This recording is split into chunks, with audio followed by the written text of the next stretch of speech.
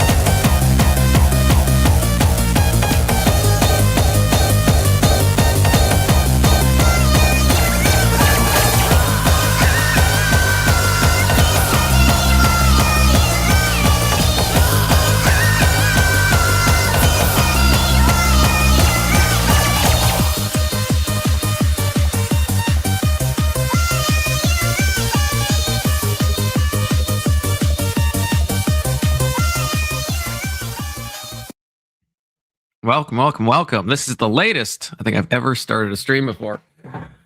It is almost 10 my time, almost 11's Maryland's time. Good to see you, Marilyn. Good to see you. Good to see you, Alexander.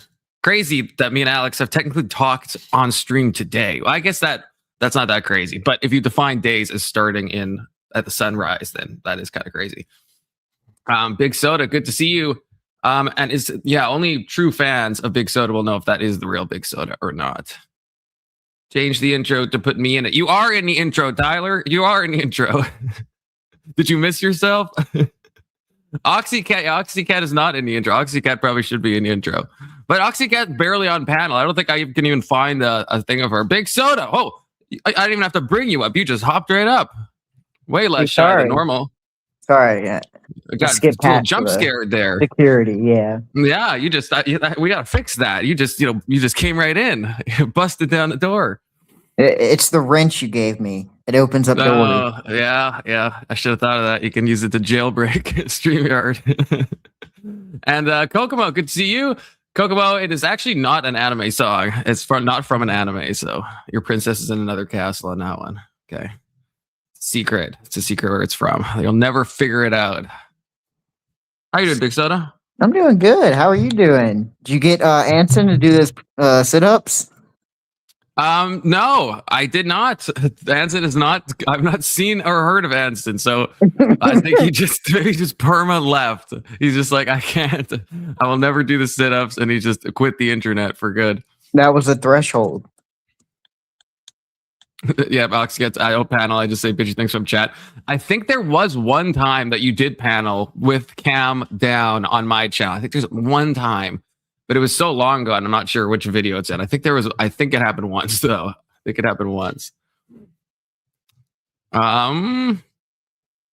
Big Soda, when did you leave yesterday? I'm trying to think. Yesterday, I got a little sauced by the end of it, so... Everything's a little bit of a blur past a certain point. Let's see. Do we even delve back into the video? I don't think so. Before I left. Was that the dude that I saw someone join but then immediately left? It was it was Bonnie Blue stream. One of the 6-part series. That's where Oxycat was from. Because I believe we got a little deeper into the original sin. And then the last statement I remember making on it was Cliffe gave his example of, like, if you turn it down, or if you turn down the gift, how could you receive it? And then I was like, well, damn, that kind of makes sense. And then we started getting It started devolving after that. Yeah, I'm not sure if we ever then technically got back on track, because that seems to be that's where we're at. We just started talking about what sins could be like unforgivable. So not the unforgivable sin. We talked about that, but then we talked about what sin is it like. He brought up, I think, Jeffrey Dahmer, and I think that's where we paused. So if that's so, you might have not missed anything technically. Yeah, because I do remember the Jeffrey Dahmer. Because I think me and you were wouldn't say disagreeing, but I think Anson was actually on my side, and we were talking about kind of the fact of, from a certain point of view, this is gonna sound weird, but everybody's in a situation of Jeffrey Dahmerism, to where if you compare your sins to someone more or less sinful, then you could make the argument of why should that person get in. Right. I think everyone has that tendency but that's kind of the risk, I think, in general, is we always want to set the bar where we're just kind of going above the bar, but then everyone else is below us. And so I think that's true. With the really extreme examples, we should never compare ourselves to be like, at least I'm not Jeffrey Dahmer, but it does bring up interesting questions, about, I mean, even, and this has been brought up before, but I think Alex O'Connor mentioned that Family Guy thing of Osama bin Laden saying, that I accept my Lord Jesus Christ as my Lord and Savior, and then gets to heaven. And so it's like, I guess that's the idea. And with Dahmer, it hits close to home, because remember, he got baptized and had that conversion thing before he was executed. Well, he's the best example.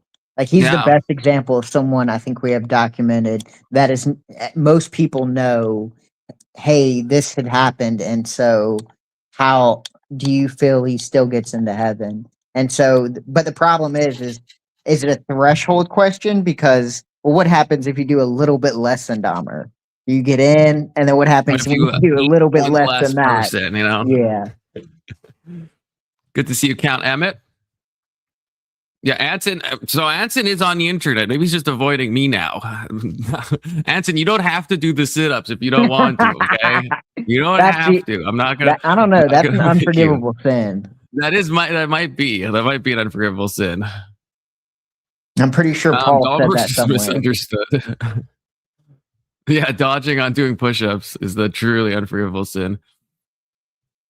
He wanted to feel as close to. Wait, are you at? Which his stomach and absorbed into his internal organ. I mean, I don't know. I think that is what most people understand of Dahmer. I think. I mean, there was a Netflix documentary on the guy, or not a documentary, but well, it might have been one of those two. What do you call it when it's like a fake documentary? Oh, I was going to say a documentary, but biopic. I think is that a word? Biopic? Well, no, I don't think so. I don't think that necessarily means a fake documentary. But it's not really even. It's like more a reenactment, I guess. Isn't a biopic when, like, I don't know, because I was gonna say, is a biopic when someone else does it about your life, like someone who doesn't know you. But I'm pretty sure that would even still be classified as a biography. What is that? Now I'm curious. I thought a biopic is literally like a biography in like film form. I thought that's where the bio part came from. Short for biographical picture, a film that dramatizes the real story, the life story of a real person. Well, then what is a docu-series? I think a docu-series is like actual footage of stuff. Whereas the Dahmer one, right, everyone is an actor. It's like, it's not like this dad was actually his dad or his mom. You know what I mean? It's all like they were interviewing real victims. It was like, everything was dramatized. Yeah, see, how is this not Anson? How is this not Anson when Kokomo says this and Fukushima says that's kind of hot? Fukushima is one of those like women that were like sending him the letters, what do they call those? Hebristophiliacs. The people are like attracted to people that do crimes. So with the Jeffrey Dahmer thing, I remember, like, weren't the people who were digging up and studying, dead people, weren't they looked at the same light? Like back in the day, during the medieval days, like these people would be like the outcasts of society, and they would be like totally unredeemable people because they would sneak into graveyards and dig them up and study them. What if Jeffrey Dahmer is just that? He was just like doing some science. Yeah, it's just not accepted at the time. It's true. I In a mean, few to be fair, hundred years, I guess there's still a consent element of when you're killing the people and and then studying them. Yeah. The killing probably changes it a little bit.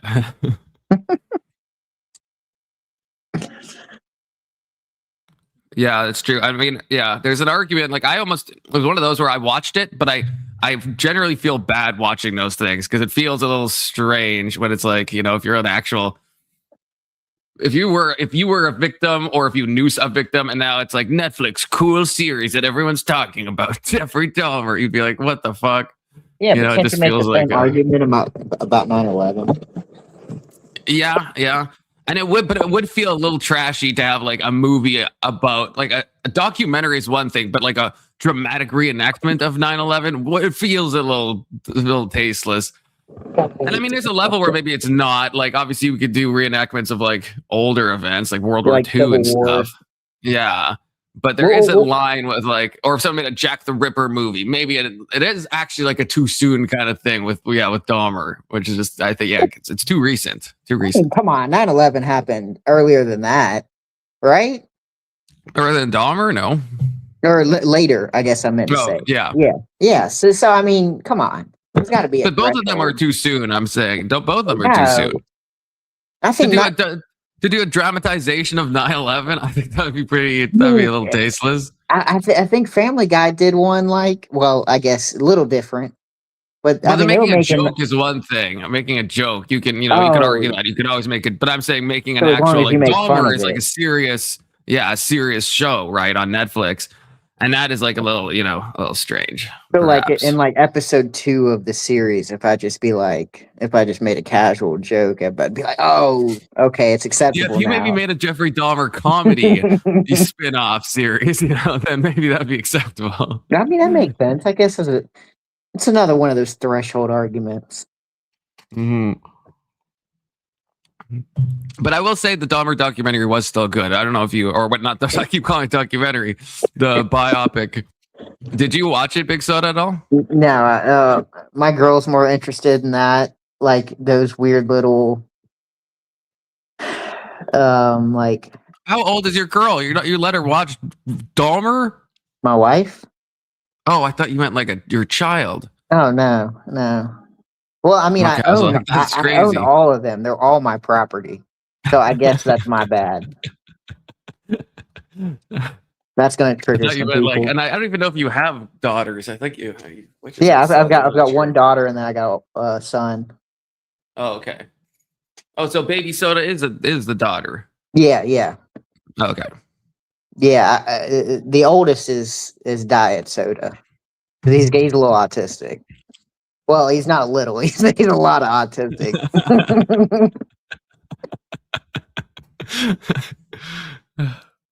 The fizz, it just don't fizz right. Why is Oxycat mad at Emmett? Emmett says sorry. Kokomo is too. Everyone's mad at Emmett. Oh no.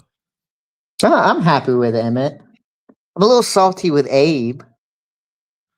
Dr. Weeping You. Is that the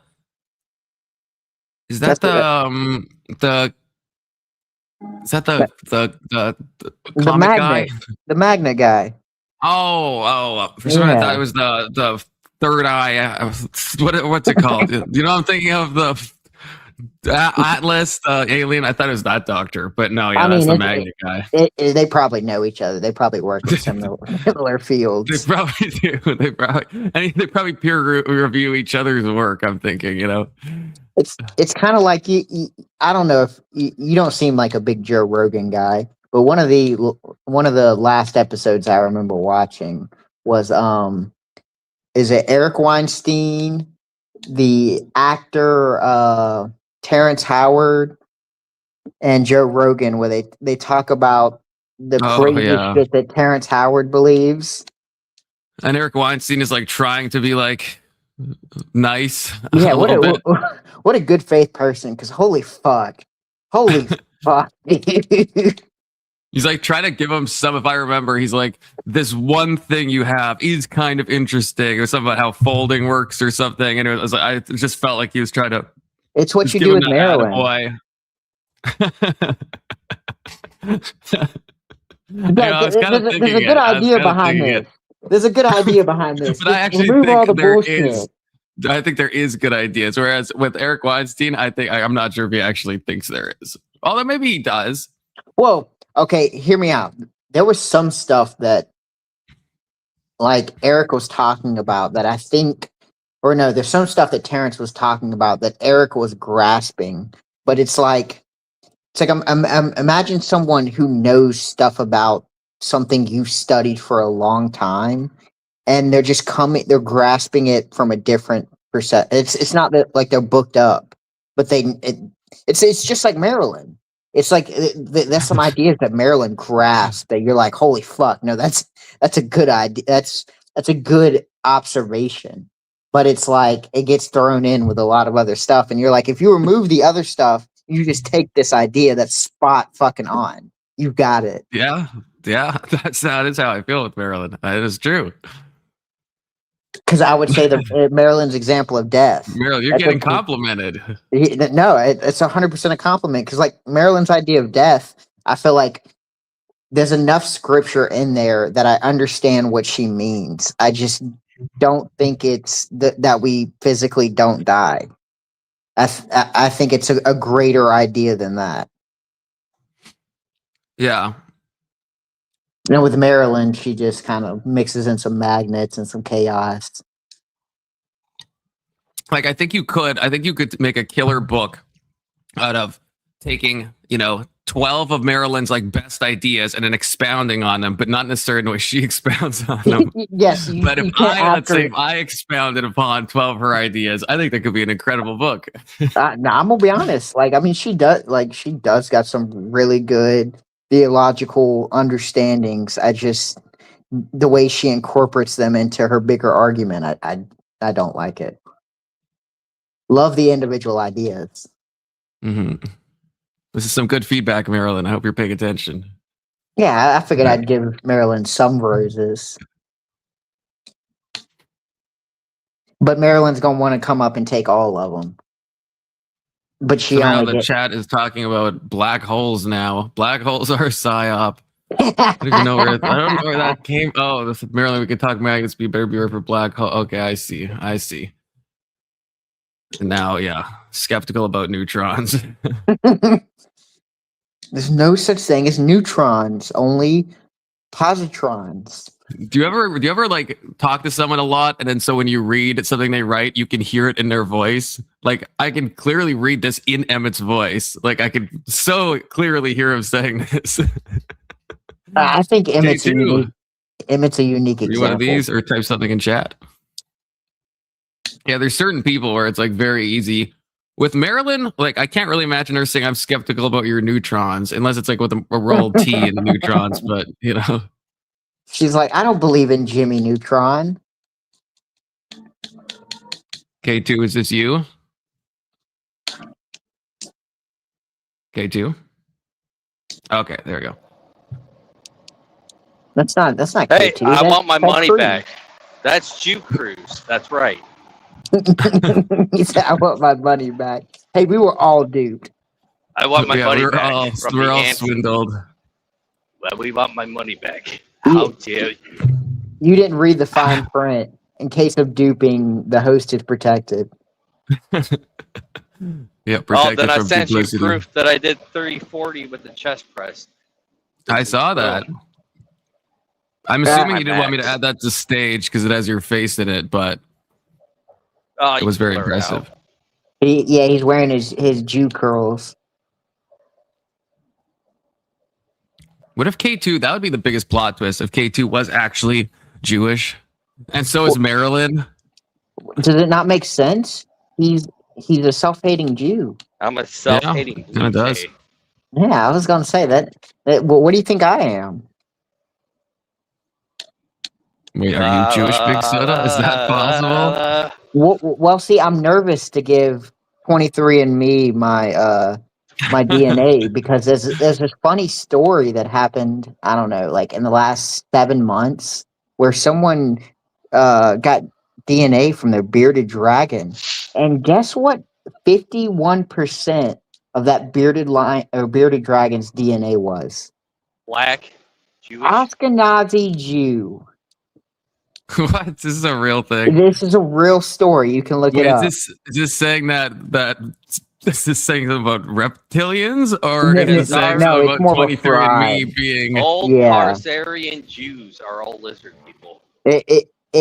I think the bearded dragon came back like 40 something percent Southeast Asian and then 51% Ashkenazi Jew. Emmett, in chat, check it out. We need to get No, Emmett but on this. I think the company's kind of bullshitting at a certain extent. Oh, But like how? Because do you think that, I don't know. I wonder if the animal stuff just would throw them off completely, though, if it's not said it's an animal. Because like if a black person said their DNA and then they got like 50% Ashkenazi Jew, then immediately they'd be like, well, this can't, this is obviously fake, right? Or if I did and I got it back, I'm like, I know enough of my lineage to know I can't be 50% Ashkenazi Jew. Well, technically no, because I mean, it depends what percent bearded dragon you are. If you have any bearded dragon in you, apparently that means Ashkenazi Jew. But I wonder, if you're DNA testing animals, maybe it just throws everything off. Like maybe there's just no even way to. Although you think they would know it's non-human DNA. I mean, that is kind of strange. Well, I don't know because I do know like when it gets to testing certain things, like it's like when someone's testing something particular in blood test, it's like they can't just take your blood and then that one test figures out so much. It's like usually with tests, they're so refined that it's not. If the test is not specifically searching for, hey, is this a human species? Then it's not going to detect that. Just if you're testing, I guess, was it genealogy? Right, because I guess it probably, I don't know how it actually looks like, but it's probably just like, it's probably just, things being, like similar to, when you're checking like a blood panel or something, or even like a COVID test, how something's like positive or negative. Like it's probably just something that they're not actually like analyzing all the DNA. Yeah. They probably just like have it. Okay, what is it? Test for this, and then it's probably something like that. And so then maybe if you throw weird DNA in there, it's not going to know it's weird. You're just going to you're just going to get weird results. Because like I think if you were to do a COVID test and as an animal and you turn it in, you probably could get a false reading just because it's like taking in all the information and it's like, well, I don't know, there's something weird about this. Let's just What about pregnancy tests? If you had a pregnant dog and it peed on a pregnancy test, would the pregnancy test detect that the dog is pregnant? Do they work on animals, or does it have to be humans? It depends. I think there has to be that compound that I guess has to be in the dog pee. Like, because I think with women, I'm pretty sure it's what is it? It's not testosterone or estrogen, but it's some type of Isn't it like Oxycat. progesterone or It's something? Yeah, it's like some type of chemical that it picks up. And so if dogs Oxycat, do what that, is it? yeah. Oxycat, what is it? How does it work? Is it progesterone? It's some type of hormone, right? Maybe that's the wrong hormone. Hormone, that's the word I was looking for. The HCG. What does that mean again? That sounds like some Fauci stuff. Yeah. HCG. The human what the heck? Chorionic gonadotropin is the pregnancy hormone. Okay, so definitely no, I guessed. Confluence. If you use promo code Confluence is gay, when you message Emmett on what animated pixel art you want, you can get 10% off. Wow, I knew that was going to get turned against That you. is a real promo code. He is honoring that one. Oh, great. Okay, good. I don't necessarily like that. He honors that code, but I will. In fact, I will plug it. Oh, I'm not going to plug the code. That's a code that y'all could figure out. But if you too want to have a cool animated pixel art, there's some secret promo code you can use. That is probably Confluence is super straight. That gets 10% off. And yeah, you can use this for a lot of purposes, right? As I said yesterday, for some reason, and I'll say it again for some reason now, if you want to have a quick StreamYard goon sesh and you don't want anyone to know, you just can flip this to your picture and then do your business and then be done. And no one would ever know otherwise. It also has a bunch of non-gooner type uses as well. Allegedly. Promo code. That's the only one I've personally tested. But it has yeah, there's only one that we know of. G-H-E-Y. Yeah, I really should have known that this my promo code that I didn't ask Kevin about would get turned against me. But I'm glad that there is a promo code. Well, it's Confluence is gay.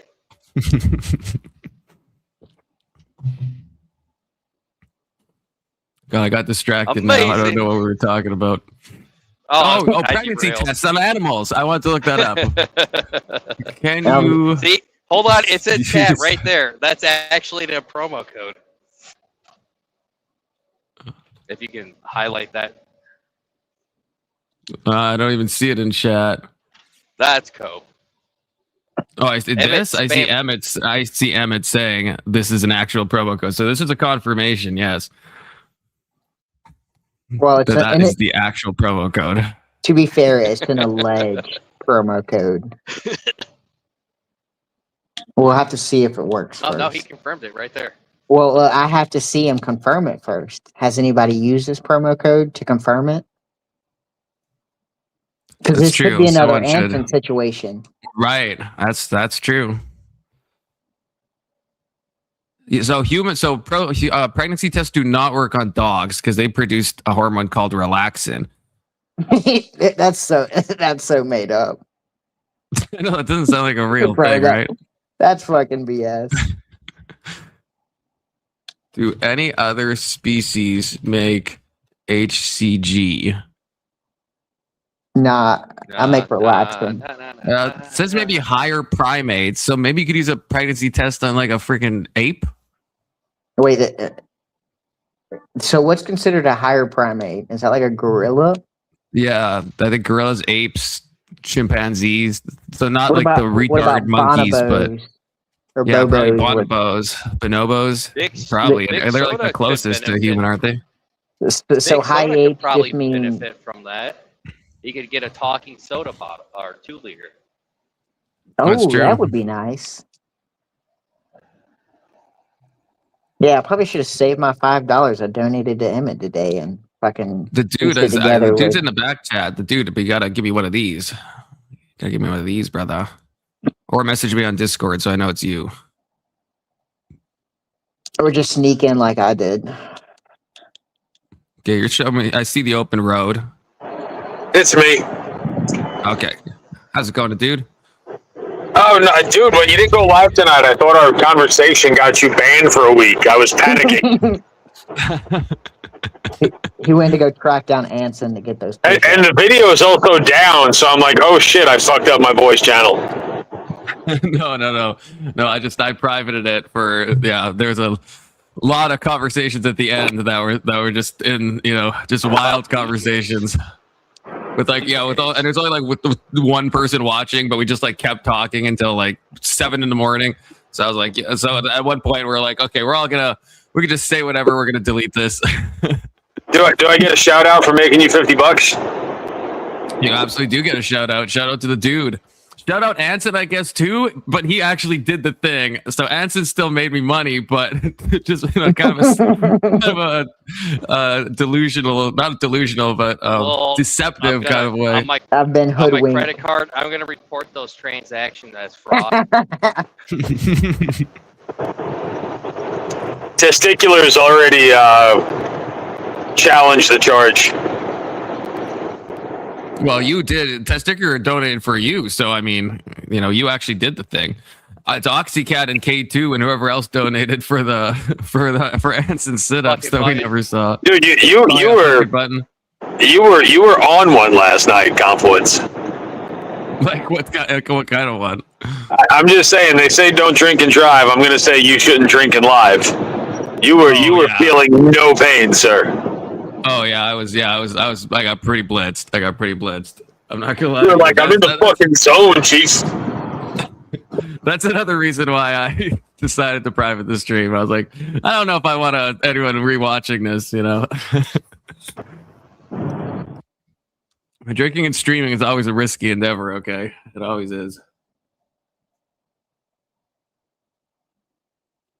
Which is why I stopped drinking and I'm only just going to drink White Claws. I feel like you can't really get drunk off of White Claws.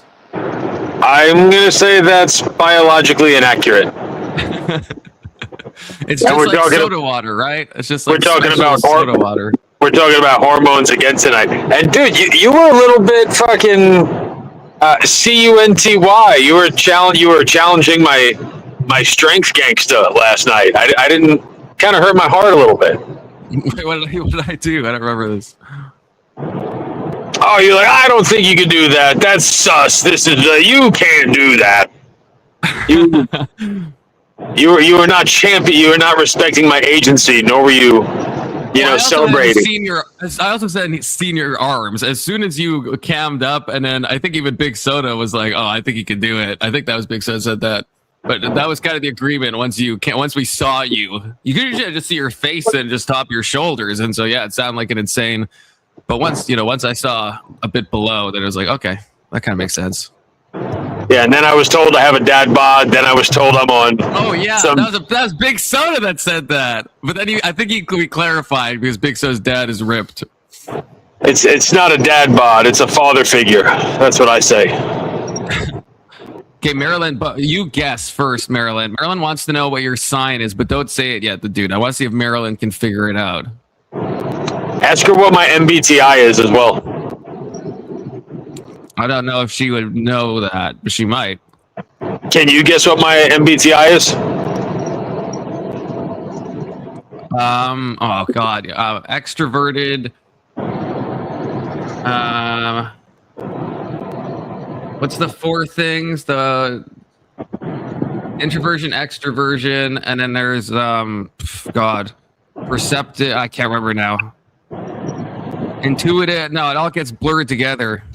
So I don't know. I'd have to look them up and then make a guess based on it. What does Marilyn think? I've never liked those Myers-Briggs tests, to be honest, or really any personality test. Myers-Briggs is actually pretty informative. Helps you kind of understand how to communicate with other people. What does Marilyn? What does Marilyn think my sign is? Because I'm on the road, I can't read chat. What does Marilyn think my sign is? She hasn't said it yet. She says Confluence is a leader. He has to remind everyone he's the lead role. Doesn't mean I'm not a leader. I have to remind everyone of that. Boy, babe. Soda, Marilyn, what sign do you think the dude is? Good to see you tonight, Soda. Always good to see you, that dude. You be safe out there. I'm on the road up north, heading like deeper into the storm, man. That's death smiles at us all. All a man can do is smile back, right? Hey, Marilyn. Okay, what is your sign? Because you can't see, so I have the sign that Marilyn said in chat. But then, just for confirmation's sake, you say it if you can't read chat. I'm a Scorpio. Scorpio. Oh, very death coded. Marilyn thought you were a Leo. Don't tell Marilyn that. He loves everything death. Have Marilyn. Yeah, Marilyn. How do you? I feel like Scorpios get a bad rap. Hey, Marilyn says ugh. Have Marilyn guess everybody's. Yeah, Marilyn, feel free to guess. I think I already told you mine, Marilyn. So you'll never guess mine. Do you know how many unborn children died at the hands of Marilyn's grandfather's publications? Probably at least 100,000. Oh, Marilyn just typoed before and meant to say Confluence is a Leo. He has to remind everyone he's the lead role. I see. So she's not guessing that you. So what do you think he is, Marilyn? I feel like you're like 20 seconds behind on the video.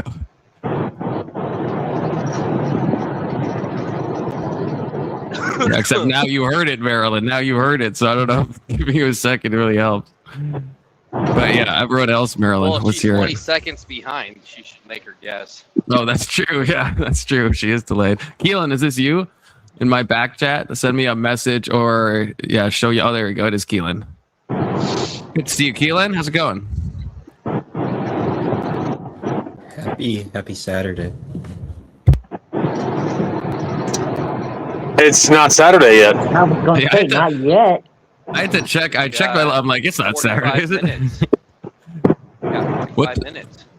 And what time? I guess if you're Eastern. I've got 45 minutes. And I'm in Eastern. Yeah, no, there's no U.S. time zone where it's past midnight, is there? Greenland. Yeah, that's good guess. That's a territory. That's a territory now. It is a U.S. time zone. Like technically, he didn't say a date. He said a U.S. time zone. Yeah. You're right.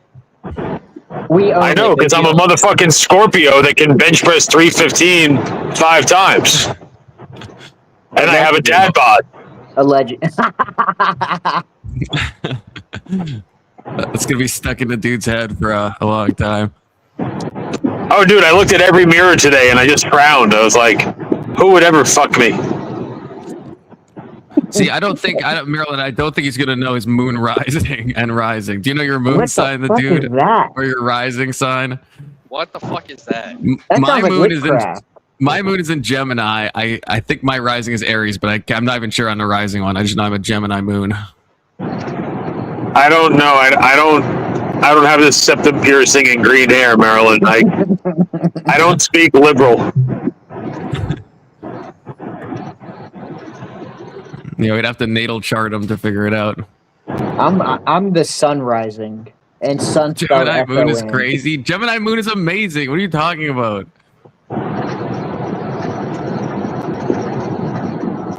Hey, I see a bad moon. I see a bad moon rising.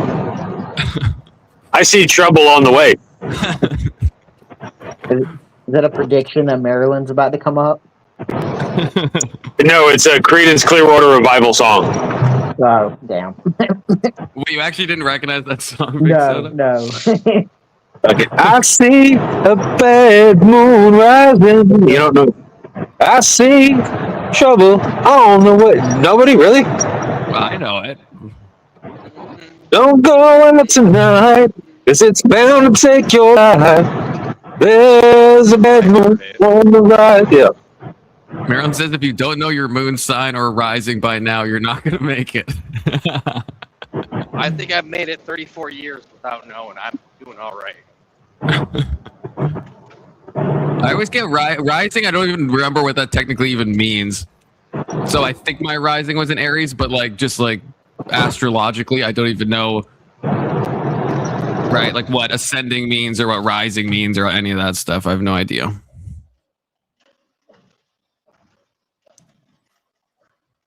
Oh, Angry saw CCR live in Kentucky 25 years ago. That's pretty cool. Yeah, I guess it's time to start the video. Bit of some fun preamble. I'm sure we'll get very far into it before pausing. Rising is how the world sees you, your persona. But what does it mean, astronomically? I guess is what I meant to say too. Well, I guess I wanted to ask both. What does it mean when you're looking at the stuff? Yeah, what determines what is rising? I guess that's what I don't know. Come on, you dumb fuck! I gotta get over it. There's someone on the shoulder. Thank you. This just sounds like spellcasting to me. Remember when Marilyn was saying yesterday that she wasn't into any of that woo-woo stuff, and then now, and I called her out on this, and I was like, Marilyn, you and me both, we get a little woo-woo sometimes. Sometimes. Oxycat, this says something about what your rising is. In fact, Marilyn could probably guess your rising based on you saying that, because apathy is kind of a sign, a sign of what your rising might be. Just saying. Is it an LGBT sign? It might be. See, I know this stuff. Yeah, I think this is where we roughly stopped. I think. It's not as long as you say sorry, it's as long as you are sorry. And imagine waking up tomorrow and finding yourself responsible for Jeffrey Dahmer's crimes. Imagine you just somehow, it was like a drunken night out or something, you don't know, but you wake up tomorrow and you find yourself responsible. A crazy drunken night out. You wake up and there's like 5 different hearts in your fridge. You've eaten half of them. See, That would be a hell of a bender. All kinds That's why I horrible- wonder about you. I can You can't see be getting Confluence drunk, man. doing that. I can see Yeah, you should see my fridge. It's getting crazy. You have to buy one of those like big deep freezers at a certain point. crimes that are too revolting to specify. How would you feel? It wouldn't be like oh, sorry, I guess I'm fine now. Like, to be actually sorry for that would be like an unfathomable feeling, right? Which is a kind of punishment that I can't even imagine. Of course, the legal system still needs to exist, because you can never be sure if somebody actually thinks that or if they're just feeling that. But of course, God knows. And the fact that everybody has that chance to be forgiven, there's something beautiful about it. But there is also something really troubling about it. That you can sort of get away with that. You can do that. And the fact that you're a Jeffrey Dahmer figure, and if his repentance was sincere at the end of his life, he's in heaven right now. But like, I don't know, name any sort of, I don't know, like Steve Irwin, like, so this guy, I don't know if he was a Christian, maybe he was a Christian, I actually don't know, but suppose he's not, right? He's just like a nice guy, he loves animals, he does his thing, he lives his life, he's a happy guy, treats his wife and kids really well, and then he gets killed by a stingray, but he didn't repent of his sins, and so he's in hell. Is that a problem for you? Rewind the tape on Jeffrey Dahmer for a second. He was interviewed while... I think that kind of is a little bit of a problem. I mean, I understand the normal Christian answer is that, salvation's a free gift and stuff, and we don't do anything to earn it. And if we're guilty of any sin, it's guilty enough to separate us from God. But just on a guttural level, kind of is a low-key problem. I have a question. What is heaven? What makes it a problem that someone who's bad goes to heaven? What is heaven that makes it bad that someone who's bad goes to heaven? Wait, did you say the same thing twice, or did you switch up the words that I didn't know? Like, if Jeffrey Dahmer goes to heaven, but his heaven isn't like killing people, it's like this pure place where like good things happen, not the terrible shit he did in his life. Like, what's wrong with him going to heaven when he realizes that what he was doing was bad?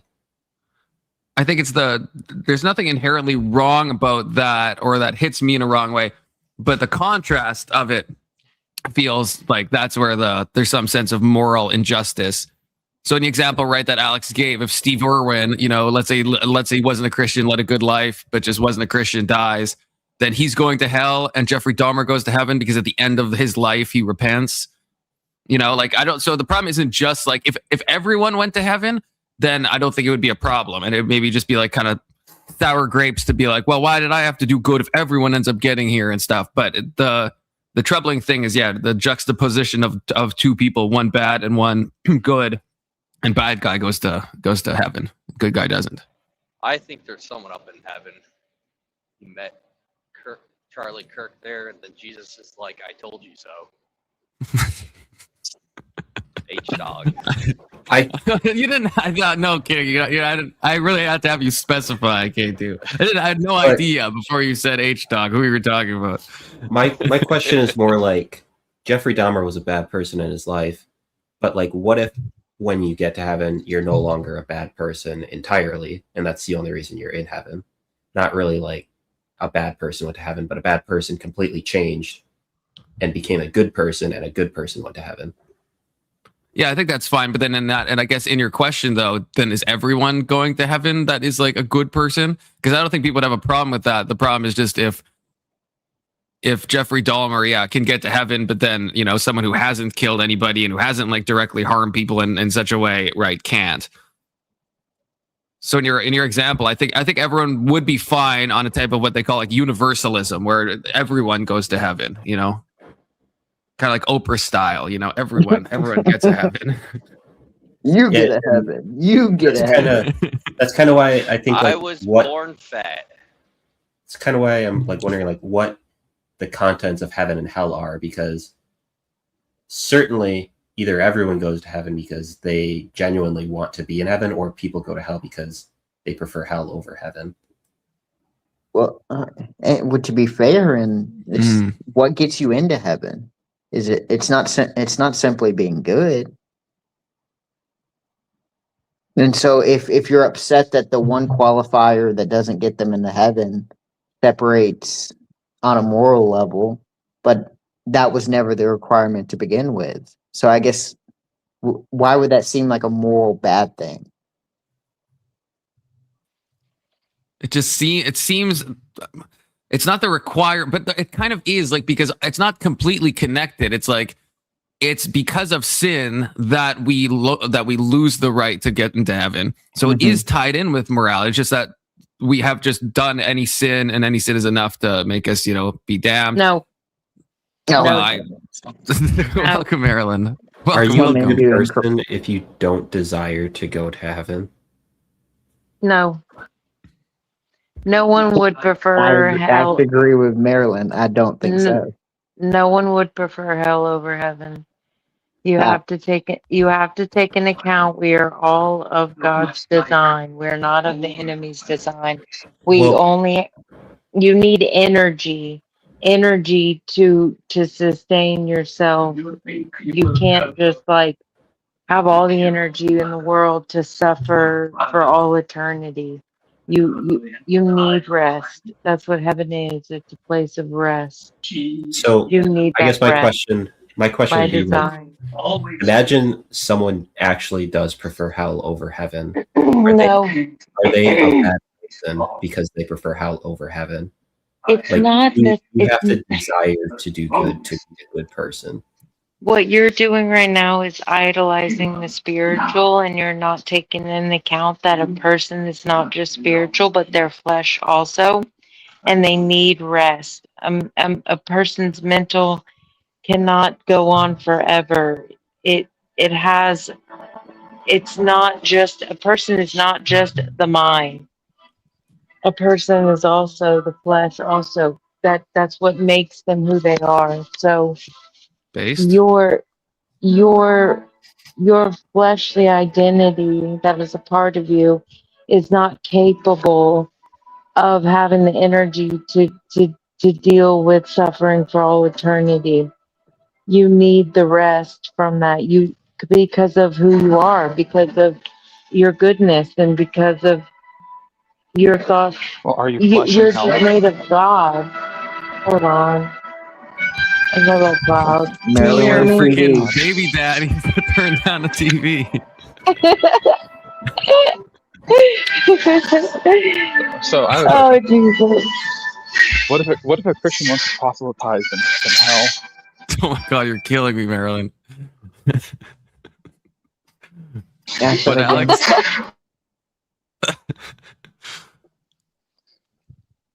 the question. Alex, say again.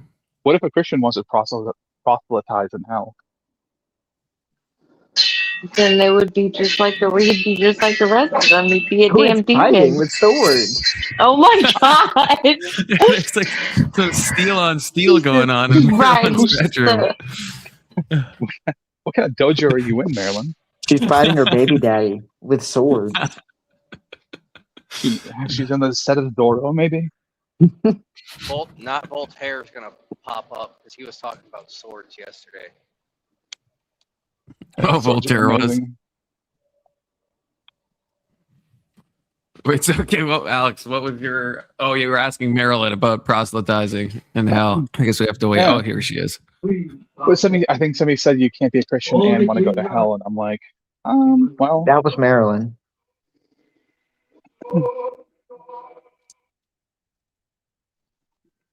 Marilyn? Can you hear me? Yes. Okay. Where were we?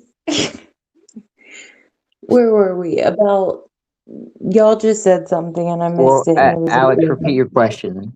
See if she'll... You said no Christian would want to go to hell. And I was saying, well, what if you want to go save people in hell, like by proselytizing there?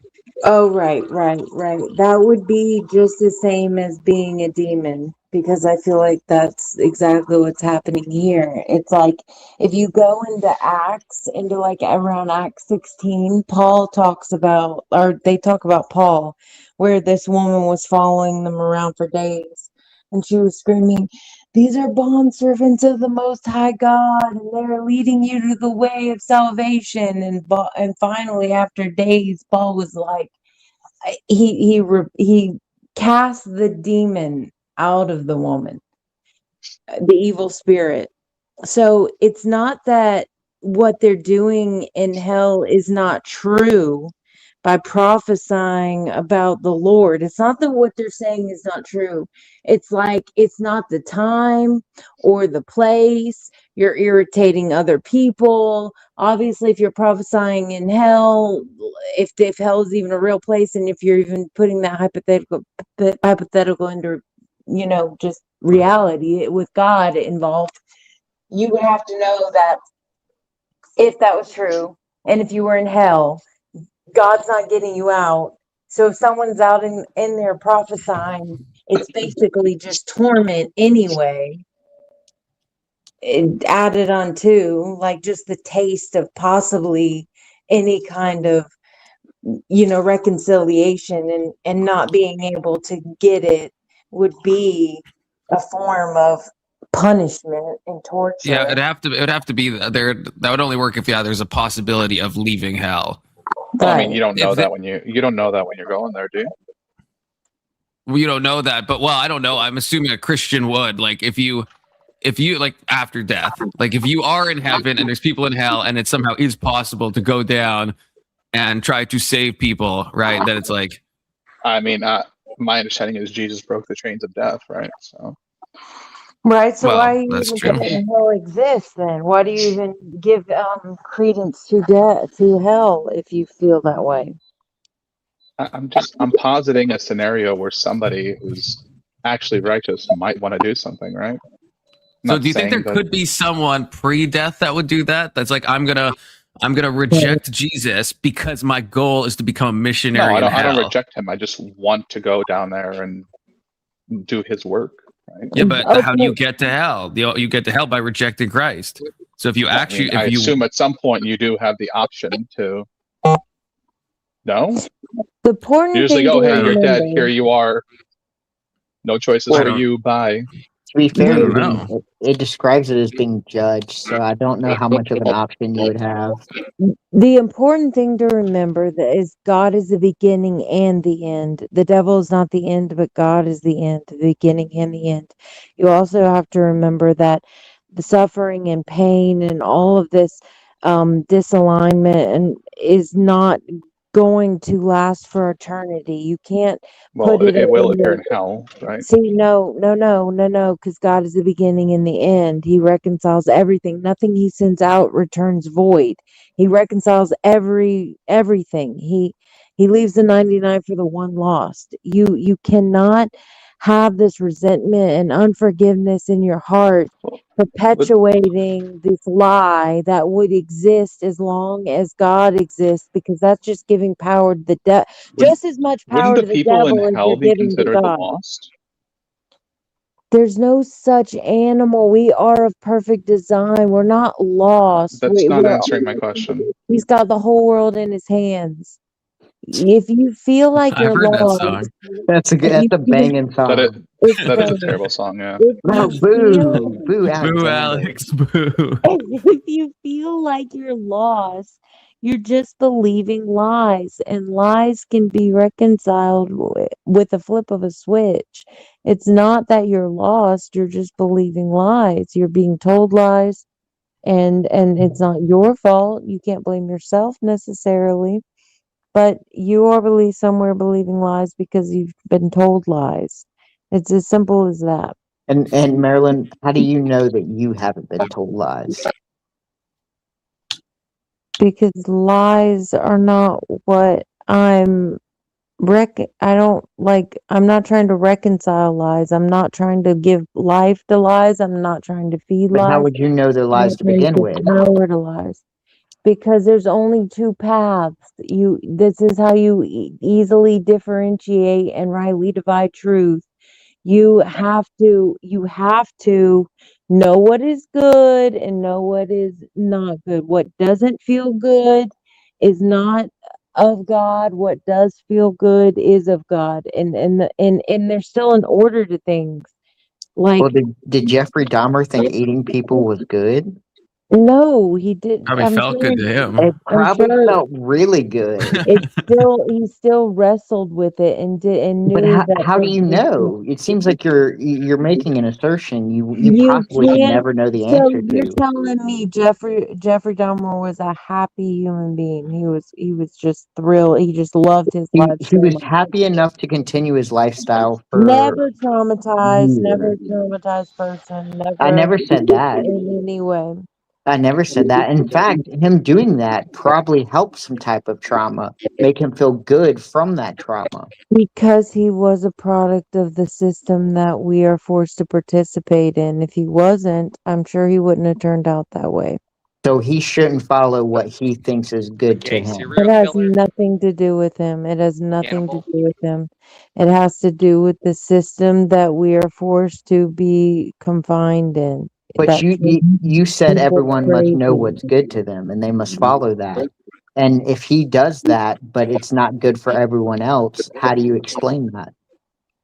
He was probably mad at people, resented people for hurt that he went through himself and was getting revenge and didn't have any care for life, any respect for life because of the hurt that he'd been through. Hurt people hurt people. Period. You're echoing like crazy, dude. So I have you muted. You probably have the stream going.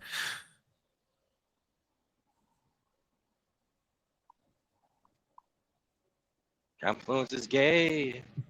Damn, bro, that echo destroyed Maryland.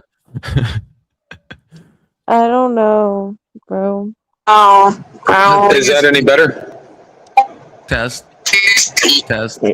Robot. Is that No, yeah, is that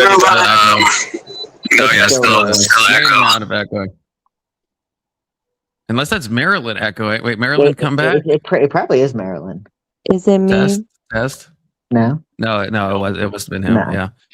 Okay. The thing with these serial killers, though, like there are some of them that seem to have had like bad lives, but some of them, from what they themselves say, they're like, no, I like had like a pretty normal life, and like at least if we're to trust them, now maybe they're lying, but it's kind of like the whole idea about like people that harm kids in a bad way, right? It's like some people have the idea that like, oh, they must have been harmed themselves as a kid. And that's true for like a lot of them. Yep. But it's like, there's like half of them where it's not the case. Maybe more than half, according to themselves. If you like poll them and ask them, only half of them have had that experience happen to them.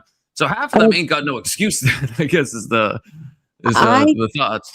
I truly feel like we are measuring systems. Like we are like a measuring device. Humans are.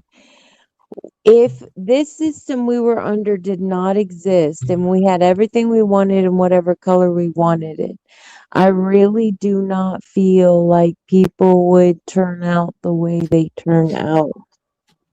It just would not be the same. I don't get how are we measuring devices? I feel like I'm not getting because in our minds we create pathways with our neurons in our brain. They connect, and we create pathways.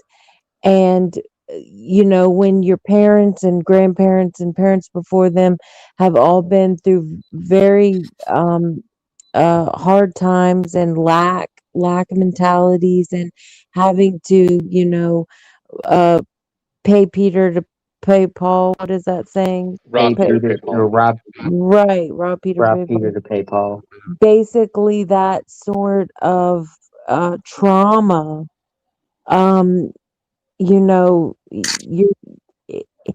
Your cup isn't going to get filled as much. Your cup is going to be dirty. It's not going to be clean. There's just going to be a lot of generational things that have passed down from that lack of mentality, from going through poverty, from going through hurt and pain because of things that they wanted to do but didn't feel like they could do because they were being held back. Why were they being held back? They were being held back because they couldn't do whatever they wanted. They had to stay in line and do what was required at the time because of the lack. So I really feel as though there is a better way, obviously, but we should all be considered worth. We should all be considered as the prize and most treasured. And if we were treated like that, far less problems would happen, if any. But sounds like you're saying optimistic things, but in a really sad sounding voice. Yeah, basically. Like there's a really mismatch between the words you're saying and like the tone you're using. You sound really sad for some reason. Yeah. Yeah. Like, this is an unfortunate thing that just must happen. Yeah. Everyone will accept God and be loved by God. damn it! God is the one true way. Oh God. What does that expression mean though? Rob Peter to pay Paul? I've heard it, but I've never known what it means. Are you serious? I think it's to do a And bad. I've almost never even heard it used. I don't know if it's a regional thing. I know it exists, but I've heard It's like one person ever it's, say it. it's like an indication of like a Ponzi scheme type thing, right? Yeah, it's like to do a bad thing. Let's say I owe you like $1,000, so I'll borrow $1,000 from someone else to pay you. Oh, okay. Doing this over and over again. There's no biblical. There's no biblical reference. It just happens to be Peter and Paul. I think there is like an actual biblical reference. I'm just not sure what it is exactly. If I could best grasp it, it seems like to do a bad thing for a good result. Yeah, it's always like it's like borrowing a cup of sugar and then getting karma for like the rest of eternity for not returning that cup of sugar. It's like all very. I feel like I've heard like 3 very different definitions of this. Yeah, I don't think any of those definitions are true. Just mine.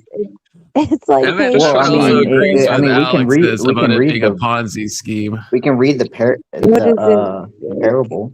Two set. Is this a parable? Forward. Is this not? I mean, I could be wrong. Is this not from the New Testament? One no, step I forward don't think and so. 2 steps back. Would that be it? One step forward and 2 steps back. I think that means I feel something. like we have AI specifically for this purpose. I'm just saying. Okay, look, we have that has its whole designated Wikipedia page to rob Peter to pay Paul. To unclothe Peter to clothe Paul has different forms, are allegories meaning to take one person or thing to give to another, especially when it results in the elimination of one debt by incurring it upon another.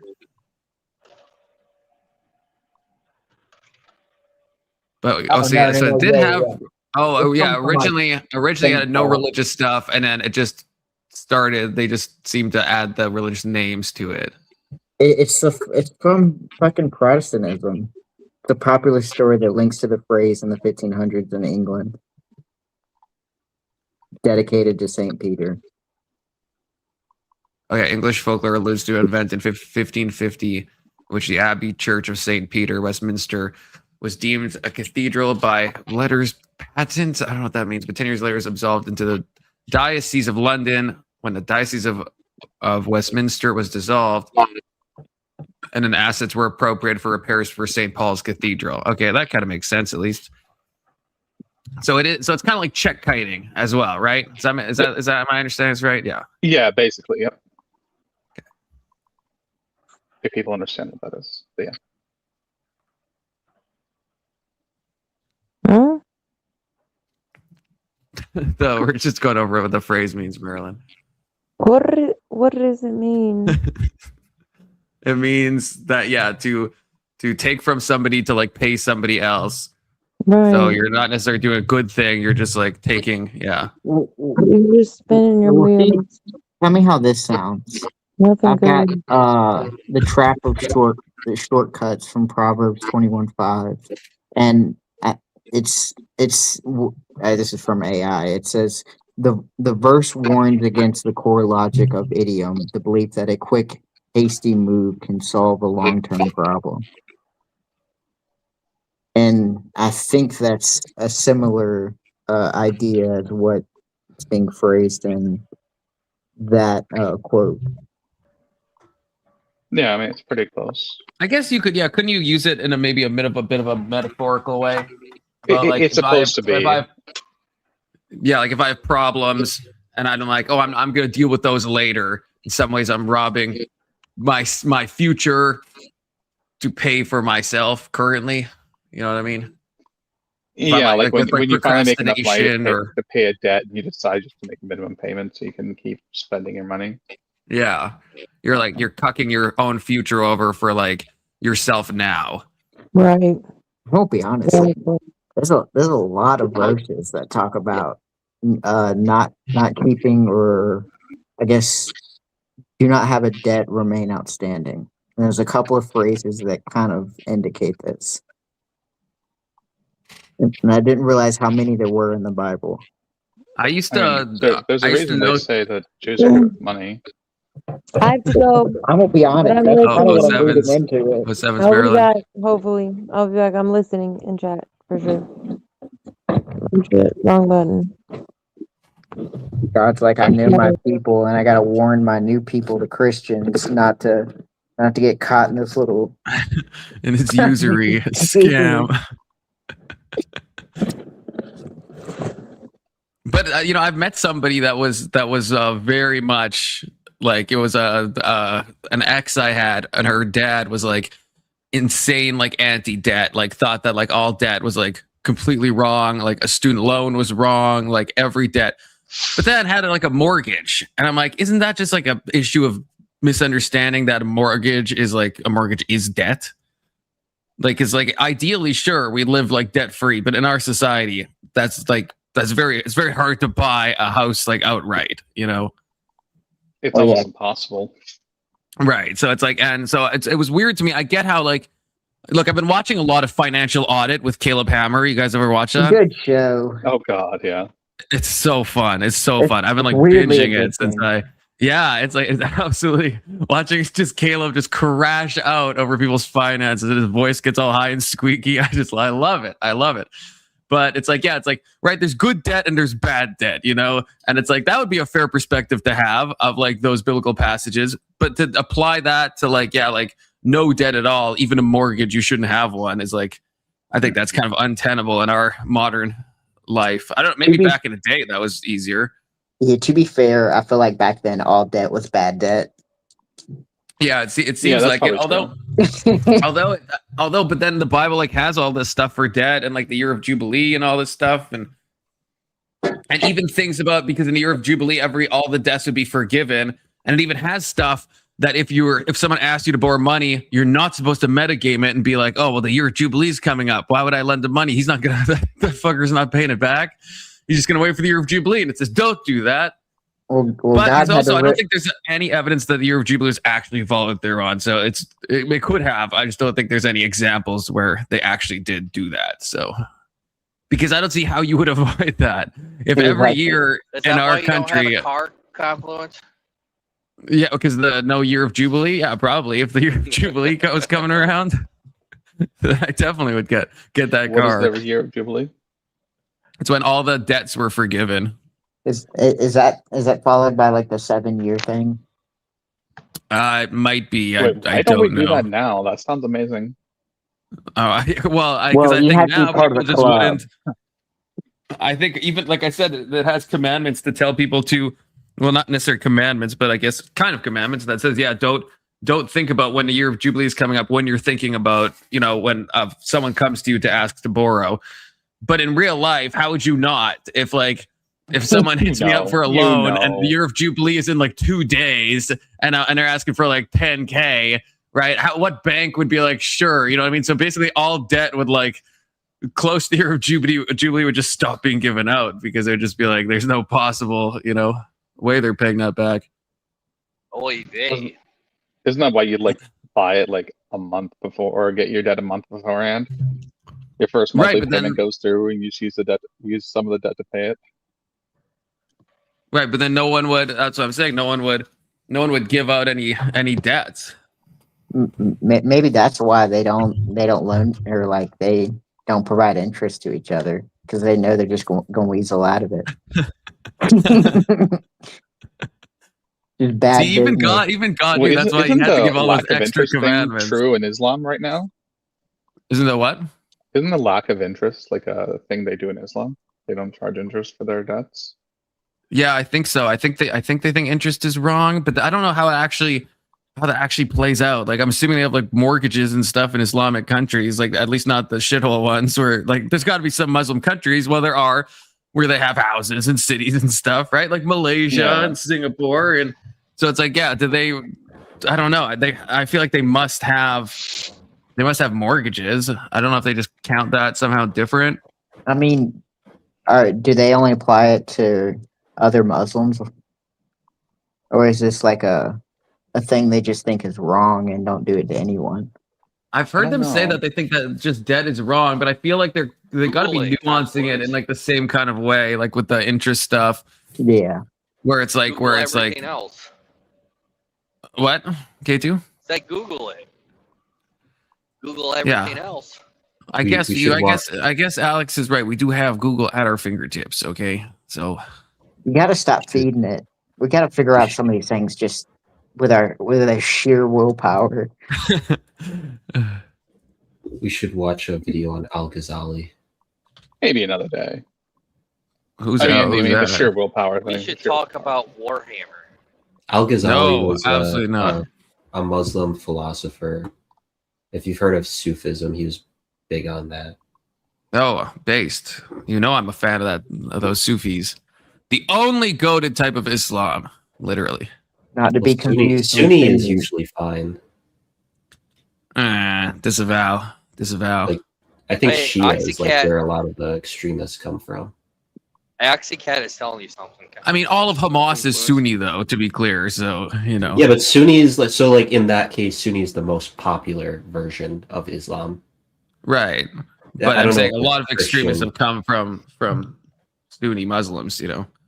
But like, what is the Christian version of, like, is there a sect in Christianity that's as big as Sunni is in Islam? What's that one branch that be screaming at the gates? Catholic, I think, is like probably right. Catholic is probably like no, it's that 50% or more of all. Oh, are you talking about Westboro Baptist?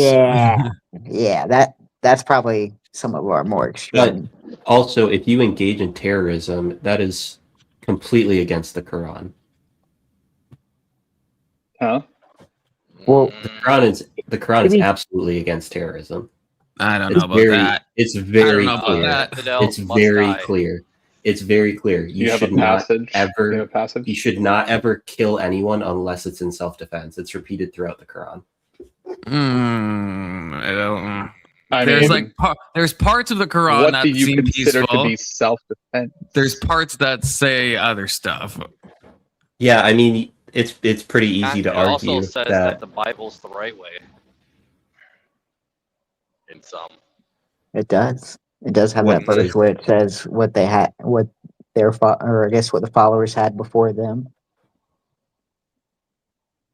I think it says prophet, not followers. The Quran. So this is how the Muslims get past it, just to put a cork in the mortgage thing. They have different models, cost plus sale. So the bank buys the house outright. They sell it to you at a fixed higher price. So you pay. So it's almost like a mortgage with a bit of extra steps. Because then, they're charging you just a way higher price, and you pay that price in installments. So there's no technical interest accruing. Well, but it ends up being the exact same. Like, we could do the same thing. This is literally just a mortgage, just kind of like set up a bit differently. Well, they charge you upfront. They sell it to you you pay it in installments, so you would still pay a monthly fee. But the overhead, they would just, because they're not charging interest, they just charge you a higher fixed price. So if the house is worth like $300,000, they might charge you, let's say, $500,000. And so they're basically calculating what interest would be and saying it's not interest, which, okay, fine. But kind of, if they're selling it to you at a higher price point, I mean, that's what interest is trying to do. Yeah, but it's just interest rewards you for like choosing to pay it off early, right? Yeah.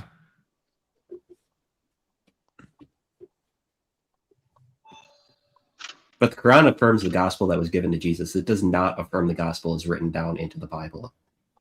Yeah, this is what I was arguing with someone about before, Keelan, and I agree. There are, because there's passages that say this, but obviously those passages, they don't mean the gospel as we see, because the gospel says Jesus is God's son, obviously, and right, the Quran clearly says that God does not beget and is not begotten and all that stuff and has no son. And so obviously when the Quran says to like follow the gospel, they don't mean Matthew, Mark, Luke, and John as we have them. Well, I guess would it not refer to the Greek manuscripts? No, it's like no. I think they think it's all like corrupted. Like all that stuff is corrupted. So corrupted that we can't even like really look at them to gain much insight. Well, but to be fair, I would assume you would have to apply a period in which the corruption began. As soon as they started writing it. As soon as the corruption began. As soon but you can make that as same argument with the Quran. No, you can't, because Muhammad is a perfect. Contradict he's a perfect scribe. Well, see, the argument is that's where your faith is there, because you have to make the argument that, okay, so Muhammad, who was both illiterate and did not have read and write, and so you'd have to trust that then when he wrote it down, and then the person who interpreted after, and in which I've heard that there was multiple people who kind of battled over what the interpretations actually were. And then ultimately one guy lucked out, and then that's where most of the interpretations of Islam come from. If you're reading the Quran, you have to put yourself in the mind frame that this is the perfect word of God, written exactly how it was told to Muhammad, and it has not been altered over time. Yeah, that would be the faith element. Yes. Yeah. Because it would be the similar process as if you read the New Testament. I disagree. And how so? The New Testament is often the inspired word of God, because the people who wrote it down aren't perfect already. Like, they never claim to be perfect at writing things down, and they're just kind of noting stories, and they often disagree with each other. I haven't read the full Bible, but I think that is true, right? Because they're different perspectives. Well, I wouldn't say they disagree with each other. I would say it gives two different point of views of similar situations.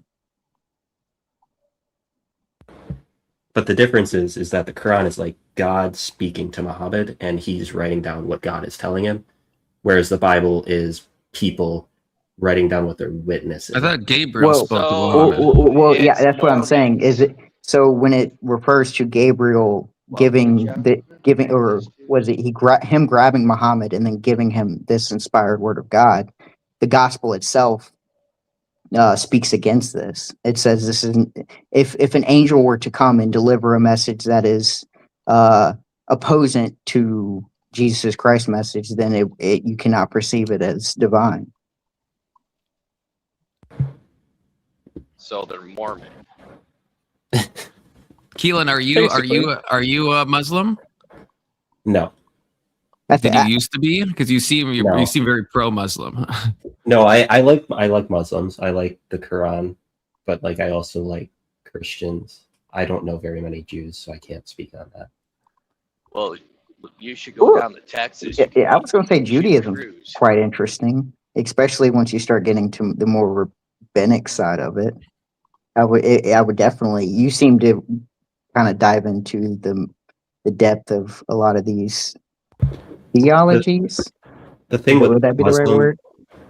Yeah, like the thing with Islam though is that it's the most misunderstood of the three, where like they're vilified in public in real life because of what. Would you say they bring that on themselves by misinterpretation of what the Quran reads? No. So when Osama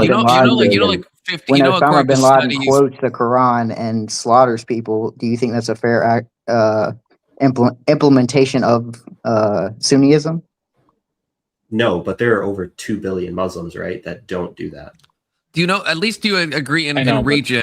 We've seen polling in regions in like places like Pakistan and Jordan that like in polls, like a large percent of the population is like totally okay with like suicide bombings on civilian targets. Like when directly asked, like this is from a Pew Research poll, and it heavily varies by the country. But some of the more wild countries, it'll be like 50 to 60% of people are like, it's justified to do a suicide bombing on a civilian target. That's crazy. Yeah, that's a misunderstanding. I believe like it's even UAE. I mean, you can call it a misunderstanding, but it's their understanding and it's their religion. Is on the Muslim terrorists, like the Muslim Brotherhood is bad. So they're telling people not to go to UK for college. The UAE or whatever it is over there in the Middle East. Yeah. Whatever. United Arab Emirates. A lot of Muslims would say the people who misunderstand the Quran the most are people who have never read it and people who do those suicide bombing, like terrorist events, because the Quran is strictly against that type of thing. But then why do you think it is that like half of Pakistan and half of Jordan think that it's okay to do suicide bombings on civilian targets? So it is very easy, and it is very true to say that the U.S. has continuously done bad things to the Middle East. And then from there, you go through the process of, I forget what it's called, where you make people more extreme so that they do these radicalization. Radicalization. Yes. And then you go through the process of radicalization. But you still have that bit of truth, and China does this with their propaganda against the U.S. too, where they're like, the U.S. does these bad things, and we're going to try to push you over the edge so that you do some think that's fair. I think that's fair. But then how would you describe early Islamic history? I don't think that's necessarily fair. I think there's some truth into it. I think I understand there's some truth into it, but the invaders. But if you can so easily reinterpret your religion to tell you that suicide bombings and killing civilians is okay, that's fair. Then that tells me something else about your religion, doesn't it? I think it tells you about their character and like how desperate they are, not really about their religion. I mean, you. Why would they be desperate? Because these people are in the shittiest countries on earth. Why is it the shittiest countries of earth? The Mongolian Empire, Emmett, because of the US? Had all the science and technology. They took those people and then modern made history them to the Stone Age. In modern history, modern history is the only thing that decides what kind of country they have. In modern history, I would blame it on the U.S. If we go back further, then we blame it on someone else, and it just keeps going. So I have a question about that. Do they have any Do they have any responsibility on their country? So when the Arabs were on their huge conquest across, like up into Spain and that bullshit they were doing, the Blue Jays let them in Spain. I agree. The Blue Jays is a. We gotta use code. This is YouTube. It's a coded word for. What do you think about this, Keelan? How do you take this? Jubes. Well, we gotta read the rest of this. That's fair. That's fair. We do. Once the sacred months have passed, kill the polytheists who violated their treaties wherever you find them, capture them, besiege them, and lie in wait for them on every way. But if they repent, perform prayers, and pay alms tax, that's the jizya or whatever, then set them free. Indeed, Allah is all forgiving, most merciful. Mm-hmm. Well, Confluence, be fair. Let's read a couple passages before and lead up into it. Okay, this ain't Bible Hub. I don't know how to freaking do this. How do I go? Wow. Oh wait, here we go. Okay, fine. I haven't read the entire Quran. I haven't read this surah specifically, and it doesn't start with the same thing that every other surah starts with. But before we move on, like, do you think they have any kind of responsibility for their own country or not? For it depends. I'm gonna ask you a different way then. Are they too stupid that they had to they needed or they are dependent upon the US to make them better or worse? No, that's why they're making the European country shit. You have to contextualize it. Like, it depends on what you're talking about. What are they supposedly responsible for? There's no good context society, in this passage, by the way. Right? Okay, in my society opinion, they live doesn't make it any better. The society they live in, yeah. Are they responsible for the society they live in, or they're all just dependent upon the US? Like, their society depends upon the charity and graciousness of the US. But before we go down this road, can we agree that the U.S. has helped make their society? I don't give a shit if they have it or not. That's nothing to do. The first I need to find if they have any kind of responsibility on their own. So if they don't, I'm just asking. If they don't, then sure. But if they do, I want to know. Then we can move on and figure it out. But first, do they even have any kind of responsibility? Okay, fair enough. I would say it's that I country giving the U.S. bad intel, saying that these people are acting up, and then we go act on their behalf because of the intelligence. That country's obviously also given us an incredible amount of intel. Yeah, that is correct. Canada has not given us no intelligence. Why are we even? I don't know if Canada has. But, so I was saying the Middle East has a good reason to be I'm very upset with the Canadian United today, States. if you guys can see. Okay, I agree that once again, do they Tim have Hortons. any kind of responsibility for their own society, And or it do they depends- depend? Or they depend on specifically upon the benevolence or the malevolence of the U.S. So I think it depends, because like you can go back, so you can say it was the Ottomans' fault that this all started. You can go back and say that whoever contacted who first, who was most underdeveloped at the time that they contacted each other. So they don't have it. It's just dependent upon the history. You don't have any. For example, you yourself wouldn't have any kind of responsibility upon your own life. All you have is the forefathers left you, and whatever happens to your life is dependent upon whatever happens to your forefathers. Not you don't have any say or responsibility upon it, right? No, you do, but okay, but they don't because it depends upon the Ottomans, and before that the Jews, and before that and now the U.S. and every single time. They don't have any responsibility. They're dependent upon the benevolence or the malevolence of whatever happened in the past or right now. And now it's the U.S., but in the past was the Ottomans, and in the past was the French or the English or whoever. No, this is like if we simplify it even further, you think about it too. Grew up in a household without his father, with a drug dealer as a mother.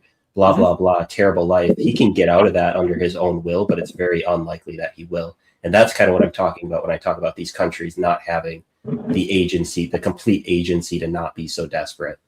Are you telling me that we should just abort the country then? Because it's very unlikely that they get out of whatever they have. Like, why is India doing so much better than Pakistan? Is that not a direct kind of religious? So there's I'm rooting for the Pakistanis. They throw poop on each other. They can't be doing that much better. Confluence is going to disavow me for this. And they eat that.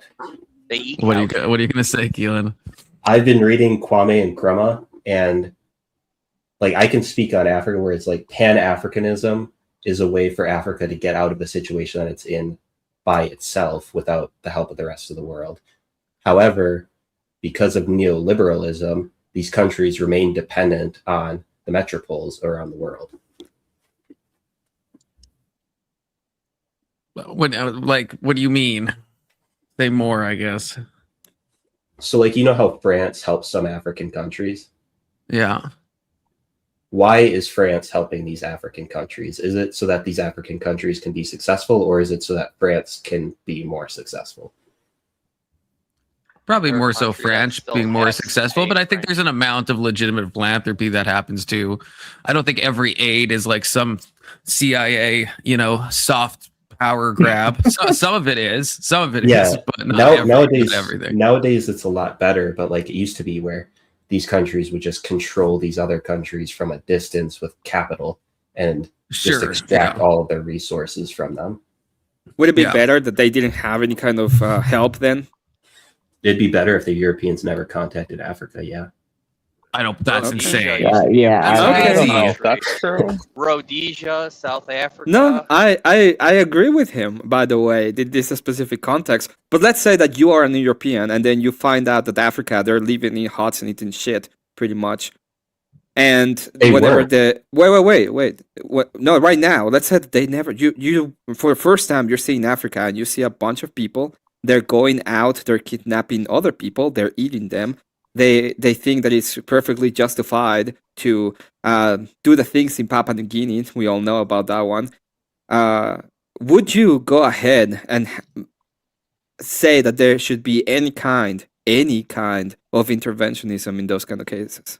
Papua New Guinea's in Australia, but I mean, let's say that let's say that right now it's happening in Africa. They are a specific tribe. You are 10, you are a girl, and they decide that it's time to have a baby in you.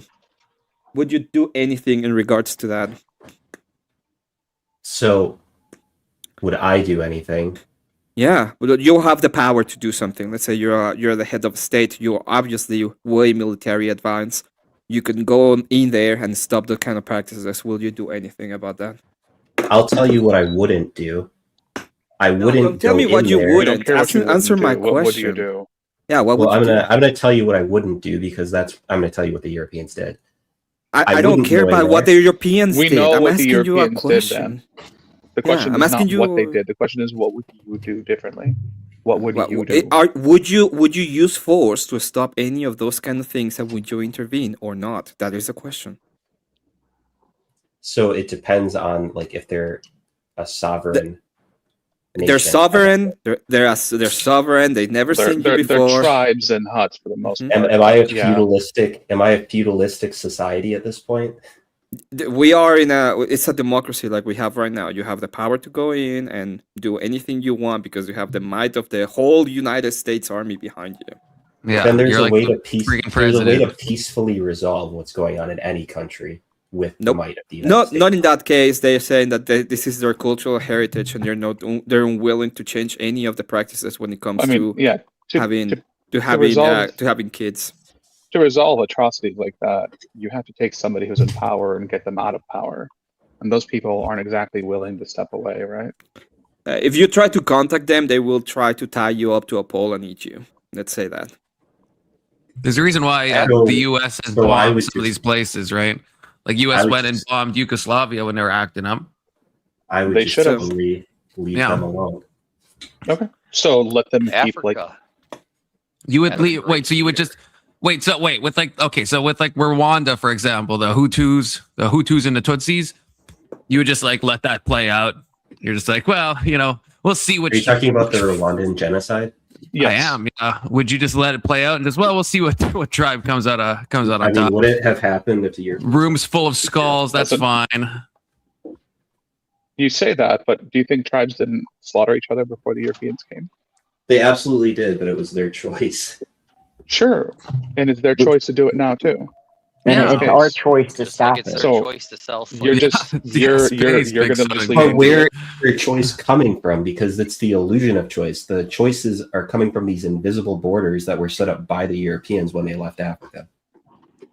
I mean, you can say that.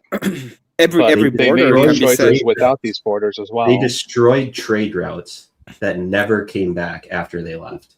Every border can be said to be that, and every trade route can be said to be destroyed or not. Wasn't the first trade route destroyed? One of the cool things that is interesting about destroying certain trade routes. Let's say that you have an incredibly profitable trade that includes taking away any kind of decision for a person. You take them for where they are, and then you sell that person, and then you geld them, and then you put them in the Middle East to build stuff. And you have the option to destroy that trade route. Will you destroy the trade route?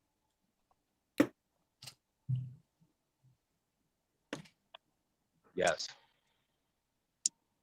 I'm not sure I understood the question, but yeah.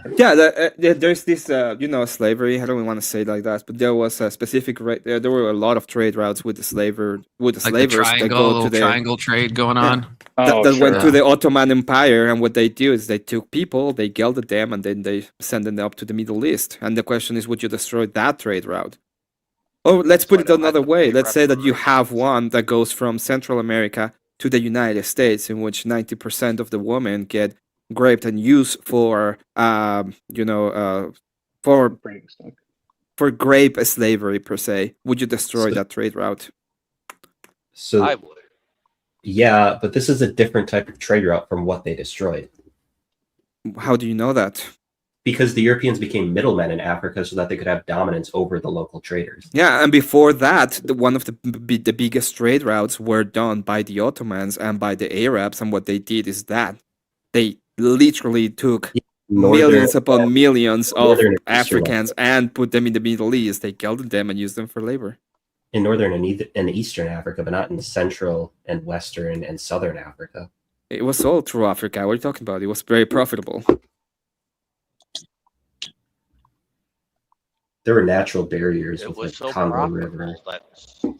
the Sahara Desert. How long do you think those barriers were going to sit for? But I'm just saying, like, reasons why the Ottoman Empire didn't extend way down into lower Africa and Western Africa. I mean, the route will go through Sudan, right? So instead of going to the Sahara, which they did, by the way, but the way they would do it is they go all the way to the east and then upwards through Sudan and all of the eastern provinces that are not part of the Sahara directly. And a lot of those trade routes were destroyed specifically because there was a war between the Europeans and the Ottomans. But I'm talking about the trade routes between like local African tribes, not between the African tribes and the Arabs. What were they trading along those routes? African goods that they didn't write down, or if they did write it down, it was destroyed. So we don't know if they were what they were actually trading. I'm sure someone knows. I don't know. I think they were slaves. Is it immoral then if they were slaves? And they were not trading just slaves. That's I'm asking you. No, I'm not saying just slaves. That's a question.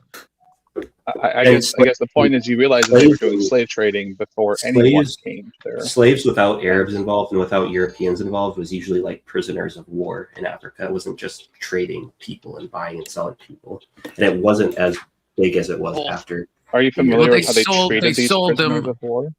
Yeah, and then they also then sold them to when another nation came, they had no problem selling them. So but these slaves also had seems confusing, right? You're saying they would have never sold them to like their own people, but they'll sell them to the white guy that shows up on a boat. Like obviously they were fine selling these people. Well. There were certain people that. Okay, so then it's like that is. I mean, yeah. What does it matter where you get the slaves from? I mean, I don't know. As soon as the white guy on the boat comes up, you're dealing with the difference in development between the Europeans and the Africans. The boats were owned there were a lot of difference. They willingly sold the slaves, though, right? Yeah, we didn't steal all the slaves. You're right. You're dealing with a difference in development. But what do you think happened to most of the slaves that were like captured in Africa and sold to other Africans? They eventually became, so not all of them, but some of them died, obviously. But a lot of them eventually became part of the tribes that they were traded to. Yeah, but would you be before that? Would you be okay then with destroying those routes? If we let's say that, let's pretend for a second that they were. I don't think you see the problem with it. Yeah. That's it. Let's go for let's see for a moment that they were actually selling slaves. Would you be okay with destroying those trade routes? If they were only for selling and trading slaves, yes. What about 90%? Just stop the slave trading. They should still be able to trade other goods. Have you lived in the real world? We can't stop people from smuggling drugs across borders or guns across the ocean. Like, to be fair, we couldn't even stop it in our own country. Yeah, we have. Well, I have a controversial opinion on the drug trade. We have too. people driving women in like boxcars and shit to trade them across different states. The coyotes. Like, even before that, let's say, what would you like? You would need to have force, right, to stop them. So you would be perfectly fine in stopping them using force in that case. So this is the thing. This is what I find interesting with this kind of conversations. That whenever you find some kind of threshold, and you have to use force, you're perfectly willing to, but then you pretend you're not. And I don't understand what is the disconnect between one and the other. Because I don't have any problem using force, and I don't think anybody has any problem using force at one point whenever they consider something to be scenarios. They're not impossible. What's the impossible scenarios that existed? These aren't impossible scenarios. We're talking like actual things that happen. No, we're creating like the most desperate scenarios. Like you have. We're not creating. These are real scenarios. How does this inform us about what the Europeans did? Because this is not what the Europeans did. We're not asking what the Europeans did. We're asking what you would do in these situations. Yeah, I don't care about the Europeans. For a moment, let's set aside the Europeans' action for a moment and decide what you would do about it. And then we can discuss what Europeans did and how that differs from your actions. And it becomes that's what we're trying. That's what we're trying to do. I wouldn't be in Africa in the first place if I was in charge of any country in Europe. Okay, so just leave them to their own devices and let the Rwandans, kill each other. Well, he wouldn't know. He wouldn't know that they're doing it, so it wouldn't be anything to be worried about. So it's right? kind of like the ostrich strategy, I guess. No, out of sight, out of mind. Out of sight, out of mind. Like you either don't know they're doing this stuff, or your only relationship with them is trading. Well, you can't. Let's say you're trading, and then you see in the background, you see enslaving and killing people. Yeah, let's say once you're doing some trades, you see a bunch of people tied up being sold to somebody else. Do you keep trading with them? Do you have a moral idea to stop them? Would you think it's wrong to go in and stop trading with them because it's not worth trading with people who do this kind of stuff? Personally, I wouldn't want to trade with anyone who sells slaves. Yeah, I mean, neither would I.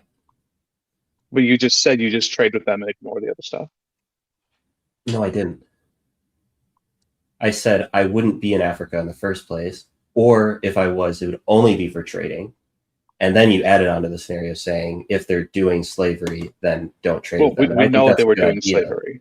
We know they were doing slavery. That's why they didn't know they were doing slavery until they came into contact with them. We know they were doing slavery before the Europeans contacted them. Yeah, once they, let's say that you just encounter them and they say, "Hey, we'll sell you a slave," and you're like, "No, I don't want you." Or the only thing you would do is say, "I don't want to buy slaves." That's the only thing you would do. You would not use any kind of force, right? If someone see, this is like a completely different mindset between someone who's in Europe at that time and someone who's in the 21st century. As a 21st century person, if someone offered to sell me a slave, I would think they're joking with me and I would laugh at them. No, they're not joking. Let's say that it's a true thing. Okay, you are a person. You are the head of a trade company. You are under the auspices of the of the government. You go to a place and you say, "Hey, how about we try to establish some kind of relationship?" And they say, "Oh, sure, we sell slaves." Would you do anything again? And you would just say, "Well, I don't buy slaves," and that would be it, right? That would be your prescription in those cases. Yeah, I wouldn't do business with them. That's fair. Okay, that's fair. Yeah. So you're a complete non-interventionist. If people are committing atrocities, we just ignore it because. Define what in Keelan, that's crazy, right? That's crazy. If I'm so I was placed in the position of being a company. If I'm a company, I have no ability to go in with a military force. You are under the auspices but we of asked the you, state. Yeah, the hypothetical was, you have all the power of the U.S. at your disposal.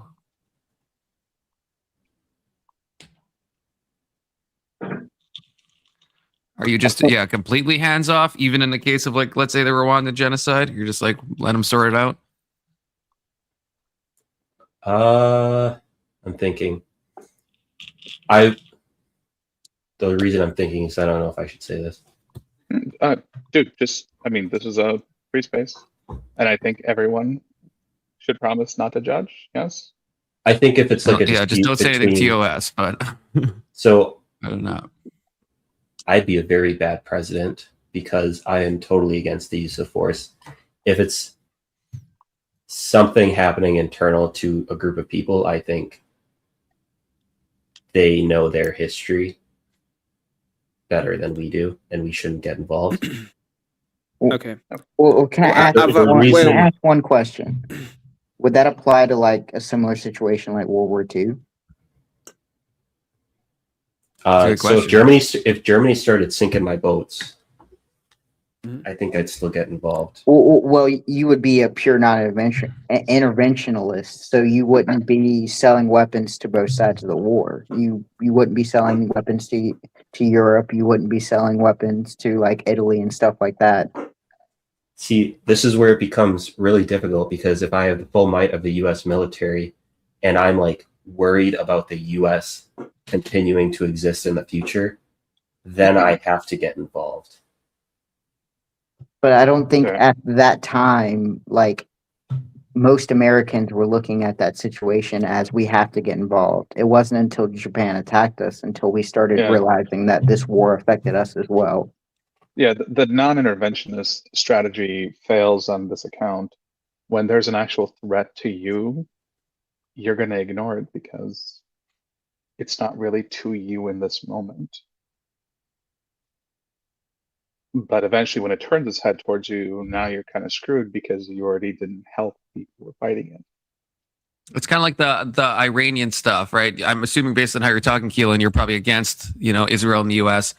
blowing up Iran's nuclear facilities, which is fine. But the problem with that is that then let's say we just let them keep going and then they have nukes eventually. Yeah, that now it is a real problem. And now it's like, now the problem's a lot bigger than if you like kind of nipped it in the bud. But Keelan, I do understand some of your position, because to counter what Confluence is saying, I would say the situation in Iran, I think, is more directly caused by us than it would be Iran just if we didn't, started overthrowing their government back in the late 50s. That's true, but we're in the moment now, I guess, right? It's like, so we can't. Which is fair. Yeah, and even like the Iran-Contra stuff, there's a lot of stuff that we did that was like untoward, but it's like we can't go back and fix those things now. And so what can we do in the moment? In the moment, they're trying to nuclearly arm themselves, and it's probably better that we stop that now than that we try to stop that later. Yep. Or we ignore it and it turns into an Israel situation. Right. Like it would still it still necessitates people in there that wanted that to happen, right? So, when people say, "Oh, it's our fault," I would say, "No, it's their fault. Why do we have to take the fault for their own actions?" Well, is there is there is under because we wanted them to be a force against the Soviet Union. Yeah, I agree that we interfere, but how did we interfere? How did we interfere? Because we sold a bunch of terrorists a bunch of weapons at one point with Iran-Contra, right? Okay, perfect. And were they Iranians? Wait. Were who Iranians? The terrorists. The Iranians were Iranians. Well, they weren't terrorists before then. I think they were terrorists before them. I don't know if you've ever looked at pictures of Iran back in the 50s. No, it was a very moderate country for. I agree. I know that, but the people there, the people that acted and overthrew the government, were they U.S. citizens? Oh no, I don't think so. Were they Iranians? Because I think when we put the initial puppet in there, the citizens actually revolted against that, in which that led down a chain of bad leaders. Wouldn't those be Iranians? Yes. And the general population that could have done something like fight against it, would they be Iranians too? Yes. So we sold them weapons and they had their own shit, and it's our fault because a bunch of Iranians decided to fight with the weapons we sold. Well, that was in the 80s. I'm talking about the 50s. And 50s, it wasn't so much about giving them. Fine. This is apparently Iran in the 50s. It actually looks pretty nice. Well, in the 50s, what originally turned out is we wanted to build a pressure between Iran and Russia. And so their leader at the time wasn't opposed to the USSR. So we wanted someone who was opposed to the USSR. So our CIA led operations to then try and I agree. Government. Okay. I agree. Well, if the people okay, so the US had the power. This is the problem that I have with this. I understand the American exceptionalism, which I can agree with, but the problem I have is that the people that live there and acted there is like they're retarded. We went there and we told them, hey, you have to do this thing. And they were like, yay, we're going to do what the US tells us all the way to the end of the earth. And then they shit on their own fucking country. And it's like, oh, we are responsible. They couldn't have done anything different. But they were Iranians. The people who fought there were Iranians. The people who created the whole thing were Iranians. All of them were Iranians. I think you and I don't understand like and how good the U.S.'s propaganda department is.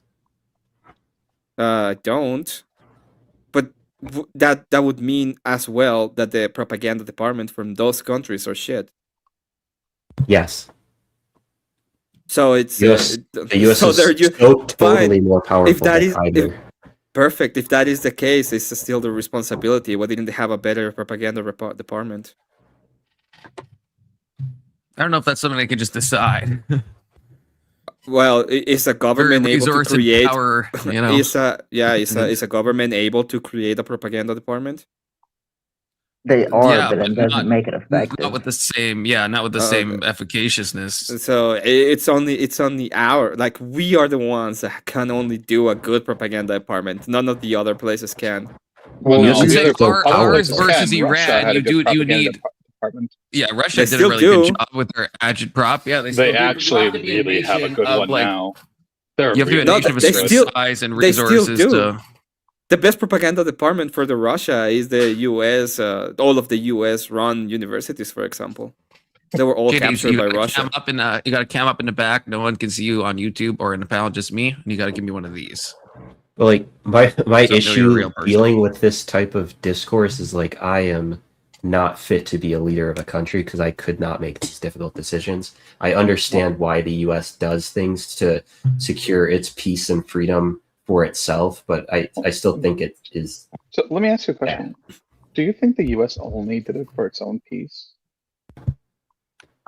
Or do you think they actually like try to help other countries?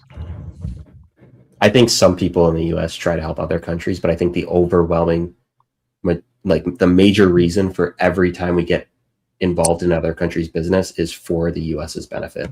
Exactly. I was just going to say to this guy, I don't know who was saying it's like the Iranian people's fault. Hey, by the way, I'm Bita. Nice to meet you guys. Nice to meet you, Bita. Yeah. Welcome. Hi, thanks. So how is it the Iranian people's fault that they're under like a terroristic regime and they can't really... Yeah, because people and the people in the specific countries are the ones that decide what the country is. Even if you don't, that's true. Specifically, that's not what happened.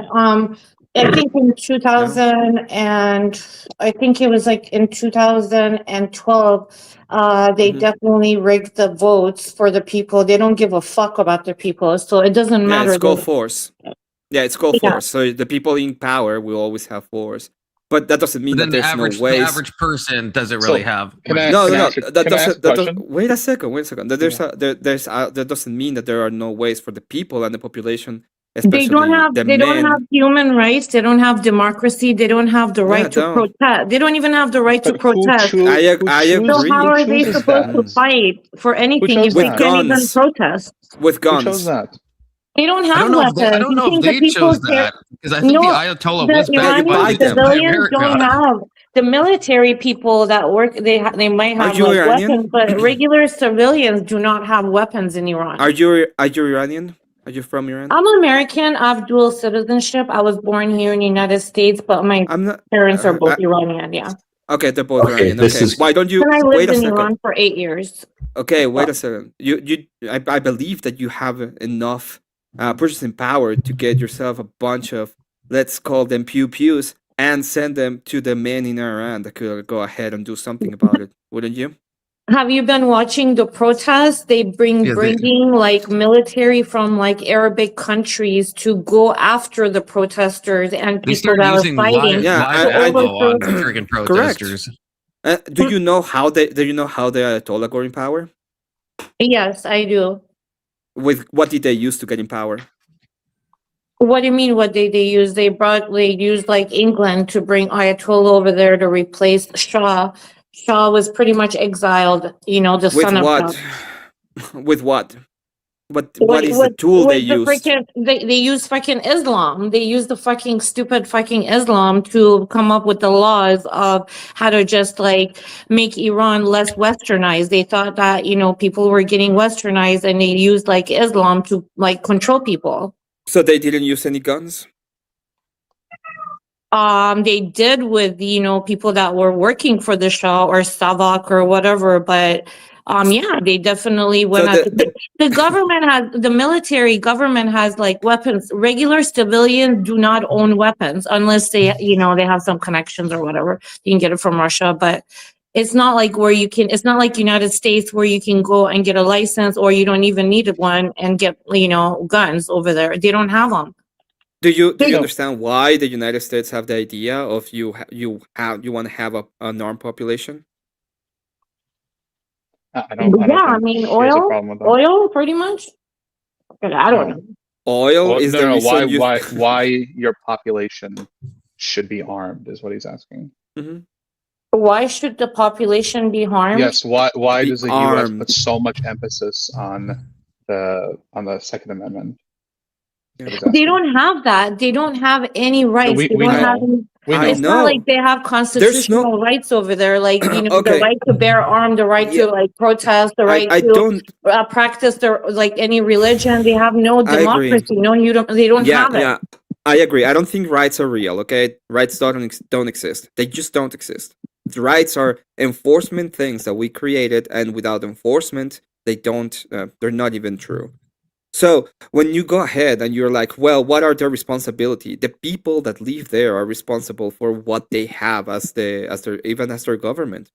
And the only way that the government is corrupt. They're terrorists. I agree with that. Fine. Then they're just too stupid to do anything anyway, right? They're just like cattle. If that's the case, they should be treated like cattle. I wouldn't call Iranian people stupid. They have a high majority of doctors, lawyers, architects. I wouldn't call them. They're just in a suppressed. But they're too stupid to be able to do anything in accordance to the government to have any kind of rights. It's kind of like Cuba. What happened with Cuba? Cuba is a stupid society. Cuba is a stupid society. The government versus the people. It's like the people are not happy with the government. No, that was not the case. If you know the story of Cuba, Cuba was a place they had pretty much a very capitalistic society. The people of the island decided to go with communism. Like 90% of the people there fought in order to have communism. When they realized that communism was fucked, because it is, they were unable to use any kind of force. No, they have treaties all over the place. They just couldn't do it with the U.S. again, because all you think of is the U.S. they either malevolent or benevolent, but all works through the U.S. There's no other way in the world. Name one world power right now. What's the largest world power? The war power right now is the U.S. Does that mean that there is the only way that you can have a good, prospering society? When you're like right next to the U.S. and they could be your largest trading partner, they could, but they don't have to. Why would they? If you go on, take all of the industry and all of the industry that they trading partner with Cuba, you don't have the US to try to suppress communism. Why would you trade with a country that you went on with a bunch of companies and they decided to take all of those companies, not pay any restitution for them, and tell you to fuck off? At that point, you just fuck off. And I don't see that there's any problem with that. Why would be a problem with it? If you're a capitalist country, you trade with a country that you can get. I don't have to. They're not. They're communist. Cuba was just a communist Taco Bell. Yeah, they're communists. Why would you trade with a capitalist? In fact, it doesn't make any sense. By now, though, I get at the time there's a time and a place for the embargo, but now it seems a little overblown to still be continuing. Why would you do it? Ended, but if you're a capitalist nation, why would you reason do it? for trading is to get a good deal on your trades, right? If Cuba can give us something for a better price, yeah, exactly. A good We're just trying to harm Cuba still, and I don't think I don't think we should still be harming Cuba. They can trade with anybody else in the world. Why would they have to treat? But we're off topic. We're supposed to be talking about Iran. Okay, but the point of it. Wait. I want you to answer what I said. Wait a second, Confluence. Okay. The point of it. I want you to answer what I said. I asked the this like point, 5 minutes ago. The point of it was that at the time when it was created, when the Cuba regime was created, it was created as a populist uprising, and it stayed as a populist uprising until they realized that it was fucked. The same thing. I see the same thing in Iran. The same thing is happening there. That's what I said in the beginning. I said a similarity to that, and you're like, "Well, no, it's not. It's a different situation." Yeah, I wasn't talking about exactly the same situation. It's kind of the same but thing. People are not way, happy with the regime or the government, so it's just the only way that they can get out of this situation is by using force, and the only way that it can be done is by the people there using force you and say they're being stupid, strong but they enough to kind do of it. don't have the power. Like I guess Donald Trump just like recently told them, "Hey, everybody go in and like stop the protesting and everything like that." First, so then they're taking orders from they have their hope that United States will come and save them, but they're not going to because they got other issues to deal with. You know what I mean? Wait, So why that's would like in they a way to save them? just They're shut the Persian people up, the Iranian people up again. Why would you want? I don't know. In another 2 years, they'll have another protest. It's just never ending. Why would you want the country that is supposed to be responsible for the destruction of the country to go there and save you? Last time it happened, it was horrible. I think it's just like because it's for the people, like the innocent civilians, and it's part of humanity. And like the United States goes in and saves one person in one country if like something is going on with them or whatever, a hostage situation. But with Iran, it's like 5,000 people have already been, What's the lesson the United States has learned in the recent? I think the United States just should mind its own business, probably, but it's never. Oh, there we go. We agree. We shouldn't be there. Hold on. See, I disagree. I think we should go into Iran. There we go. Like, if you're gonna do that, why make exceptions for other countries? And so if they're going minding our own business, then it sounds like we can't help you or anyone else. I'm not. First of all, me personally, I don't need help. But I'm just saying, like, I'm talking about, like, Iran, but then they help other countries and the surrounding countries, like Israel is always protected, right? But it's like they don't want to touch. Because Israel's not only a democracy, but actually seems to enjoy that protection. And that's what the Persian or Iranian people want, but the government does not want that for them. They want to keep them like it's almost like they want to keep them deprived. Hold on. Do you think the Iranian people want democracy? They want freedom. They want absolutely no. And you don't think everybody does? They want to be free. It's like your basic, like it's like your basic. Everybody does. You think? Oh no, they don't want it. No. We want it. We don't want it. We don't want freedom. You think they would give up having Islam as their country?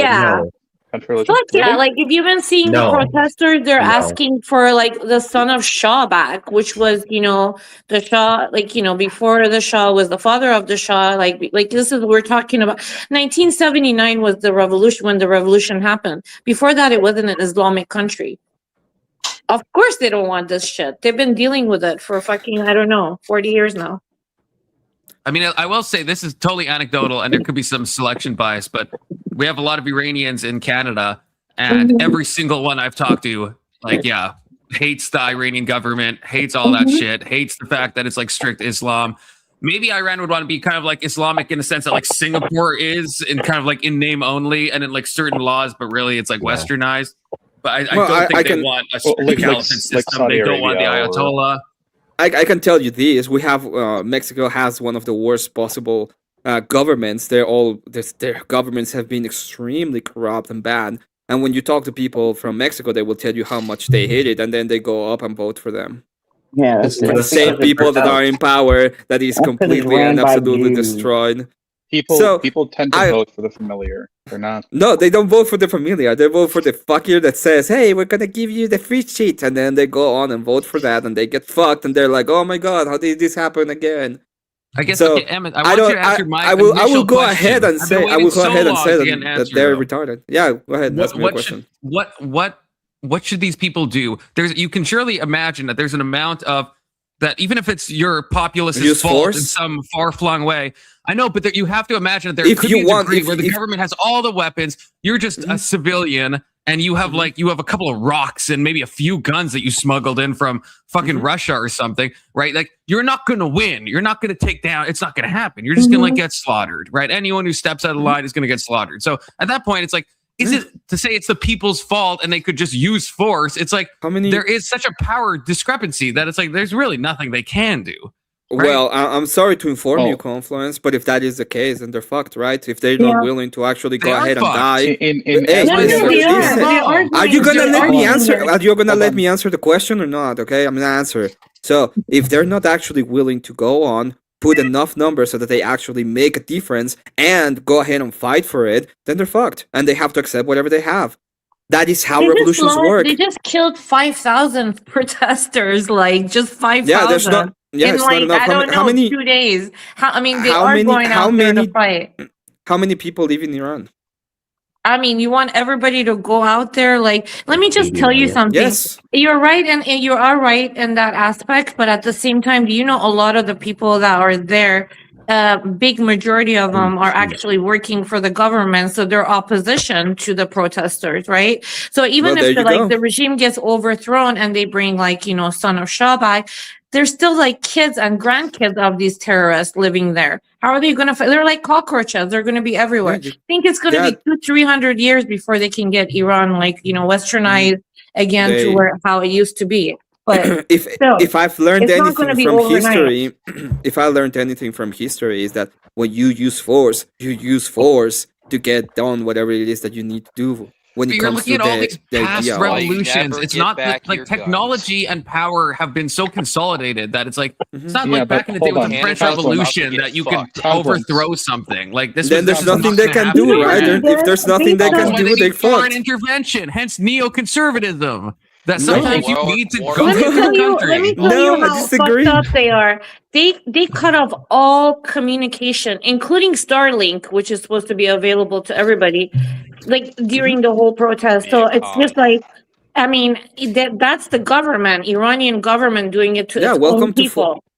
Welcome to uses of force. Okay, if you want to have a revolution, you can have one, but you have to be sure that you have a couple grenades or like fire stuff. It's that stuff they do and whatever. They don't have any weapons. It sounds like they're not desperate enough. And the Americans. Then if they're fucked, they're fucked, right? And they could, instead of 5,000 people dead, it could be 50,000. Like tear gases and tear gases, or maybe 100,000. Confluence. How do you think other countries have found ways to?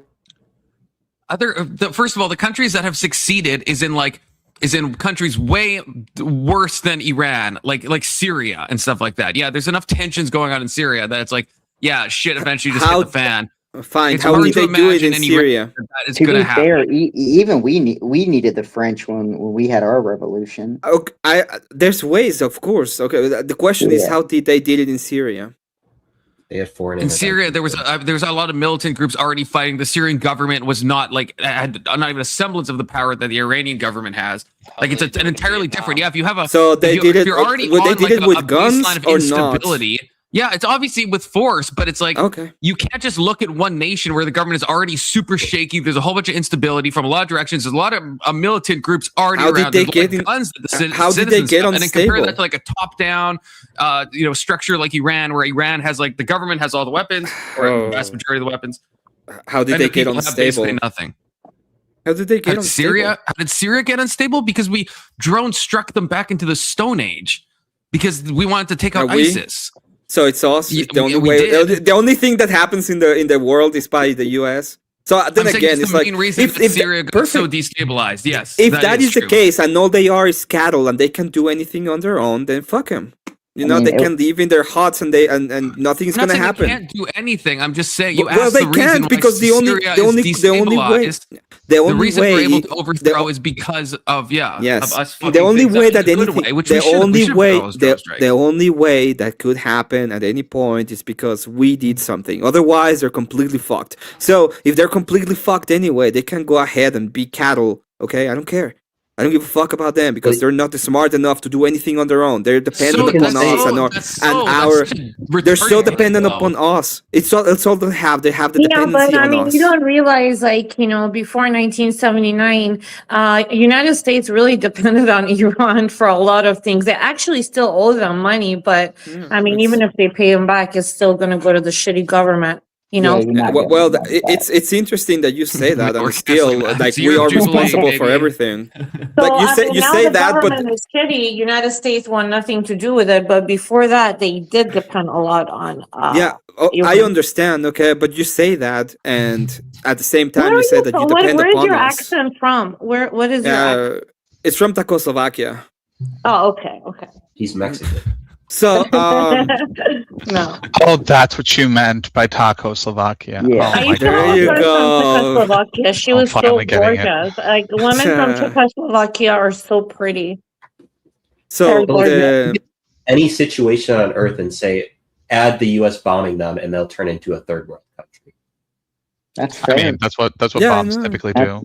Yeah, bomb. There's enough amount of bombs that you can use that will turn any nation into a shithole nation. Well, That's why I'm kind of saying sounds like what you should do is try not to get yourself bombed by the U.S. Right? It sounds like a good thing to me. If you're like doing things that will not get yourself bombed by the U.S., it sounds like you're doing something good in your life, and you have the actual agency as a people to not get fucking bombed by the U.S. if you want to. Eventually, everyone will be bombed by the U.S. at least once. Inshallah. I hope Mexico is next. I think to be fair. France is one of the few nations that hasn't. That's because they have nukes. Well, no, it's because we've had a good relationship with them for a long time. They saved really us, because of they that. saved us The only country not Revolutionary to War. get fucked That's up by the U.S. bombing was Vietnam. Okay, first We off, dropped they a got shitload bombed. to Vietnam. And they had a they revolution. actually got bombed in the Second World War. Although we were fighting the Germans, but we throw Did bombs. we bomb in France? In France, yes, of course. Okay. I knew we bombed in Britain. We bombed the shit out of all Europe. The French became Deutsch for a while. Really quick, a little too quick for my comfort. A little too quick, yeah. Almost immediately, actually, I believe. Some would say within 12 and a half hours. But like going back Some would say it happened before the Germans moved in. No, I understand what you're saying. saying. I do understand what you're saying, and I do think that there is certain responsibility that can be shown to the U.S. But I think the people that live in those places have to have the brunt of their responsibility. Otherwise, actually there's no future for them. They're fucked to whatever the whims of we have. I want to say this, like, we live in a world where if you're not willing to take on like the responsibility to deal with your own issues, no one's going to help you. Well, actually, I agree 100% with Emma here, because I would say it's like when most people think of intervention, when you think of the successful cases, it's because the people had the will to then change their circumstance. And then when you look at the less successful cases, it's the opposite. We added on. We helped them. If we took away the Ayatollah, if we took away the structure of Iran, I think the people do have a desire. No. I don't know. I think it freedom could given like Iraq is done not right, freedom okay? desired. Iraq and Afghanistan both went back to ISIS, which was I agree with Alexander in this one. Back to the Taliban, and that's because we left too soon. And even my God, 20 years? Tyler 20 even years agrees. later? Yes, it was too soon. It Too was soon? 20 years later. We had to stick it out a little longer. We actually Confluence did. is like on the 30-year mark, we would have had it. We would have had it eventually. We were so 30-year close. mark, we would have had it. 50-year mark, I forgot maybe. Confluence likes just Dick to Cheney. leave at that moment and not. He has a picture of Dick Cheney on his wall. So let's relate this. Let's relate this to a recent example. Venezuela. I haven't looked at like what's going on with their government currently, but they had a governmental structure that they could have pretty quickly propped up with a new leader, but they didn't. Most of these other countries that fall into being shitholes don't have like a government structure after we get rid of their current government. That's because the people didn't get rid of their government. We did. I don't know. What about Libya? Guys, I gotta jump up. I'm gonna thank you for having me on the panel, and I'm gonna subscribe, and I'll be back another time. Thank you so much for having me. Thank you for joining, Bito. Good Thank to you. meet you, Beta. I don't mean anything Subscribe, then mean to you. unsubscribe, then resubscribe, then unsubscribe. I don't hate the Iranians. I don't have I- anything against them. I am an authoritarian, horrible person though. But yeah. I do. No, you're not. Agreed. Listen, well, I got really tough skin where I come from and the channels that shit, like, trust me, you guys were very kind. Yeah. It's all good. But definitely be back and thanks for having me up and I'll be in the chat. Have a good one, Beta. Have a good night, guys. I hate everybody. There's one people he hate the most, though, right, K2? Yeah, there's certain pictures that I hate the most. So in Venezuela, Okay. so in Venezuela, one of the things that he was trying to do to avoid pretty much all open war and like a massacre, if they would have propped like the other side of the government right now, the super popular candidate who won the last election. But who has the guns is the question. The U.S. So no, in Venezuela. Wait, Venezuela's last election was that's like we don't. That's stolen. why we don't. It was stolen. We don't accept the U.S. doesn't accept the last election. Yeah, that's why I'm saying like they had a pretty clear winner they could put as the. I agree. I agree. But saying. The question is who has the gun in Venezuela, and the answer is the people that are in power are the ones who have the army and the guns. So if you go ahead and you prompt another candidate, even if it's not, you don't do it through a process, what's going to happen is you're going to get a guerrilla. We've done this before in the region. And what happens is you get a guerrilla and you get a civil war and it ends up being shit and everybody ends up worse. Are you saying guerrilla? Yeah. Guerrilla. La guerrilla, compa. Are we talking about like Harambe or are we talking like... But yeah, so not gorilla, guerrilla. Well, I don't what. So you're not saying gorilla? No, I'm not saying gorilla. Guerrilla. I think if Venezuela, gorilla as in like in Colombia, you have like the guerrilla forces, not like the monkeys, but like, are you using a totally different word? Yeah, the guerrilla forces. Okay. I think with Venezuela, if we're still there 20 years later with no new government, like that's the largest failure in U.S. history. No, it's not going to be the largest failure because what we want, we don't want to go ahead and force a new government. That was all the other failures we had. Yeah, we don't care about having a new like government. What we care is that they don't sell gas to Russia. Hold on, Venezuela is actually like a great place for us to show what we can do if we decide to put in the effort. Yeah, it seems like it's something that should not only happen easily, but like it should happen quickly. We shouldn't be there in 5 to 10 years, right? That just wouldn't make sense. I'm going to be honest. We might as well just take it for ourselves and kick the Venezuelans out. True. I agree. Send them back. I mean, oh wait. Send them back. I say we take it over, make it a vacation destination, and then deport all the natives to like turn it into the Riviera. We can send them to Canada. Yeah, no, send them to Canada. No, to Iran. Send them all to Iran. Just send them all to Iran. Yeah. I agree with that. Maybe we just solved 2 geopolitical issues at once. You send them all to Iran. It's that simple. Just send them all to Iran. To bring it back to like, I think this started with Islam. I wanted to say, I think Islam, the interpretation of it is getting a lot more, I don't know if the right word is liberal, like how Christianity was stricter when it started out.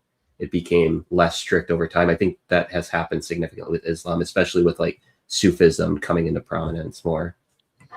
I don't think that's going to happen. I love Sufism, but Sufism is like a tiny fractional % of the Islamic world. Like, I don't want to guess. Probably like I'm going to guess 2% of Muslims are Sufis. That seems like a lot. I think if you're converting, that might be an overestimate. I bet you it's not even a full 1%.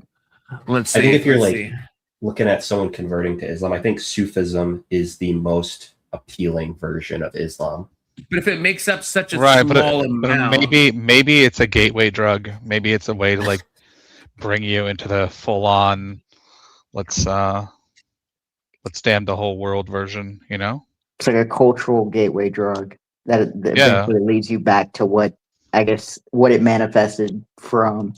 I think a lot of Western Muslims aren't as,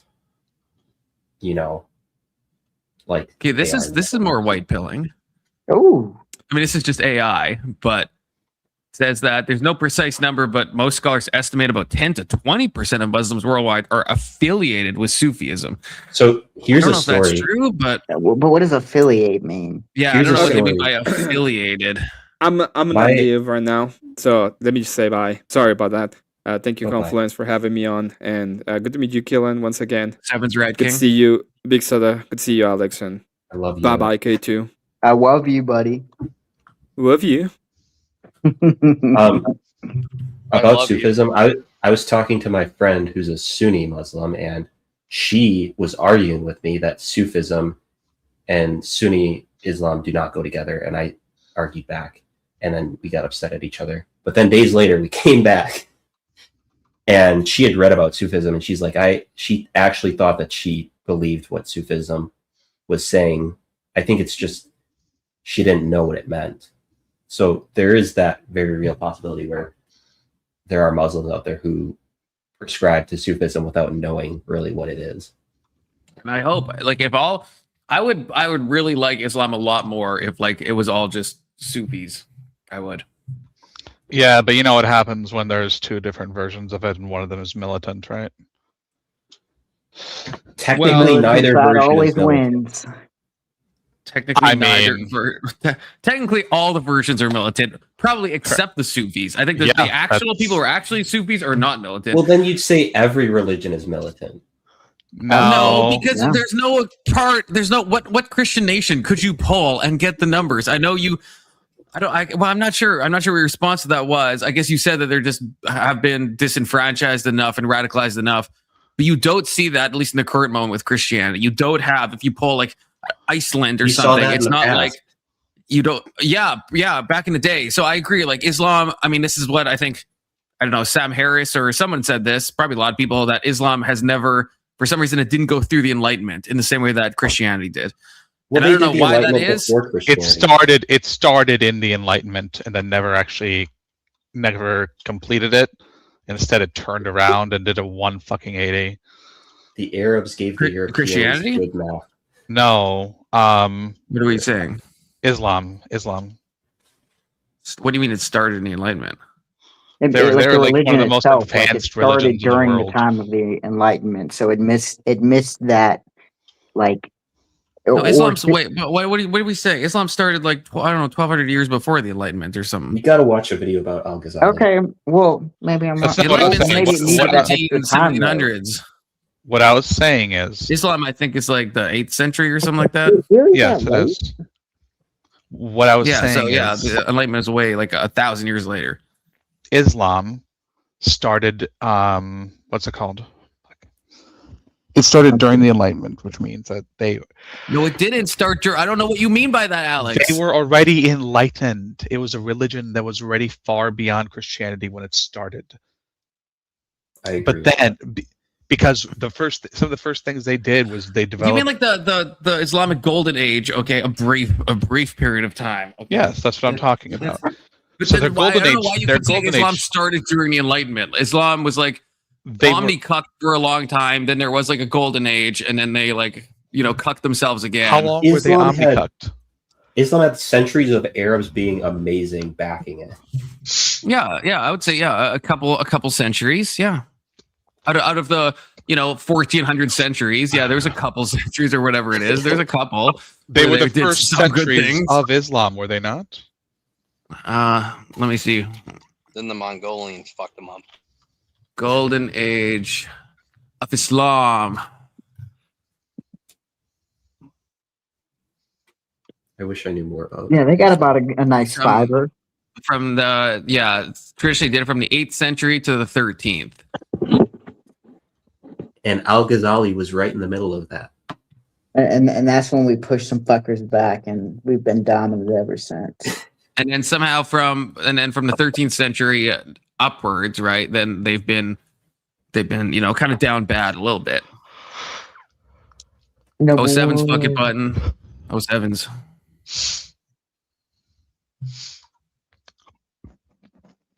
Just took a couple crusades. That's all it took. But either way, then they did a full fucking 360 and then another 180 and then went straight back to hell. That was the point I was making. You can interpret the Quran to be just extremely strict, especially with the hadiths combined with it. I think just the Quran alone isn't as strict as it becomes when you have the hadiths. Would you be a Quranist, Keelan, if you were a Muslim? I didn't read the full Quran, so I can't say. But would you reject the hadiths though? Like, would you? I would. Do you think those are like? I would do like, it. If you were in Islam, would you? Yeah, would you? If I read the Quran and the Quran's like explicitly against what a hadith says, I'd be like, that hadith can't be true. Okay, fuck it button is still here. Sorry, fuck it button. Why can't it be true? Because you don't the like Quran is the Quran. So if I became a Muslim, I believe that the Quran is the word of God, and the hadiths would be like commentary on Muhammad's life and some other people's lives. So the Quran would be the most important source of information for me.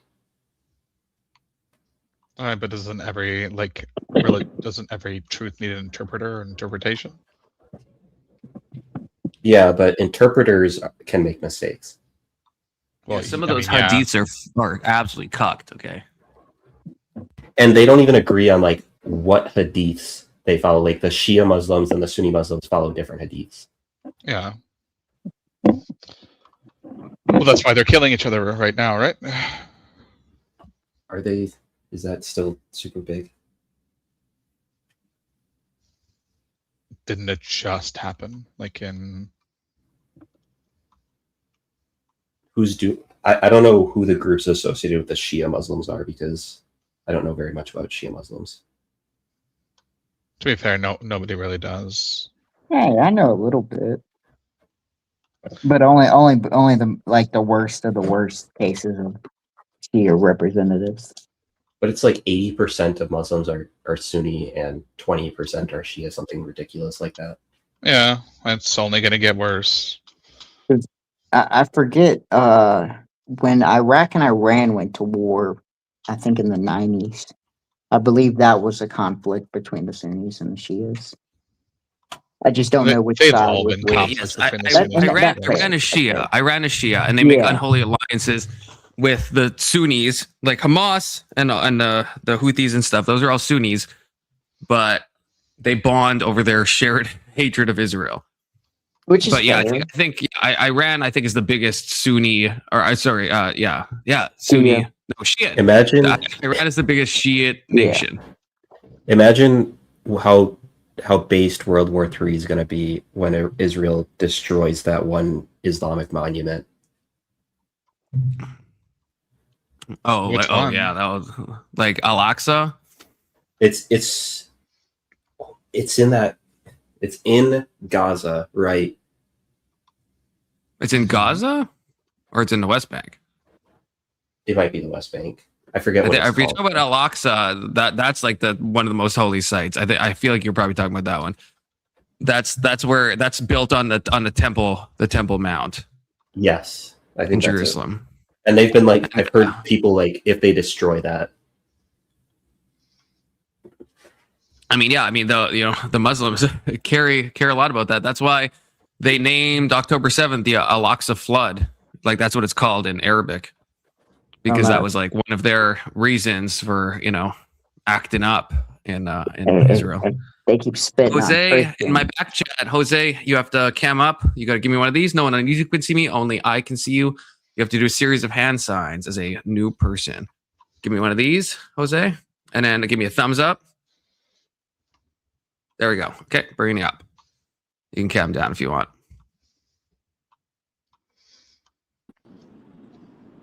Welcome, Jose. So, man. How you guys doing? We're doing good. How you doing? Doing fine. You're a little low, Jose. Are you on your phone? I'm trying to turn him up. Say something, Jose. Salam alaikum. Oh, I didn't like that. Huh? No, didn't like what? I'm just kidding. You should have been here when Emmett was here, Jose. Jose, where are you from? Huh? Where are you from, Jose? From Texas. Hell yeah. It's quicker down right now. From the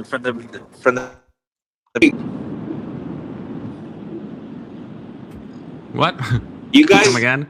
Where you guys from? Where you guys I'm from South Carolina. Oh, badass. You probably hear it in my accent. Then Russians are gonna go get you guys first. Well, yeah, we have Lindsey Graham, so he might just sell us out. He already did. Where's everybody else from? Is living in America. I am the only one living not in America. I'm living in Canada right now, but from America. Okay, to be clear. No, we don't. We don't claim him. He's lost his American gung ho. The French are gonna go get you. The Indians are gonna get him. Indians already have, man. Indians already have. That's a confusing topic, huh? So Jose, what made you join? Is there something you had to? I mean, you could have just joined for fun. That's okay too. But I just want to give you time if you have a point. Something about Islam, Iran, anything else, or you could just be hanging out. That's cool too. Again, you know. Well, let me see. What should I say? Well, you said Islam and Iran. How about this? I will mention this. As a Muslim, my nationality and my religion don't how do I say? They don't determine how I view my fellow Americans. You get what I'm saying? That's based. You said you're Muslim? Yeah, I'm a Muslim. I only believe that you're only supposed to worship God. What do you think about terrorism? But you're a Hispanic Muslim? Is that a thing? Yeah, Is that legal?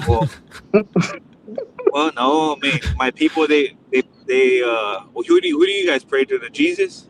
Oh yeah, without a doubt. Okay. All right. Well, Jesus and the Virgin Mary, who my people pray to, and Jesus, who you guys pray to, he was born between, like, I don't know if the last 2 years you guys have been hearing from the river to the sea, Palestine will be free. He was born between those. They were born between the river and the sea. So, you know what I'm saying?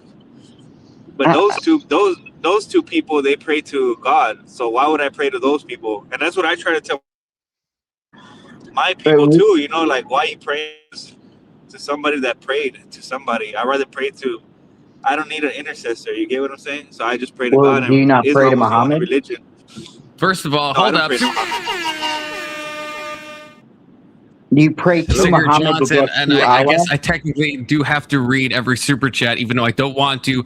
So I'm disavowing this already, but America is a Muslim country built by Muslims for Muslims. Thank you to Sicker Johnson for the gay message and the $5. What do you say? But Jose, are you actually like? Okay, wait. Actually, wait. I want to ask. You said you're a Muslim. I should trust that, even though that's crazy. A Hispanic Muslim is something that I think is impossible. I think that's impossible. But yeah, assuming you are, that's not impossible. We literally live in a universe with life only on one planet. So I mean, everything is fucking possible. You get what I'm saying? Everything's on one planet. True. Yeah, everything is like in this whole universe. There's only life on one planet. You know what I mean? So. From what we know of, yeah. From what we know. We know, bro. Life. You don't know. You don't know that. I don't think we know. No, we do know. We found life, quote unquote, life on samples of meteors and stuff like that. That's all psyops. That's all. There's news articles. That's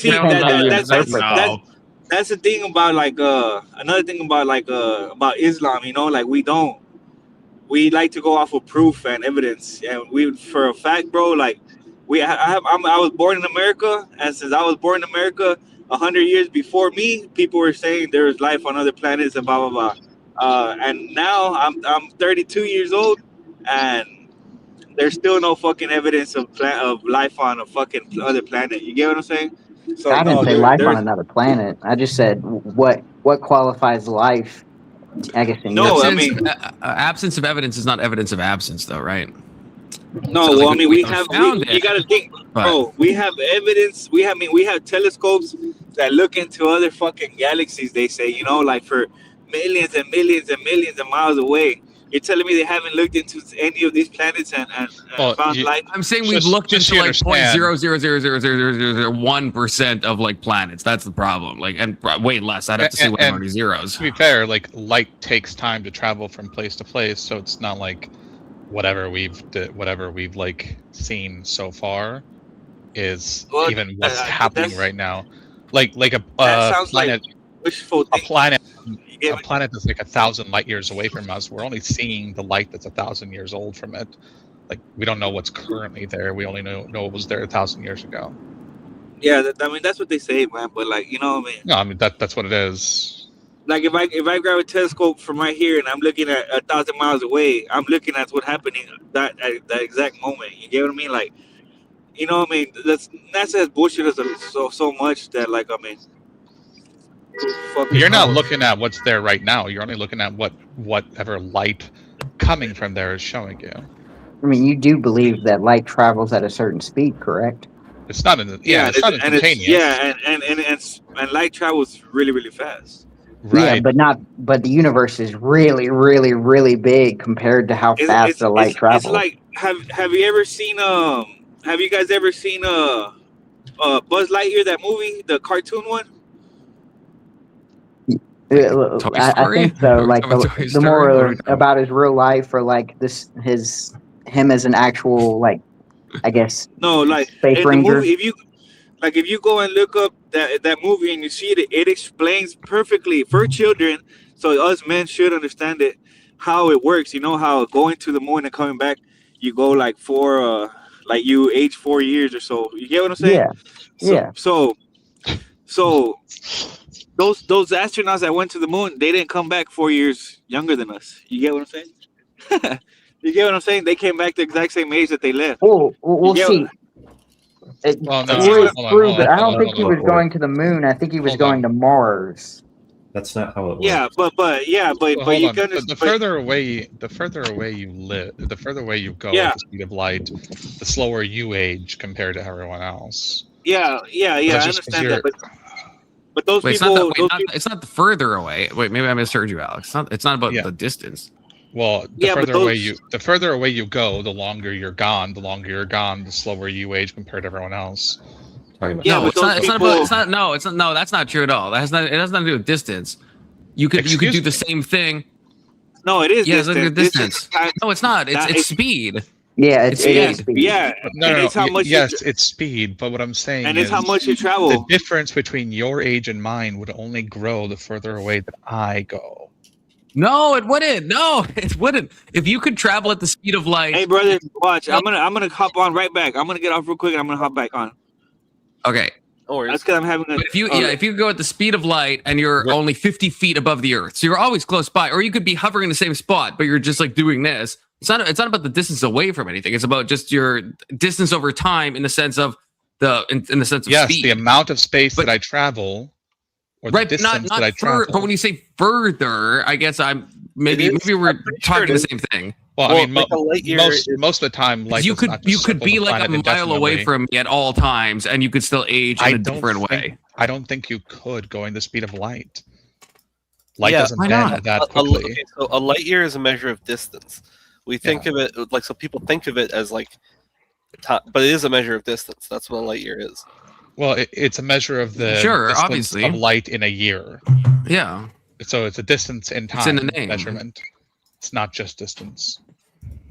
Right, but I'm saying that the distance aspect isn't what changes anything. Definitely not being further or closer to something. Well, but right? one is related to the other. Speed. What we're saying.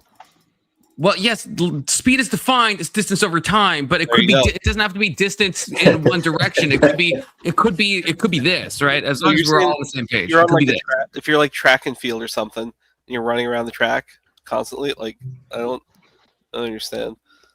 Yes, he's saying basically, you could go at the speed of light around the track, then it would be the same thing. You'd have the same time dilation. Oh, okay. Maybe I'm not. That depends. The closer no, it doesn't depend. It doesn't. Yes, it does. Yeah, he's right. He's right. Gravity, the more the dilation is going to affect me. It doesn't gravity come into play. Yep, gravity comes into extreme play. You missed that part. That's why going the speed of light around a black hole is I don't know. I don't think that's true. I don't think that's true. Anyway, I came on I to think say it's a psyop. Aliens don't exist. There's no proof of aliens. Oh, I know. Yeah, that doesn't mean they don't exist. But Evidence is not evidence of absence. Which is what you seem to make that not like. Confluence is an alien. Hold on. Are you saying that? Hold on. Are you saying aliens don't exist or aliens can't exist? I'm saying, well, okay, maybe they do exist. I have to be agnostic. I'm saying that I don't believe aliens exist because you can literally just say that they can exist, not they do exist. Otherwise, it's like saying God can exist versus God does exist. Yeah, these are different statements, right? Well, and this is the analogy, and this might be kicking the hornet's nest, which is why I came on. I think that I think belief in aliens is the equivalent of faith. It's the same as believing in God. You know, like it's so dumb, so gay, so gay. That's not exactly true. It's just understanding of the math of the size of the universe. I understand your point, but there's more circumstantial evidence of one than the other. Would you admit to that? No, hold on. I'd say there's more circumstantial evidence of aliens, if anything. Well, I mean, if you've ever seen an octopus or know anything about them, you'll know aliens exist. Okay. But octopus that's a terrestrial animal. What precisely do you mean by alien? My question. Something that didn't originate on Earth. Yeah, I guess. Okay, let's take it to the most basic. Cephalopods are wild. That's fine. I think Big Soda mentioned this. Like, it's easier to conceptualize like some single-celled organism, like a bacterium of some kind existing, right? It is like intelligent life. Intelligent life seems like such a leap, considering that we are the only species on the planet that we would. Oh, I guess animals have. I mean, we could have just killed every other species on the planet, so. Yeah, absolutely. Doesn't really change anything. Are you guys familiar with Fermi's paradox? Yes. Yes. The most basic like kind of thought experiment on it. I mean, we're getting into a lot of topics now, but I think it's similar for like even with like time travel, where it's like I love time travel stories. Like I romanticize like just that concept in sci-fi. But if time travel existed, it probably only exists where we can go into the future, because if people could go into the past, you would assume that there would be some sort of like historical evidence then of a time traveler at some point in history, right? So we are constantly going into the future, so we're time traveling right now if you think about it. We're constantly in the present. Well, I know there was one scientist that threw a party. I don't know if there is a present within There's nothing but the present, Alex. There's nothing but the present. It's past now. There was a present. We already passed it. That's true. So we passed it. You can't. No, we're always in the present. But anytime you try to talk about the present, now it's in the past. Now it's the past. We're always in the present. Well, wait, hold on. Stop. That is not true. Okay. First of all, that is true. By the time that the sound of my voice reaches your brain, it's already from the past. Yeah, it takes time for the signals to translate from your ears to your brain. So what you're hearing and what you're seeing and what you're sensing is the past, not the present. Does the past even exist? So are we all living in the past? We're experiencing the past. No, that's some gay shit. What you're saying, Alex? You're trying to cuck me. You're not gonna cuck me like that. That's like does anybody think I'm wrong? It doesn't matter if the sound waves hitting my ears are from the past. I'm experiencing them in my present. So it doesn't matter if, sure, that's like me reading a book and you being like, hey, that book was actually written 100 years ago. It doesn't matter. I'm reading it right now. I'm reading the words in the present moment. So your eyes already saw the light that's coming from it before your brain even interpreted the light as anything. Yes, I don't look. Obviously, everything you're saying is true. Your conclusion is insane, though. Your conclusion is crazy. I think there's no present. I think my conclusion is absolutely true. I think so. We're all living in the past, dude. It's fucked up. Yeah, I think I agree with them. Confluence. Yeah, it made sense when he said it, and I just got to run with it. You know. Yeah, I was like, okay, Alex is actually doing a great job defending it. Alex is doing an insane job, okay, and he's trying to schizo post to all of you, okay. But hey, guys, I think I'm gonna duck out for the night. I got like work in like 5 hours. Bye, Ove. Oh yeah. It So ain't gonna be a sevens. long one because we're expecting snow, so we're gonna wrap it up in about 3 You're or 4 not hours. even gonna Yeah, get yeah. to Be work. safe, man. I heard it's gonna be a. Oh yeah, It's gonna be shit. it's Yeah. gonna be gnarly. Just call off tomorrow. Boom. Yo, Worry yo, solved. yo, yo, yo. Yeah, tomorrow's what's gonna be up? very cold up there in the Northeast, huh? That's true. Where I am, apparently we're getting minus 60, which is Yeah. untoward. If you have diesel, put anti-gel in it. Yeah. Hey, you guys want to know what I Minus think's going on 14 with right here. you guys want to know what I think's going on with that? Global warming. Hey, look at this. This is what I think. This is why you know like that freeze happened in Russia. And now it's happening over here. Yep. Look, man. I think our government. Look, I think our government has been killing so many people around the world that they're gonna freeze the world to avoid one of those like plagues from hitting. You know what I mean? Like No, like it's the like Blue Ice Jays weather machine. like yeah, the harp. You know. The Blue Jays weather machine. I would. That's what it is. But that's my fellow Americans. Jose, brief thing. You're frogging badly. Do you have, if you have YouTube open on your phone or any other apps, if you can close them, that usually I think fixes the problem. That's true. All right, let me see. This is what we've learned from Gorilla Bolas.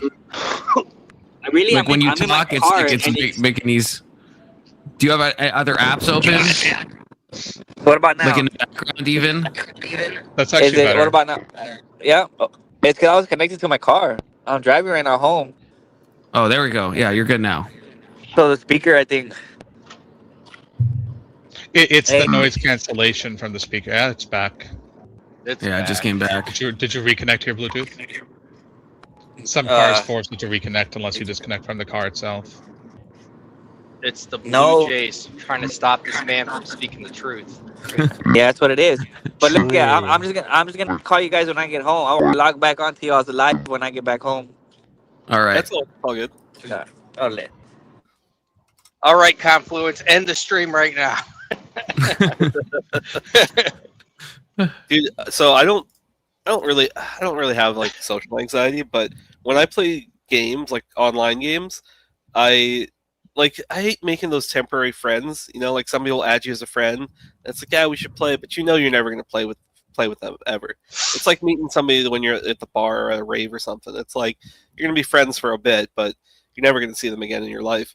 So like when I have people, I don't want to make it awkward, so I'll be playing a game and they're like, yeah, we should party up, and I'm like, yeah, for sure, just invite me after this game. And then as soon as I get out of the match, I just block them. Are you fucking kidding me? Terrible. I'm like, I don't want to deal with that, dude. I want terrible. You are a complete and utter piece of shit. That's awful. That's awful. Hold on, what's your Steam account so I can block you before you block me? Yeah, I want to pre-block you now to see your yeah, addresses. I'm preserving the fantasy. They're going to be like, that was a pleasant experience. I wish Not when they figure out instantly that they're blocked. No. Stop. They'll figure it out that they're blocked. I'll just be invisible. I just won't exist. They're like, oh, I can't find them. Really easy thing to do. Just say, sorry, my parents don't let me have friends. I could. I don't know if I could pull off. Like, I'd have to either be like an adult, like who's a simpleton, or I'd have to pretend to be like a child or something. I don't know if I could get it. I honestly think that you would do really well at it. Just saying. Wait, which one? Do I have to make a choice? Yeah, I guess I could. I could just be like, I could pretend just to be like an adult invalid, and just be like, yeah, I'm sorry. Oh, I'm sorry. I can't have friends. No, you just do like how. I feel like, to be fair, no one like. I agree with you, Testy, but like you. This is how. This is why I have like 50 friends on chess.com, because you play a game with someone and maybe you're like chatting at the same time and you're like, oh, we should like totally become friends and stuff. And it's a social contract where you know you're never going to probably play each other again, and yeah, it almost has never happened. Hey, but you still say you go along with the shared illusion that you will play another chess game in the future. Now you just made it sound gay. Let's play chess. What's the game part? Hey, hold on. Let's hold play on. chess. How about we just behave like fucking adults and tell people when we're not interested in continuing to play with them? Wait, I'm hypothetically interested in play. Also, Keelan, did you say you play chess? Because don't threaten me with a good time. I'd be down to play some chess. Let's play you guys down to play some chess. I'll play chess with you guys if you want. Let's play chess. Add me on chess.com. Hey, you don't have to ask me twice. Tactical Johnson. Confluence. You guys never ever asked play me. Kung Fu chess? Kung Fu chess? I don't believe so. I you don't should. have a chess.com account. It's you don't even technically need one. You can play as a guest. You can play as a guest. Okay. So whoever I think I can just make a link, and then I think whoever joins first. Wait, how do I? Hold on, is this one of those times where you're Johnson playing with other people and then you're just gonna block them? No, yeah, this is I not have what I'm to gonna know do. before we. That dude's just gonna block. I don't know why you're That gonna put was your it. heart out there just for him to stomp on it. I need to clarify though. I don't do this for like dating apps or like any like those types of situations. I think that I think don't ghosting believe you. somebody. No, I think ghosting somebody is genuinely a fucked up thing to do. It is fucked up. Hold on, what do you think you're doing to these people? Yeah, but you're just ghosting. The romantic thing hits harder, though. I agree. It's still shitty. Draw that line, like it's different. Okay, whoever clicks the link first is first up. It's making me log in. I'm gonna do it while we were capable of like. It's not doesn't he let you do it as a guest?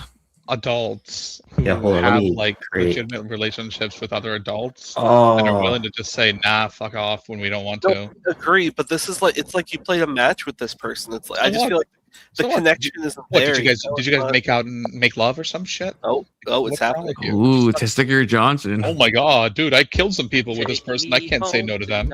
It's like I don't want to let you go. I feel like it's not as big of a deal, and I feel like I was being vulnerable with you guys, and I'm feeling a little bit judged right now. So you should feel judged. It's a judging moment. It's how you grow. It's how we grow. Okay. Oh, this is a 15-minute game. Oh damn, dude! I'm so used to playing. Well, I thought so we can still talk and stuff. I didn't want to make it like where we're time pressured. I'm used to playing like bullet chess, so this is a nice luxury. Yeah, this is a we get to be calm for this. You get to think through your moves. Mm-hmm. I don't know your play style. I'm just gonna play it safe. Also, this is not my elo. This is like a burner account, so to warn you now. Oh, I don't even know. I rarely play friends. Your rating for friend, like when you play an actual challenge versus just randoms, I think is different. But yeah, we can fact check that to stick your no, same thing. 1174. You're playing good so far. See what your rating is? Oh, you're 13. Okay, so you're theoretically better. Well, no. This is the burner account. So I will say I'm a bit.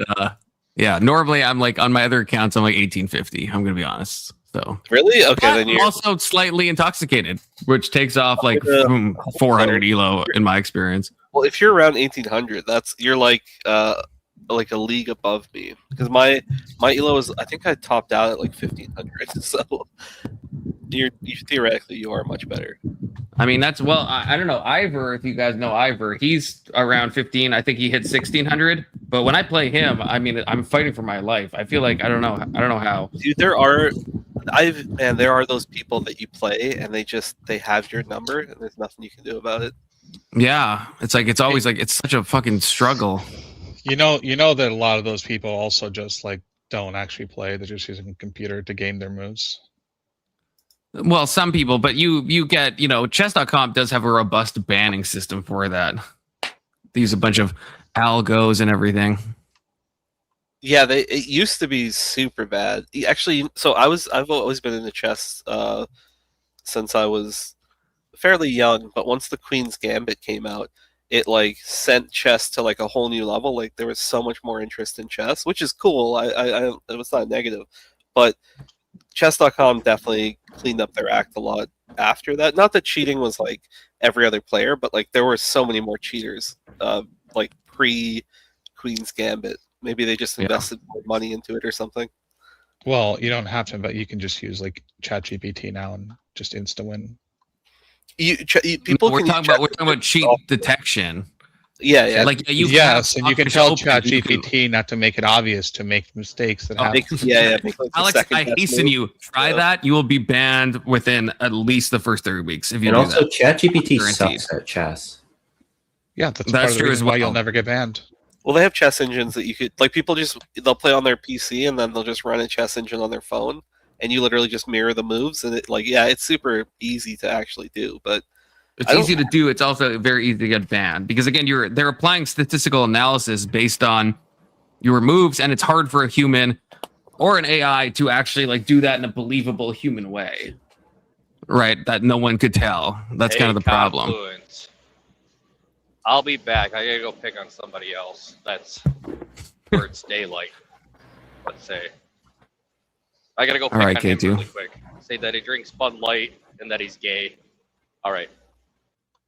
Testicle. That's valid. You can cheat so easily here because you can see all of Confluence's moves because he's streaming. Oh, that's true. I mean, I do just. That's I have true. Yeah. The fog of war is like gone, which is kind of an advantage if you think about I can it. see his moves when he makes them. I mean, I have I'm tabbed into a different into my browser to play the game, so You can see what he's contemplating, where his mouse is moving, what he's planning, what he's thinking. I could theoretically do that. I mean, I could. I was just saying how you cheat if I had like my. I think he is doing it. He is doing this. I could be using an engine right now. Oh, he was doing it. You're playing pretty good, especially if you're only 1174. So I'm only.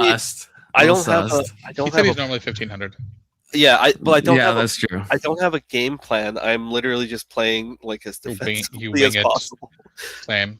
I'm trying to just anticipate any potential thing. Yeah, I'm checking out your account to see how sus it is. Okay. Oh yeah, you do only really play bullet. Yeah, I can't remember. I rarely play even 5-minute games. It's all like bullet. 2 minutes with a 1 second increment is fucking wild. Who plays bullet like that? You develop the worst habits because you're so comfortable sacrificing material because you're just trying to get the checkmate. And so when I play these longer time controls, there'll be so many moments where I'm like, can I take that? Like I should just do it, and it's just like not. And then you realize the other person actually has time to think about. Yeah, exactly. Yeah, do. It's not like, chess. Fuck. I've developed the worst habits. I used to play proper time controls, but now it's just like more boredom. I can't do 1 minute though. 1 minute is a little too intense even for me. Why is that intense? Oh yeah, I would. That's when I play bullet. It's always 1 minute, no increment. Okay, my bullet sucks, but you can't think. Yeah, it's just like it just doesn't feel like a quality. I see that pawn is weak as fuck, and I don't know what to do about it. This guy, yeah. Like C2's a little weak. It's been a problem for a while. I've been trying to mitigate it, and I have to move. If I do that, I'm fucked. I don't. Okay, all right. I'm just gonna go passive. I'll just got a turtle. Oh, okay. You're giving me a chance. Or he's leading you into a trap. No, I thought for sure he was gonna. All right, I think this is my only opportunity to do this. Then it's true. I thought you were gonna bring the rook and pile in and immediately. No, I gotta play. I gotta watch my six as well. Okay.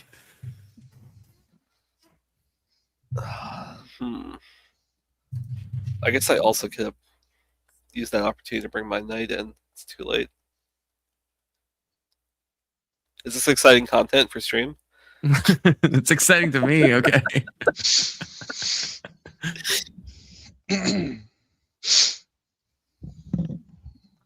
Okay. I'm gonna get that C pawn eventually. Okay, I'm gonna get it. Probably will.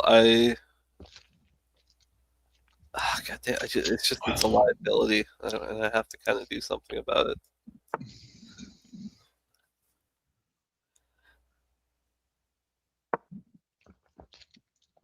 Fair. It would suck so much if he went to G5.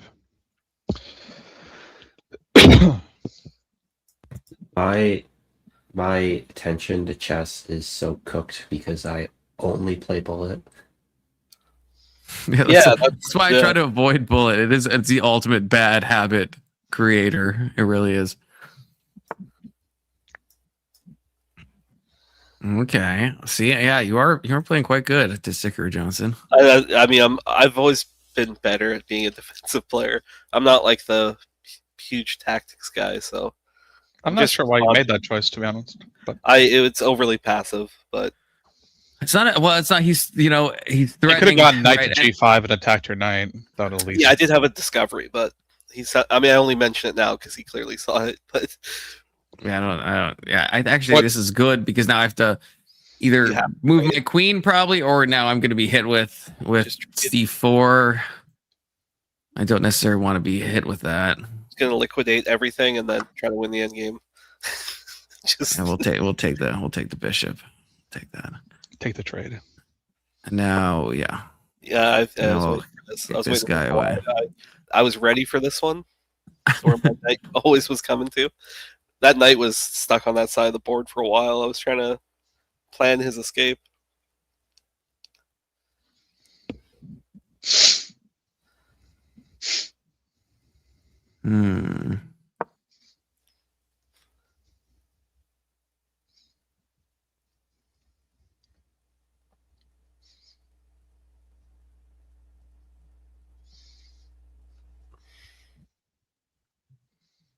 I feel like you must be close to 1500. An 1100 would have blundered something by now. Okay, in my experience.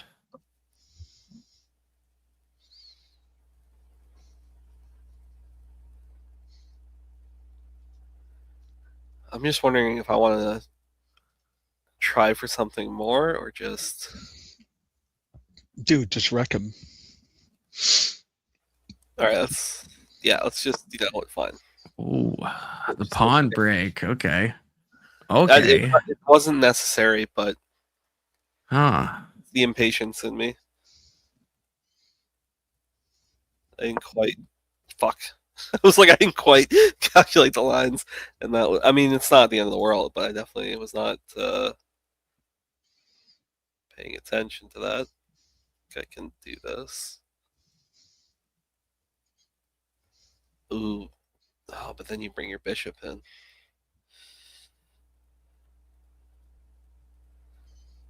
Yeah, where's that queen going? Just stick your.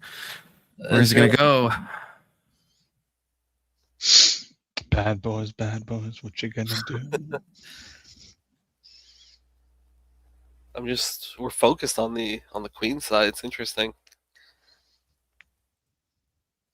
If only there was another side of the board. If I do that, that's basically gonna be one of these. It almost has to be. I have to do well, this. yeah. I don't have to do this, but I will. I was thinking f4, but then a bishop coming in would have been annoying.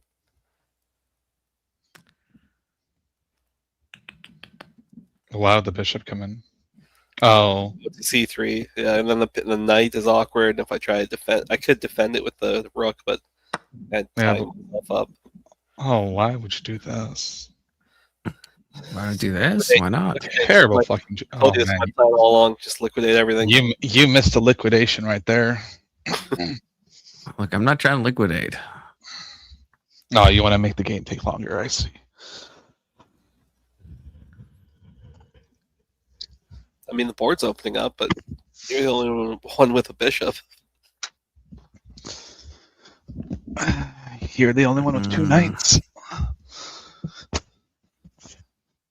Knights are the most annoying fucking piece in the game by far. I hate them so much. Would you rather have two bishops or two knights? It's the classic. Oh, definitely two. No, that's everyone would agree on that. Two bishops. Yeah. Two bishops. If they're so. If you have like open lines though, it's so easy just to box them out of the game. I feel knights at least you have the maneuverability. If it's a super closed position, then yeah. But in most cases, yeah, the bishop pair is, it's the reason why the bishops are seen as slightly better. Bishops, two knights or a bishop and a knight.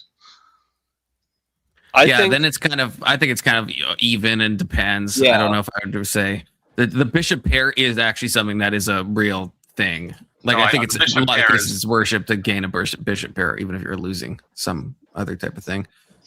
Oh man, I really want to. Yeah, this is like I feel like this position is probably even in my guess, unless I would say it's even. Yeah, I have I can see a flaw already. I want to move my knight, but How passive am I gonna go? Eventually, you just have to do that. Do something, right? That's true. I could just make a break for his king, but I don't have the material over there. I think. Oh, I feel like.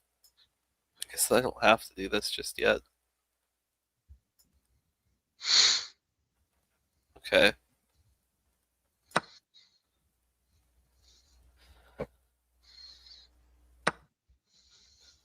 Ooh, okay. I'll leave you with that isolated pawn. Okay, I'm not gonna give us both an isolated pawn. This is my end game advantage. Confluence is deceiving you. He is a different planet. So this move looks good, but does it do anything? All right, well, whatever. At least the board's opening up a bit.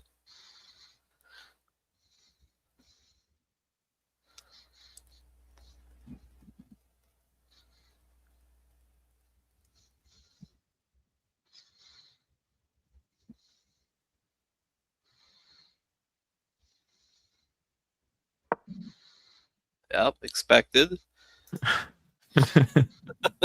Oh, okay. Shit. Yeah. Oh, okay. Well, that was all right. Well, there we go.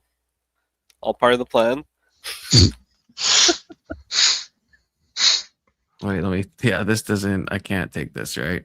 Bam, bam. Wait, can I? Wait, hold on. Take. No, I can't.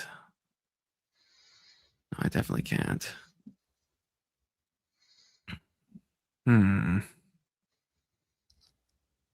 Tricky. Okay.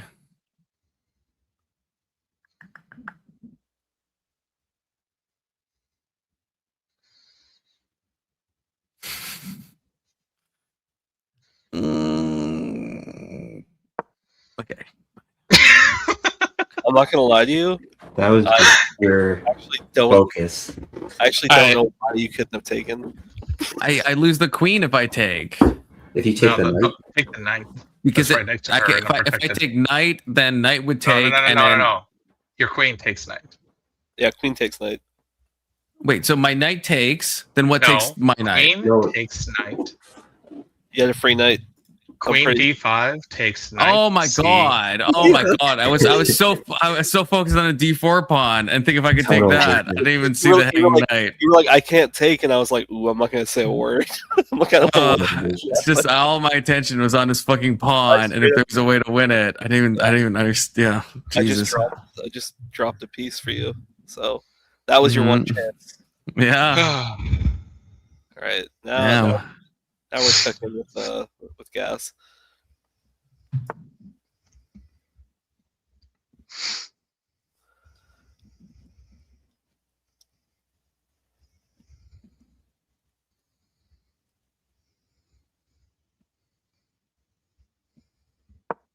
Yeah, I mean, you're also playing well. To be fair, What is it with this? Like, you guys are just like reaming each other here. I mean, come on, guys. That's some competition. Get some testosterone in here. Putting pressure on that pawn. I'm afraid Sticker Johnson is just gonna say we'll play another game, and he's gonna block me. So I'm trying to be nice. True. The question is, do I care about that pawn? You probably should if you think about it. As long as that pawn is holding a lot of shit together. Okay. I say that, then yes. Just wanted me to look at it.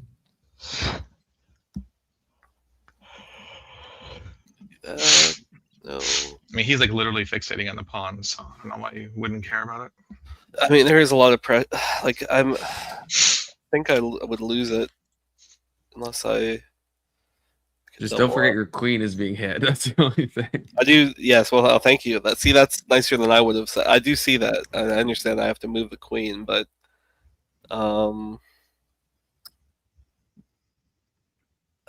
you could kind of bully my queen a little bit, though. That's a plan. Did you? All right. Yeah. All right. I guess like. I'm not really sure how you could bully your queen. This was pretty much.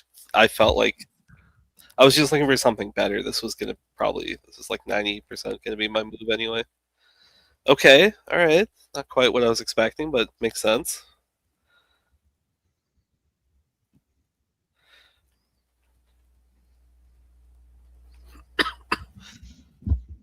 This is historically a terrible idea, but it's a chess player in me.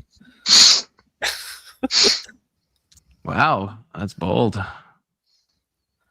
That's real bold. Fortune favors the bold. That's saying, Possibly. right?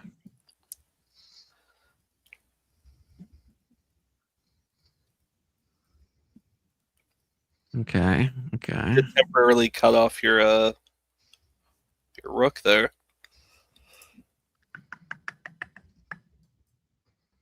Oh shit! Okay, that's okay. Oh, okay, now I got focus. Oh, you got tactic? Oh, okay. No. He just realized what you were gonna do. Yeah, with this. I've been inching towards your king this entire time. That was part of the plan. That is actually what the game is about. Yeah. In case anyone was uncertain, the king is the goal. I think I feel good about this, but okay, yeah, that makes sense. All right, circling a pawn, you know. I was also perhaps expecting this. Okay, well, now we're both in a bit of a pickle here. Yeah. I guess I sort of have to do this. Oh, interesting. I totally thought. I guess that makes sense. For some reason, I thought that you were gonna take with the bishop, but I guess this. Well, then I've lost a bishop with pawn takes. Yeah, you would have. You could have not also going down material like that. Boom. Ripperoni. And then you're probably gonna. Oh, okay. Honestly, Young Christian, good to see you. This feels like it's heading slightly towards a draw. Hey, young Christian. Like, these pieces are coming off the board. I don't see. I don't see just like a devastating move for either of those. You had a devastating move. Did I? Fuck. I don't know, like pawn takes. Oh, maybe pawn takes is devastating. Is it? Wait, no, because I just queen c6. Oh wait, no, pawn takes. Oh, that is that because then I can't defend the bishop. Actually, I think that would be devastating. I think. No, you can defend the bishop. It just But I'd lose the queen. Like if pawn takes in this position, you have a rook on d8. my queen's hanging, but my queen's hanging, right? And my bishop's hanging from the pawn. If in this position he had taken with the pawn, right? Then it's like at that point you would just take the pawn with the queen, force trade. No, then he takes with the knight, and now I lose a queen. No, it'd go pawn takes pawn, then bishop takes pawn. Then it would go, I think. Rook takes. No, it's his turn in this case. It's his turn. So if he takes, what do I? If I take, I can't take with the queen here because then I would lose the knight. You take. Then I lose the queen. Yeah, you take his queen as well. Yeah. How? Oh wait, I see what you're saying. Okay, I take his queen. Okay, God. Okay, so. And then he takes your rook on D, and then you take his rook. And basically, you're left with a knight. You're left with a bishop and a rook. He's left with a knight and rook. He takes. Yeah, maybe. Okay, I'll have to. Yeah. Okay, so but this is the one we're in. Yeah, I hear force the trade. Two rooks are. I think with best play, I can just get the rest of these pieces off the board, and then. Yep. Maybe my isolated pawn will prove to be a strength. Who knows? Or you could take. Okay, that's what I thought you would do. I guess it makes sense just to recapture. Not dropping the pawn just yet. Probably still will lose that pawn. And then what? You can bring your rook over. Coordinated though. This does look a little drawish. Ooh, okay. Yeah, there's still probably some. The tactics don't seem as obvious. There's no. But yeah, it's still okay. That's what I expected. And then does this follow up work? I feel like it. Not really. I'm concerned on what you're gonna do. No. Concerned for me? Concerned for you? No, you have to. Fuck, dude. I just, like, I hate when you're in chess and you just, like, if I just had that one extra move. Just. Can you just let me move twice this time? Please. Like, I see what I want to do. I just doesn't. Yeah, I have enough time that I'm gonna take a pee. Okay. Yeah, good call. I'm actually running lower on time now. I can still hear you though, so don't reveal your plans to Sticker Johnson. Just quick ask ChatGPT what it would do in this case. Okay. I'll just move so that he runs out of time. Still do this. True. Move so he runs out of time. True. Oh, that is a smart idea. Well, I guess I'll take my time making my move. I definitely haven't made it yet.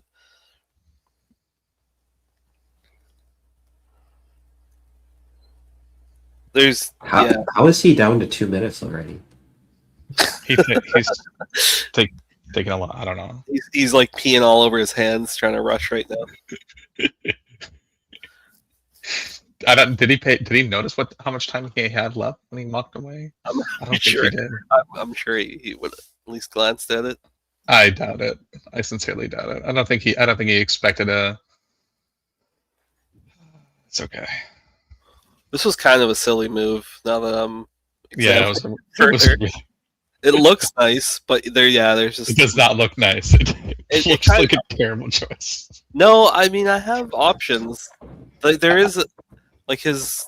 I don't want to say it out loud, but. I'm just noting that there's a side that's currently completely unprotected, and at least two things are aiming right at it. Just saying. Nah, it's fine. Yeah, sure. Y'all trying to make me pee on my hands. No, I did see how much time I had left. Okay, Alex, I did. I never said 2 minutes. Keelan, no, I know that was a lie. I am trying to play actively because I think this still is not the clearest thing. He still has some stuff to contend with. Oh, okay. Huh. Just take my knight. Yeah, Bishop takes knight. It seems like a great idea. Come on, just use your queen.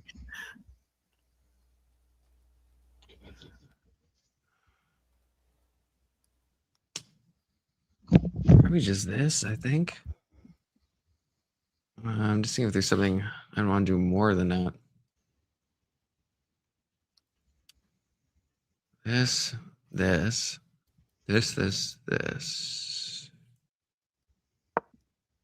Yep. Okay. So you are letting me potentially take that pawn. I thought maybe, but it's kind of a useless pawn, right? It's probably not even worth snapping up. No, but it does reprotect the pawn that you have up there. However, it also isolates you from. Yeah, it like puts me on the other side of the board. I don't have a runner, so I mean it's interesting. I thought he was gonna do rook f7 to protect that file. Well, actually, I guess he couldn't because of my knight. Interesting. Yeah. I thought he would do rook b7 personally. Oh, that would okay, that would have done the trick. Yeah, possibly a better move. You're right. I could re-protect that pawn because then if he takes, well, he can't take the pawn either way. He's got 3 pieces in a line right now, and they're all useless at the moment. Well, let's see. I have to move my queen, then he takes my knight. Pretty much have to gotta recapture, and then he loses a rook. Discovered on the queen. Well, no, you guys basically trade rooks. You guys basically each lose your bishop, knight, and rook. I was gonna offer a queen trade, but I think this might be free. All right. Are you gonna double? Oh, okay. All right. This is exactly what I wanted. Fuck. Is it? No, not anymore. God. All right. Well, that's. This is not getting. Dude, all three of my pods are disconnected. This is a travesty. I would say it could get worse, but I'm not sure. I mean, this is essentially resignable, but all right, I'll play it out.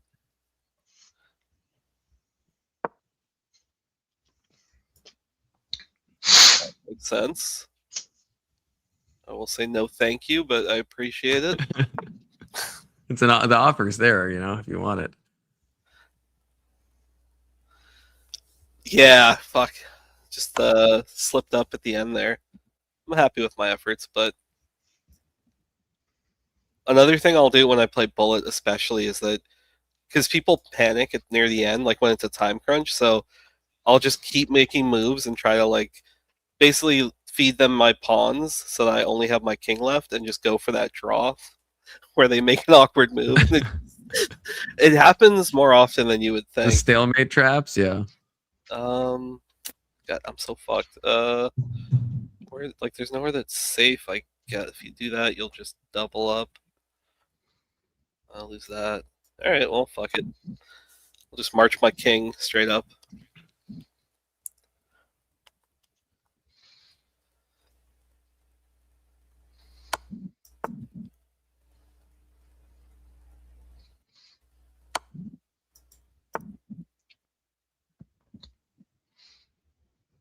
It's always hard to know how to exactly end this, though.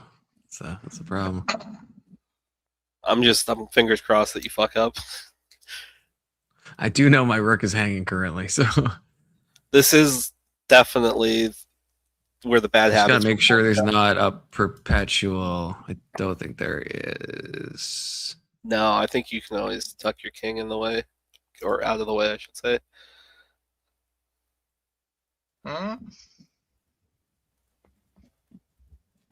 Yeah, I don't have a perpetual. There's no further checks, and if here, still here, no further checks. Fuck. Your best bet is to just hit E6 from my perspective, but just gonna delay a little longer. That's what I was thinking, E6, or I could do C8. I have a single check in my disposal, and then I think I pretty much. C8 means E6. At least you're in the column to defend your king to some extent. Yeah, that's true. E6 would be fatal. E6 is fatal. I mean, it's my only move, essentially. I don't know why I'm overthinking this. You're in check. Oh, I'm in check. Oh, I didn't even notice that. Okay. Oh, that's valid. It's fatal. I tried to make the move, and it didn't let me. No, it's like, hey now. Yeah, the problem now is I can't defend F2 and A4. So I think what I'm not going to delay the inevitable. I think that's a good point to call it. Yeah. Fuck, dude, this game review, it says I had a miss. I did have a miss somewhere. Yeah, I want to just go through this real quick, okay? Let's see. All right, I'll go back to your stream actually, because watch the same breakdown. Oh god, yeah, we both played pretty terribly. Pretty terribly. 67 and 64.5. Holy shit. You did get one of the exclamations though. It's pretty good. All this. Okay, so starting at Caro-Kann. Yeah. Yeah. All this is you played the opening really well. I mean, this is all solid. Yeah, that was definitely questionable. Okay, wait. Here I had. Did I? Oh yeah, I missed it. It wants me to just take the queen. Trade. Okay. Trade. You're just. Oh, and then pin the knight. Yeah, because then why? But if I pin, why not just? I was thinking about this, but why not just this? Then I think I can take the. Oh, right. Then I can snag. Okay. All right. Oh, and I guess even here I could just take this. Yeah. Although it doesn't like that as well, but I'm still not losing anything there. As well. Yeah. It said I had a miss in there somewhere. I guess I had at least one opportunity. Oh, So this is a blunder. Why? This would have been because my right. That's where the knight was just hanging. Yeah. We're just blatantly fucked up. Yeah. You're like, I can't take that. Yeah, of course. Question mark. Yeah. Oh, yeah, this was a miss too. So kicking the knight. What else could I have done? Because this is what if I move the knight, then you hit me with queen takes f7. That feels like GG. Yeah, no, it's not GG. You would just move your king. Yeah, you could tuck your king. I know, but that's this pawn's isolated. I mean, that would be right. It looks ugly. I agree. But it leaves that. That's what it wants. No, that's what it wants me to do. This attack the queen. Yeah, that's I think that's probably the only move. Because if I move here.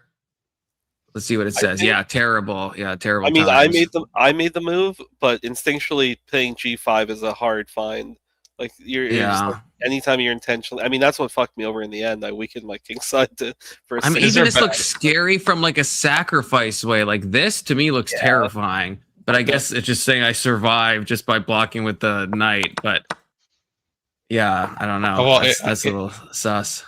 It takes a knight and a pawn away from him and leaves you with 2 pawns down. So well, so and a very open king, which the computer says I'll survive, but I mean, I don't know. Well, yeah, because none of his rooks or anything else are on that side right now. So I shouldn't have taken this knight. It wanted me to just take the pawn. Mm-hmm. Leave the tension. Because you were leaving that knight was pinning that knight was pinned to his queen. Yeah, so my move was forward, like I pretty much. Oh right, and this is what we talked about. Yeah, if he took this is where I thought I was fucked. Okay, so let's follow it out. This is what Alex was saying. Yeah. Oh, so it's not the worry is not rook takes. I don't think. I guess it's not. The worry is knight takes. Knight takes. And then now I'm down material. Oh yeah, now I'm down. Now the best I have is to trade the queen for 2 rooks, but I'm still down material. Now it's 2 rooks against a queen and a knight. Okay, so but your rooks are both on that side of the board at that point too. But and my king's wide open. Yeah. Again, when the computer engine is playing, it's like some of this stuff. I'm like, yeah, humans would never do this. Level, yeah. Even wait, how is this? How is this a miss? Because this, like, you can't take this. I guess it's probably just. Well, you can. I guess you can take this. You just can't then take this. Is what happens.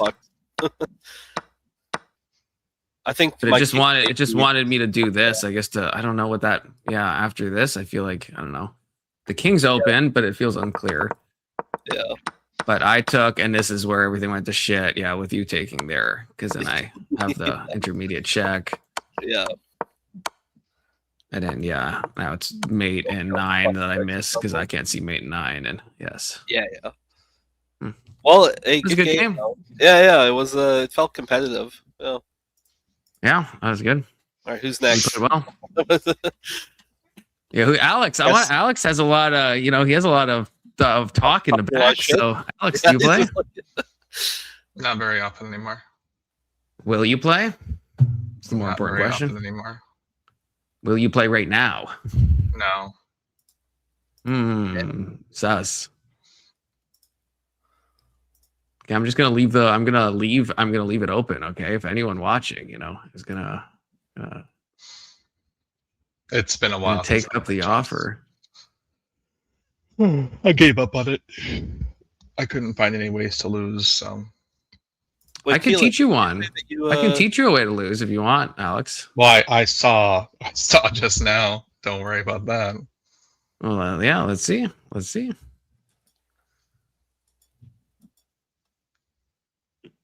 How did I set this up before? Custom challenge.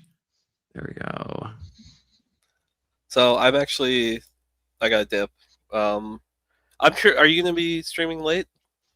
Sometimes you do, sometimes you don't. So I'm not really. I'm not sure exactly. Not sure. I mean, it's totally fine either way. I need to have something to eat, and one of my pet peeves is people who eat on mic.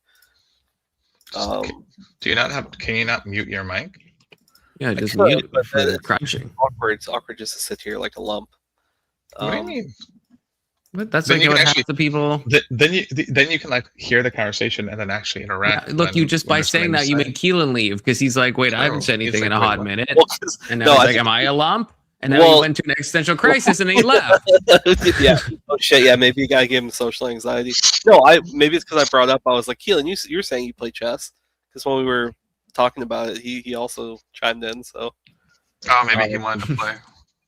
But yeah, I don't know. I just find it weird if I'm just sitting here. But if you're still streaming, and whenever I'm done, then I'll definitely hop back on. How long does it take you to eat? It's a good question. We'll find out. It shouldn't be a good question. It should be an easy question to answer.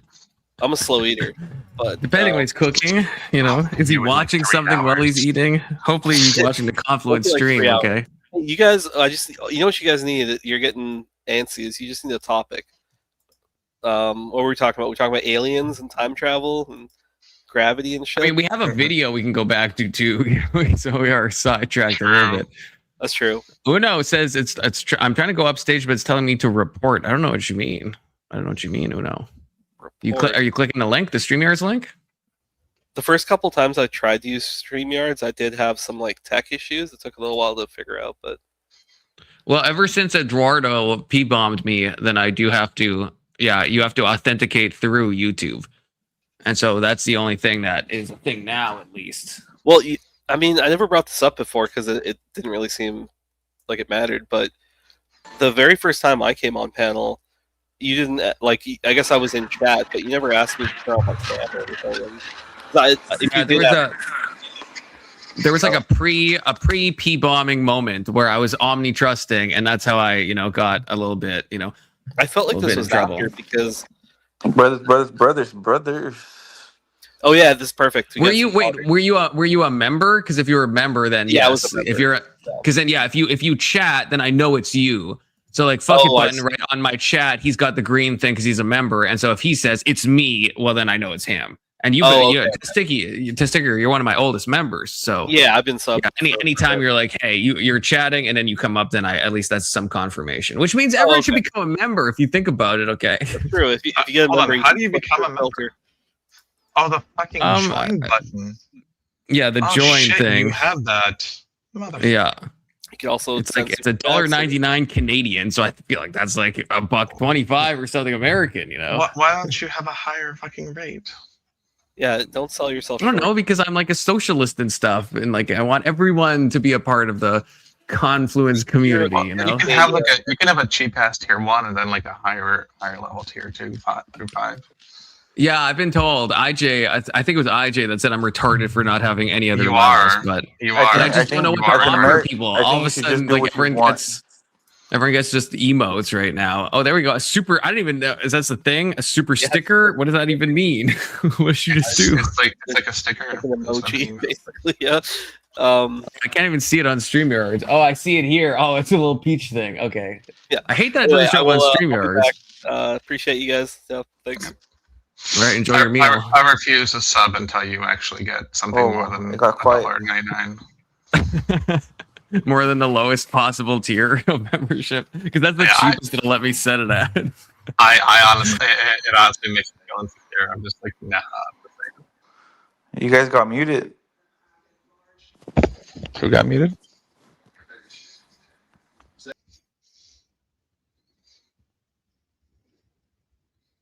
Test. I hear you.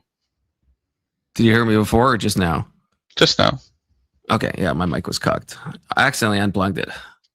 Oh, I see.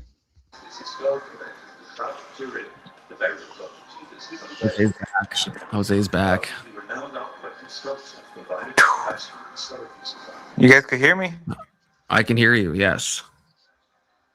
You got home safely? Good to see. Why can't I hear you guys? You're not, yeah. I don't know. We hear you, we hear each other. Sounds like you're the problem. Can't hear you guys. Test. Yeah, your audio is maybe refresh. Well, I guess I don't know why I'm giving you audio advice if you can't hear me audibly. Yeah, I was gonna say you're kind of wasting your time. Yeah, doesn't really make sense. He might be back. We have this video to go back to. Alex, how do you feel about that? I don't give a shit. I'm just tired. I feel like I'm gonna have to go to sleep here soon. Oh, whoa. I don't want to, but You were up pretty hey, late he can hear us yesterday. now. So, man, so what do y'all want to talk about? I need some training. I don't know. I'm not sure. Yeah, I don't know. Jose. We were watching a video before, and then and then we went into the Iran stuff and into Muslim stuff, and then you said you're a Muslim Mexican or something, which I'm like, I still don't think that's actually even technically. Yeah, man, Allah, I don't think that's even technically possible. There's no God worthy of worship but Allah, and Muhammad was his final messenger. Who said that? Me, Jose Cantu. Say it in Arabic, though. No, I can't speak Arabic yet. I'm a newly found Muslim. Then how do you know what it says? Because really, come on, man. There's translations everywhere. We're in 2026. Well, I mean, sure there are, but no translations as good as yours. Yeah, correct. It's about what you believe, you know. It's about how did you become a Muslim if you're like Hispanic coded and you're in what, New Mexico? No, Texas. You said, right? Because I used to be a historian, and then for some reason I just started to try to look for God, and for some reason God is part of our history, and then it all led back to there's only one God, from Adam, from Noah, from Abraham, from David. You know what I'm saying? All of them was the same God, and then Jesus came, and after Jesus came Muhammad, and it was all the same God. Right, but you don't think Jesus is the Son of God? I think he called him Father because he didn't have a father. But he is in our scripture he is the son of Mary. He's known as the son. Who was his father? The word. So like the way it happened. I'm just gonna tell you the way it happened. Wait, hold on. So God was his father directly? Well, God created him the way he created Adam. Like he just through his word, you know. Is that how Muhammad was created? No, correct. Muhammad was created like me, you, and everybody else. Why was Christ created so differently then? That seems because, and then let me take you back to the Catholics. So the Virgin Mary, she was asking for a child so she could raise to only worship God, and then God listened to her, and then he sent Gabriel, and Gabriel told her, well, God has heard your prayers. He's gonna make it happen. And she said, how is it going to happen if I've never been touched? And he's like, well, God says he is. He just says it, and it is, you know, and that's how it happened. I know, but why only once in all of history? Well, because I mean that's the way he played it out, you know. It's his creation. I don't know. I mean, he created Adam and then he created Eve, but then he just creates. He calls it as so that we could witness his miracles again. You know what I mean? Well, nobody witnessed it. It was like literally non-witnessed, right? No, it was because everybody knew that the Virgin Mary was a virgin, and then she came and had a child. Did they know that though? I don't think anyone knew that. I think they just had to take her word for it. No, some girl claimed that, and she's like, "No, I didn't fuck around." Do you guys know the story of John? You guys know the story of John the Baptist? Yeah. Yeah. Well, his parents were like 90 years old, and they weren't able to have another child. So when he came in the same way, like the angel went and told them, like, God's gonna give you a child, and they said, how? We're old and blah blah blah. And then he said, well, what God says is, and it happened. So Jesus and John the Baptist are really cousins, you know. Oh wait, so John the Baptist's father was actually God too, directly? Well, yeah. He came in through like his like he allowed it to be, you know, because his parents were his mother can't have no more kids, and his father was old. But he was. But wait, I don't know what. But John the Baptist is still conceived by a man and a woman. Yeah. Yeah, but at 90 years old though. Yeah, but so that's like that's kind of Abraham coded, right? That's happened a few times. That's not same as that's not the same as a virginal birth, you know. Yeah, but it's still by the command of God. Right. Because they weren't trying to have any more kids because they were old and they couldn't, you know. Yeah, but you think they didn't like get a non-cell after that? Physically and naturally, they couldn't. Well, I mean, at 90 years old, most women don't have any. Yeah, so exactly. So God, children, so when when they were in doubt, the angel told them, "Well, when God says something, it is." And I guess I'm asking, like, was John the Baptist literally fathered by a man, or did he just come from God and the woman? God gave the man and the woman the ability to birth at that age. Okay, so he came from two human beings. Yeah, but in bloodline, they're related. So then why didn't just God do the same thing for Mary? Why do the virgin thing? Because so that us people, so we could recognize the miracles God does. I feel like that's not like the cleanest way to do that, but maybe. Well, yeah, it's just like that picture that you have on your little screen. I mean, like what picture? The picture of death that you have, like that's an actual, like when he was created, like God told him, like he death didn't want to be death, but God told him death was like, why are you going to make me like that? Everyone's going to hate me, but God said like, don't worry about it. I know what you don't, type deal. And you see there's people like you. So if that's what happened with death, then why did Jesus have to beat his ass? Huh? Say again? If that's what happened to death, then why did Jesus have to beat his ass? Wasn't that one of the things that? Or I guess actually, how was sin ever redeemed, or do you not believe in sin to begin with? No, I mean I don't think somebody was sent to die for our sins. Like, so then what happened? Well, people didn't want to listen to the word of God, so they killed him. No, well, I mean, so what I'm saying is we sacrificed animals for such a long time. Does Islam believe that was in vain, or how do they resolve that we don't sacrifice animals anymore? Oh, well, I mean, like, no, you cannot compare sacrificing an animal to a child of Adam. You get what I'm saying? We're not animals. No, I mean, are you Christian? According to the Old Testament, right? God demanded sacrifices for our sins. Yeah, but the God also says that those people did what they did, and we're not going to be judged on what they did. So you should not supposed to compare yourself to those people. Like. When did he say that, though? In the books. Do you know the Abrahamic religions? Yeah, I know. I don't remember I don't remember the Old Testament ever saying you can stop sacrificing shit. Yeah, in the Quran, it says, "Why do you dispute over Moses and Jesus if they were from completely different times?" It's just like right now, like so for instance, did Jesus' coming absolve us of sacrifice? Well, no, Jesus is gonna come back to make you guys realize that you weren't supposed to be praying to him.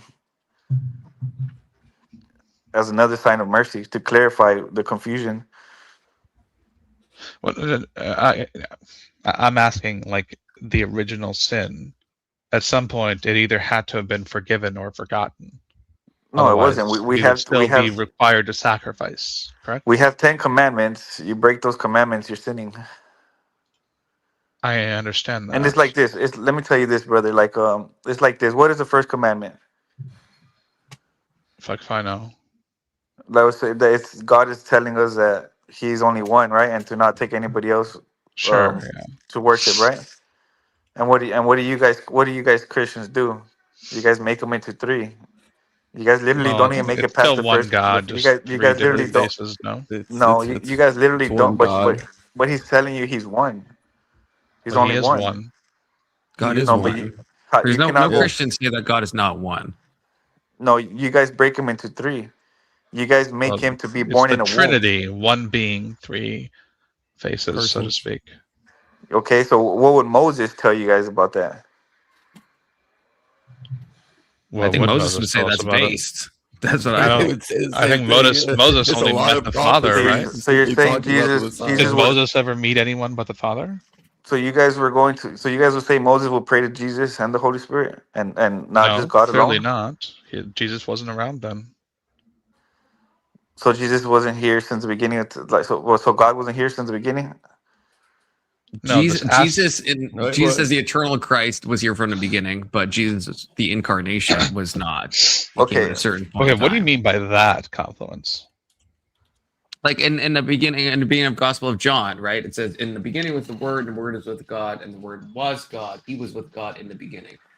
And then it goes on to talk about the incarnation experience, right? So there's something eternal about what I mean is time and space. Why wouldn't Jesus have come into being when God needed him to come into being, rather than having him there the whole time but pretending he didn't exist? Well, just know he incarnated at a certain point, right? But then before that point, did he exist? Even like as an actual no, separate. Yes.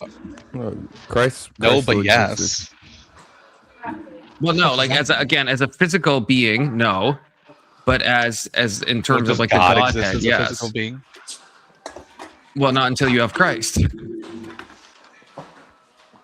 Right? The hypostasis, right? Fully God, fully man. And so that happened at a certain point in time and space, right? So God was never physical before that. No, yeah, God wasn't physical. God had manifestations in the physical, but that's there was no DNA of God before then. But like presumably Christ had a DNA when he was born. You know. Well, I suppose. Okay, let's DNA talk would about exist because there's an actual being to create it. So look at this. So let's say Jesus doesn't have a father, right? Like a biological father. Okay, so let's say this. In our world, Jesus didn't come from a nutsack, right? Correct. Yeah. Okay. So the he divine nutsack. Hold on, but he did come from a woman, right? From a womb. Yeah. Supposedly. Okay, so hold on. So if you were to run his DNA, whose DNA would he have? The woman's, right? Hers, yep. Okay, and if this woman and this and Issa were born between theoretically, it would be hers and maybe God's or some version of God's. It would. That's with the Issa. Dang. It would be hers, right? You're it would be for real Muslim. So if you were to run her DNA, what would her DNA be? Human. Right, but these people were born. They were born between what? I said it before. Between the river and the sea, correct? I don't know. Were they born between the river and the sea? Right. Okay. No. Look, brothers. You guys are Adam. You guys come from Adam. So I'm not trying to make you guys look wrong or bad or nothing. I'm just giving What about real you? knowledge. Do you come from Adam? Yeah, we all do. Us okay. four. Yeah, they were born between the river and the sea, obviously. Yeah, they were, right? But And technically, everyone was born between some river and some sea. Okay, let's without the sarcasm. Without the sarcasm, I don't really like sarcasm. I like. It wasn't sarcasm. I was just being technical. No, you're being sarcastic. What you're implying is they were born between the river and the sea, and what the Gaza Peninsula, as it's currently known. So yeah, and what is that land called? Israel. No, but okay. Now Judea. Hold on. I'm gonna give you guys knowledge on Israel too. Hold on. Ottoman Empire. Are you though? But do you guys know? Do you guys know what that land was called before Israel? Yeah, when the Romans renamed it as Philistinia to mock the Jews. Yeah. They named it Palestine. Right. Okay. That's why they. Why did they name it that? Why did they name it that? And it's a phi in Greek. Why did they name it that? Because there was 12 tribes. To mock the Jews. That's why. That's a historical thing. But what Jews? What Jews? The Jews that are there now, or the Jews who were expelled from there and with Moses? At the time, after you had the second Maccabean revolt and all that shit, and the Romans were like sick of the Jews. And so they expelled a lot of them, and then changed the name to mock them and named it after the Philistine. So all those And that's where 12 we get tribes, Palestina. it's when it was 12 tribes, it was the tribe of Judah, Issachar, the tribe of Dan. All of those people, they got grouped into one, and they were called Palestine. Right, by the Correct? Romans, Yeah, who were yeah. trying to mock And them. yeah, Yes. exactly. But it's just like America. It was America used to be called like all these different type of areas, and then they just grouped everybody one and called us United States of America. No. The 12 tribes were already seen as Israel way before the Romans. We're talking like hundreds and hundreds of years. Look at Yes. this. Let me tell you the story of Israel. Do you know the story of La David? ilaha illallah. I actually agree with that statement. I don't probably take it the same way that the panelist does. But still a goated quote, and goated to Sticker Johnson with the $2. Adam will be victorious. Remember, this world is between Adam against Iblis. You know, it's us, Adam, against the devil. So I'm just trying to give you guys some real knowledge. So what's it called? Where was that? Oh yeah. It's just what happened over there is the same thing that happened over here. They just grouped everybody up and named every the United States That's of not America. what happened. That's not what happened. There's like so many Old Testament records that talk about like the 12 tribes that are right of Judah that's called Israel, like in King David. I don't know, does Islam not accept King David? Because you have like 12 tribes throughout like all this stuff, like way before the Romans did the whole diaspora nonsense. Okay, so you know the story of what's his name? The guy that wrestled the angel, fucking Isaac. Jacob. Yes, Jacob. Jacob wrestled the angel, right? Yeah. Whenever after he wrestled the angel, then his name was changed to Israel. Yeah. Okay, then Israel had 12 sons, right? Yeah. And then from these 12 sons come these 12 tribes. So Israel is not a land; it is a DNA. It is a certain people. Do you see what I'm telling you? It is not a land.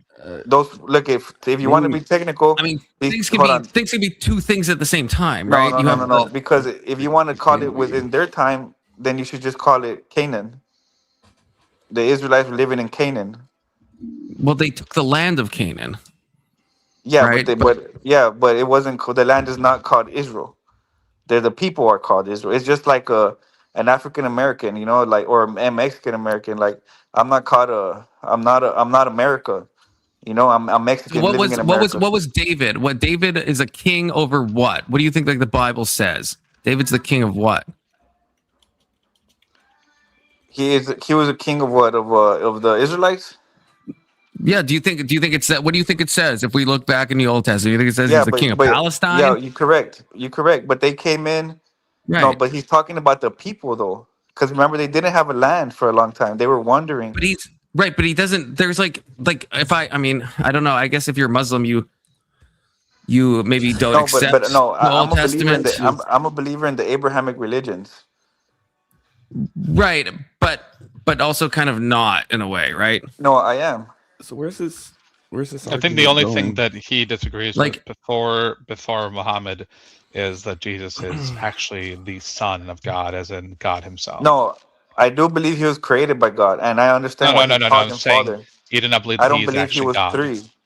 I want to go down this path for just a brief second. Just when you're saying let's get it. Like, and maybe you don't accept this, but like Israel is right. This isn't the Israelites, right? And this is all through this. I could pull up a ton of these, right? The prophets of Solomon, son of David, king of Israel, not Israelites, right? Israel became the name of the land, and yes, it comes from a person, but that's how all kind of countries work. Yeah, it was as a group, and it was called Israel. Okay, so I don't know what you mean. I don't like the whole I feel like you're trying to smuggle weird shit in. With the Romans named it Palestine. I don't give a shit about that. I care more about the people at the time and what they called it. Okay, so then just pull up the map. Can you pull up the map of the land of how the way they were spread out in the promised land, the Holy Land? Put the 12 tribes of Israel. I mean, some of it's probably a bit of a guess exactly what that meant. Well, the map. The land was known as Israel and Judah.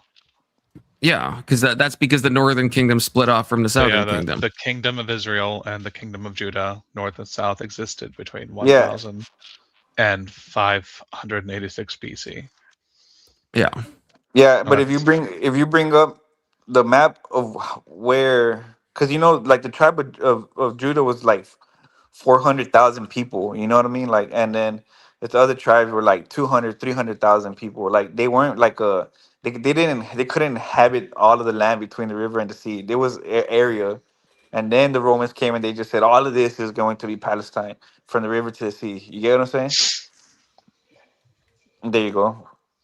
You see how like there's areas that are not inhabited by them up north. Look at that.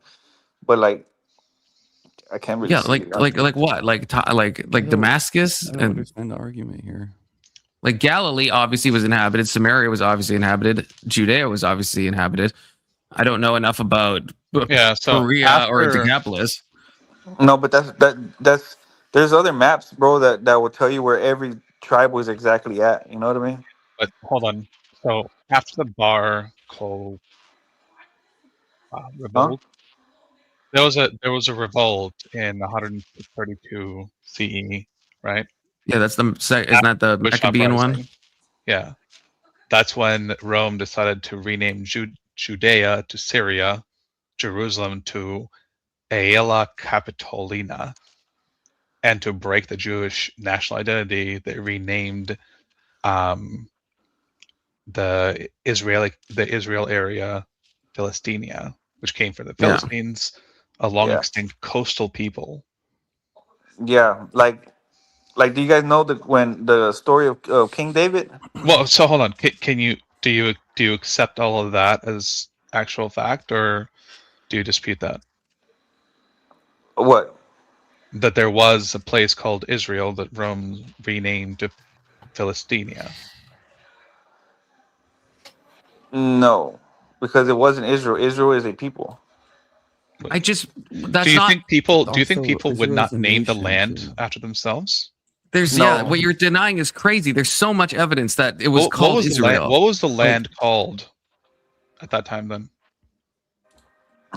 It's because you guys are not understanding what I'm saying. No, but hold on. You're making the implication that Israel is a people, which is true. Look at this. I'm gonna break it down into American terms. The people had a land at some point. Hold did on. they not? No, did they have a land? I'm going to explain it. You ready? Can you just answer my question? Do they have a land? It's because you want me to make you right. You get what I'm saying? No, I just want you to follow my logic train and then tell me why I'm wrong or where I'm wrong. Because like I keep saying, Israel, the Israelites are a breed, are a DNA. They're not a land. Yes, the Israelites are a people. Yes. Okay, and today Israel is a land.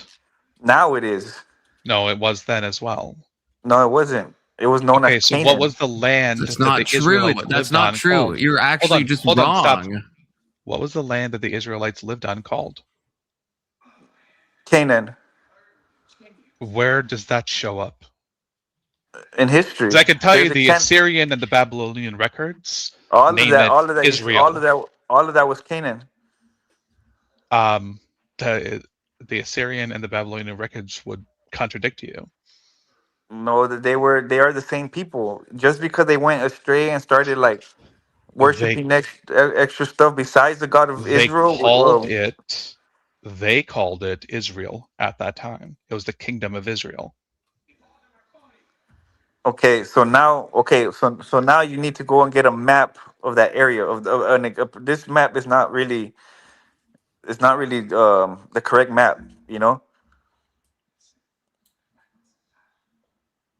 Do you hear me? Yeah, I hear you. I'm just trying to, I guess, show you a source because you feel like so this is the Antiquity of the Jews. This is Josephus, right? The Roman historian, 1st century, right? And many times in the Antiquity of the Jews, he talks about Israel as a country. Like in many times, this is a well regarded historian. This is where we get a lot of our knowledge about what went on in 1st century in that area. And in the Antiquity of the Jews, he says multiple times that he refers to Israel as a place. It was called Israel. That's why the Romans renamed it to something else. It wasn't called the land of Canaan. right? That's like way back in the day. It was called that. Once the Israelites moved in, obviously they would have, as a people group, they would name it.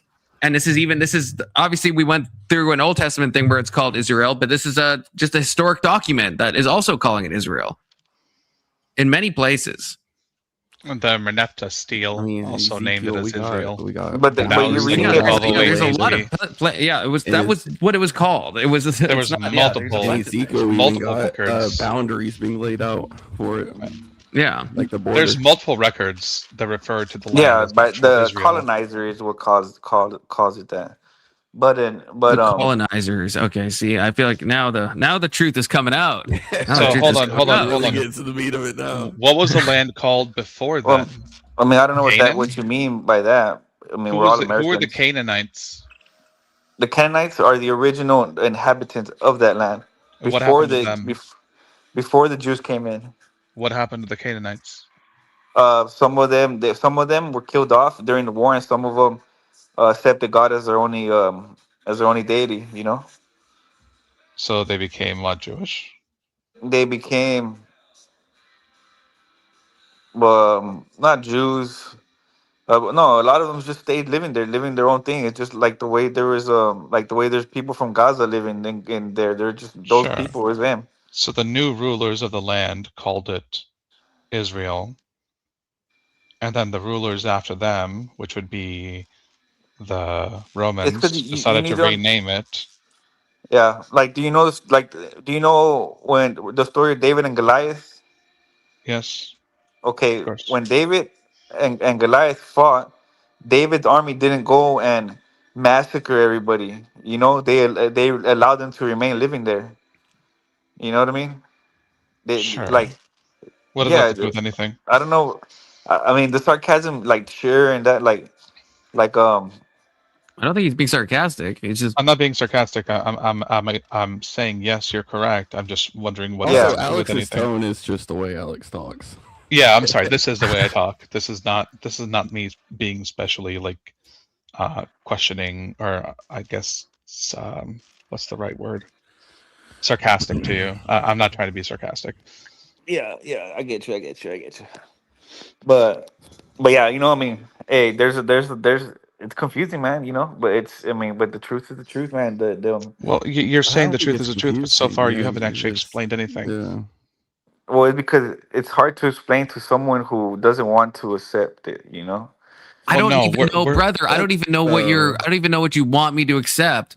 If you want me to accept that Israel was not called Israel, I've proven multiple times it was called Israel. If you disagree with that, then I guess you could show me something where you don't think that it was called Israel. Can I ask you a question, Jose?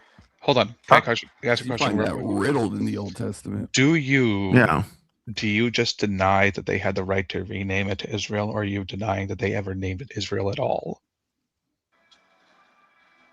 Okay. Ask me again. Do you deny that they had the right to rename it to Israel, or do you deny that they named it Israel at all? Well, I believe, me personally, I believe that they're naming it Israel to keep their lie going on. You get what I'm saying? No, back then, not now. Yeah. Back then. Yeah, do you mean 48, or do you mean like way back in the day? Like that's we're talking way back. Yeah, we're talking about before Rome, right? Before Rome took the area. Well, that's the thing, brother. Like, hold on, just wait. Israel. Let me explain. I already know. I got the answer. Israel had 12 sons, right? Sure. Do you know the names of these sons? No, of course not. Why the fuck would I know that? So you like knowledge then. Okay, I don't know the name of 12 people that I don't have any care about. If I sat down, I could probably think of them eventually, but it's going to take a hot minute. You know, I don't like Reuben. I don't know, Dan. There's some weird ones in there. Judah. Okay, so that's what they were. It would take me a while, and I might not get all of them. So that is what their tribal land was called. You know, like if you were to go over there during their times, if you looked up the tribe of Dan, their whole area was called Dan. You get what I'm saying? If you go look up the tribe of Levi, their whole area was the area that tribe inhabited was Levi. Right, but then when Israel had a king, right? When Israel has a king, yeah, but he was a they Jew. called the He was from kingdom Israel. Yeah, he right? was hold on. He was the king of hold on, but he was a Judean. Right, and the he land he was from the south. I know, but the whole land was called Israel, right? No, he was called the king of Israel because he was king of all of those tribes. But if you go to the, if you he go wasn't to called Israel, he was called the king of Israel. yes, because he was the king of France. That means there's a kingdom that I am apparently the king over. That's not what it called said. David, the king of Israel, right? Yes. Okay, so he was king of all of those tribes that came from Israel. But it doesn't say he's the king of the Israelites. It says king of Israel. Israel's a specific name of a person. So this shows that obviously the name of a person became now it's a nation, the nation of Israel. So how about this? So hold on. Hold on. Just give me a second. Listen to this. So was the king of Israel also the king of the people of Gaza during those times? I don't know if there was a Gaza at that time. No, Gaza has been there since like forever, brother. Since the beginning. If you look up ancient times, Gaza. It wasn't called Gaza at the time, but sure. No, it was. Gaza is where Samson died. Samson is a real person. So you know where you get your story of Hercules and all that. That's really Samson. So Gaza was Gaza part of the tribe, or were the modern day Gaza people there who are Palestinians part of the 12 tribes of Israel? Remember, they fought each other at first. Yeah. So is Gaza part of Israel at that time? No, it wasn't. Okay, so do you now see how all that land was not called Israel? Well, who said all the land? I'm not, bro. Come on. Oh my gosh, bro. What? Question. You said where we get this. What the do you believe heck? Christians believe in Hercules? Or What the heck? just saying that? Hold on. Just hold on, okay? What the heck? No, I mean, I know we're not gonna. With the way you respond and the way you take it, like there's no tricks we're not gonna here. get nowhere.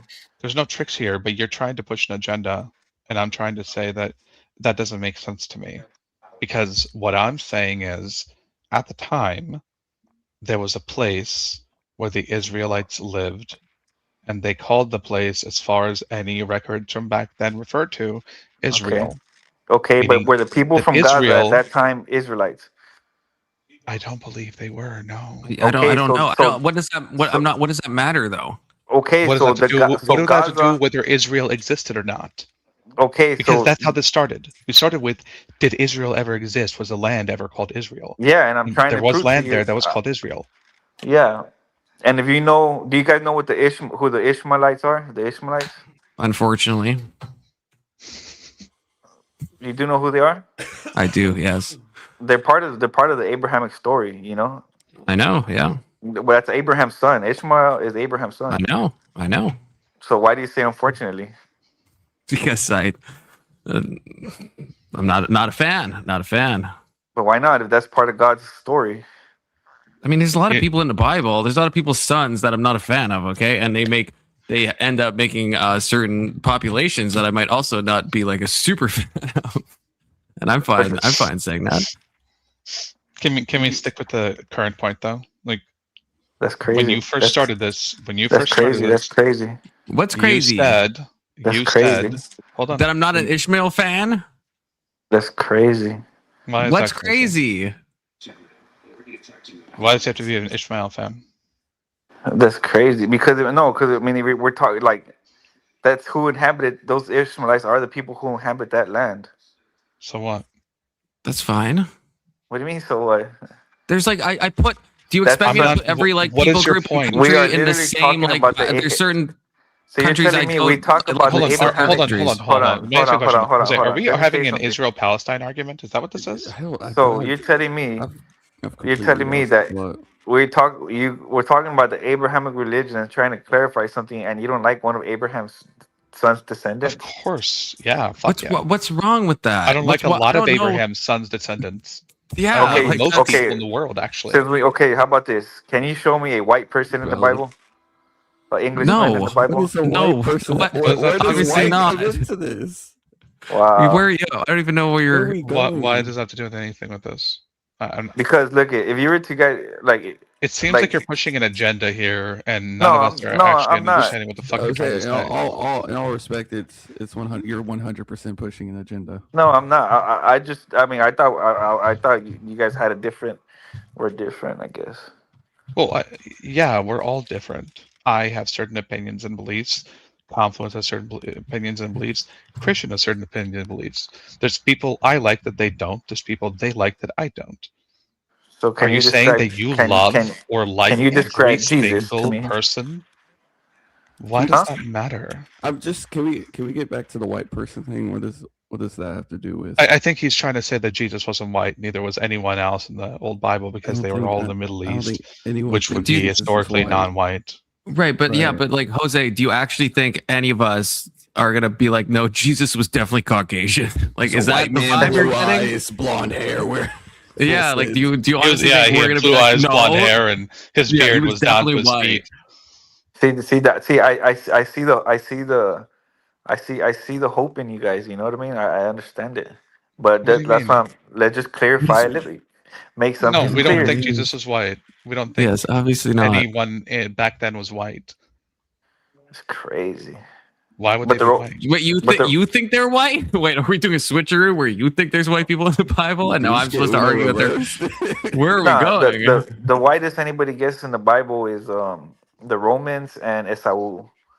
So then why? Wait, so why is it crazy Why'd you that say we're that's all crazy? saying? Yeah, what's crazy about that? That we're all saying, yeah, Jesus wasn't Are you white. saying it? There's Are you not no, saying like, crazy in a bad way? You're saying crazy in a good way. Like you met people that like aren't in a good fucking way. stupid. like you mean like in a- sick? That's sick. Like in a that kind badass of crazy. way.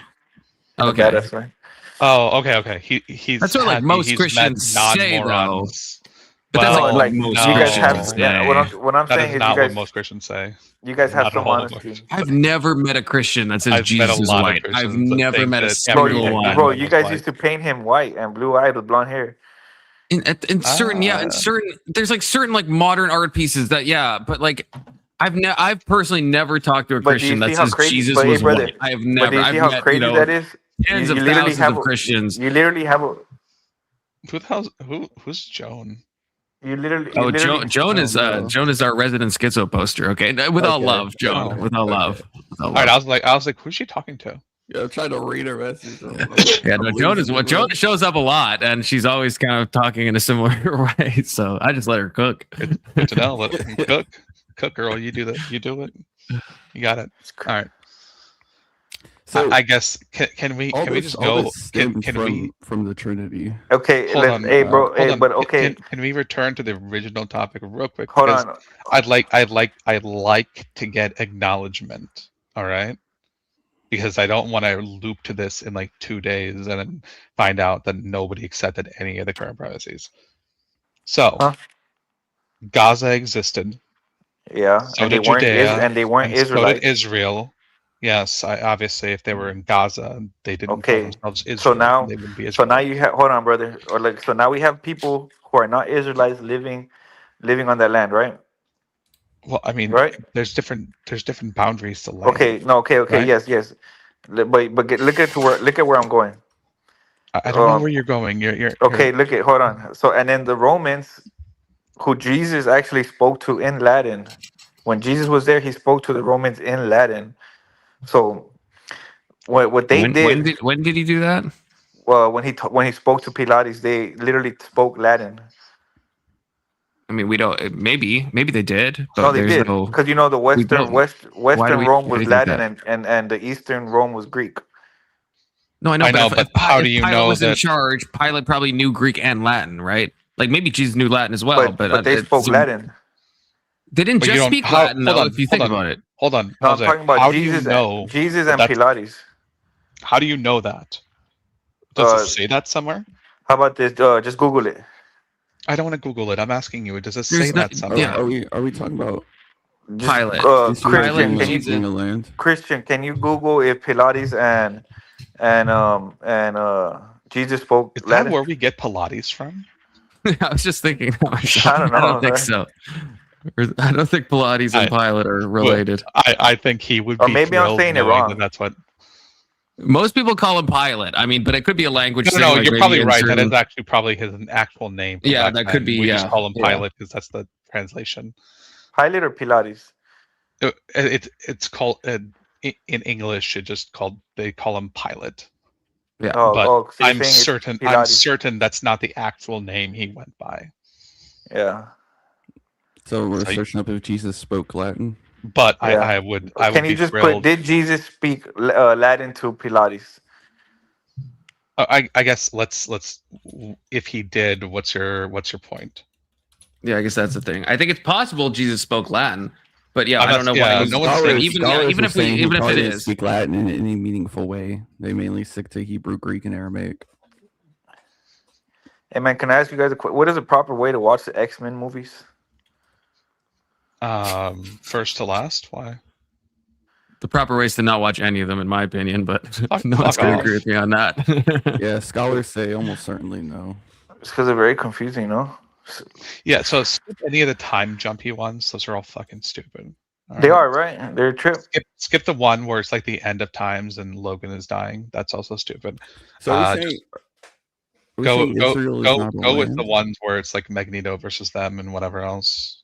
Like or you could just not watch any of the them originals. again. The originals if you for think damn about sure. it.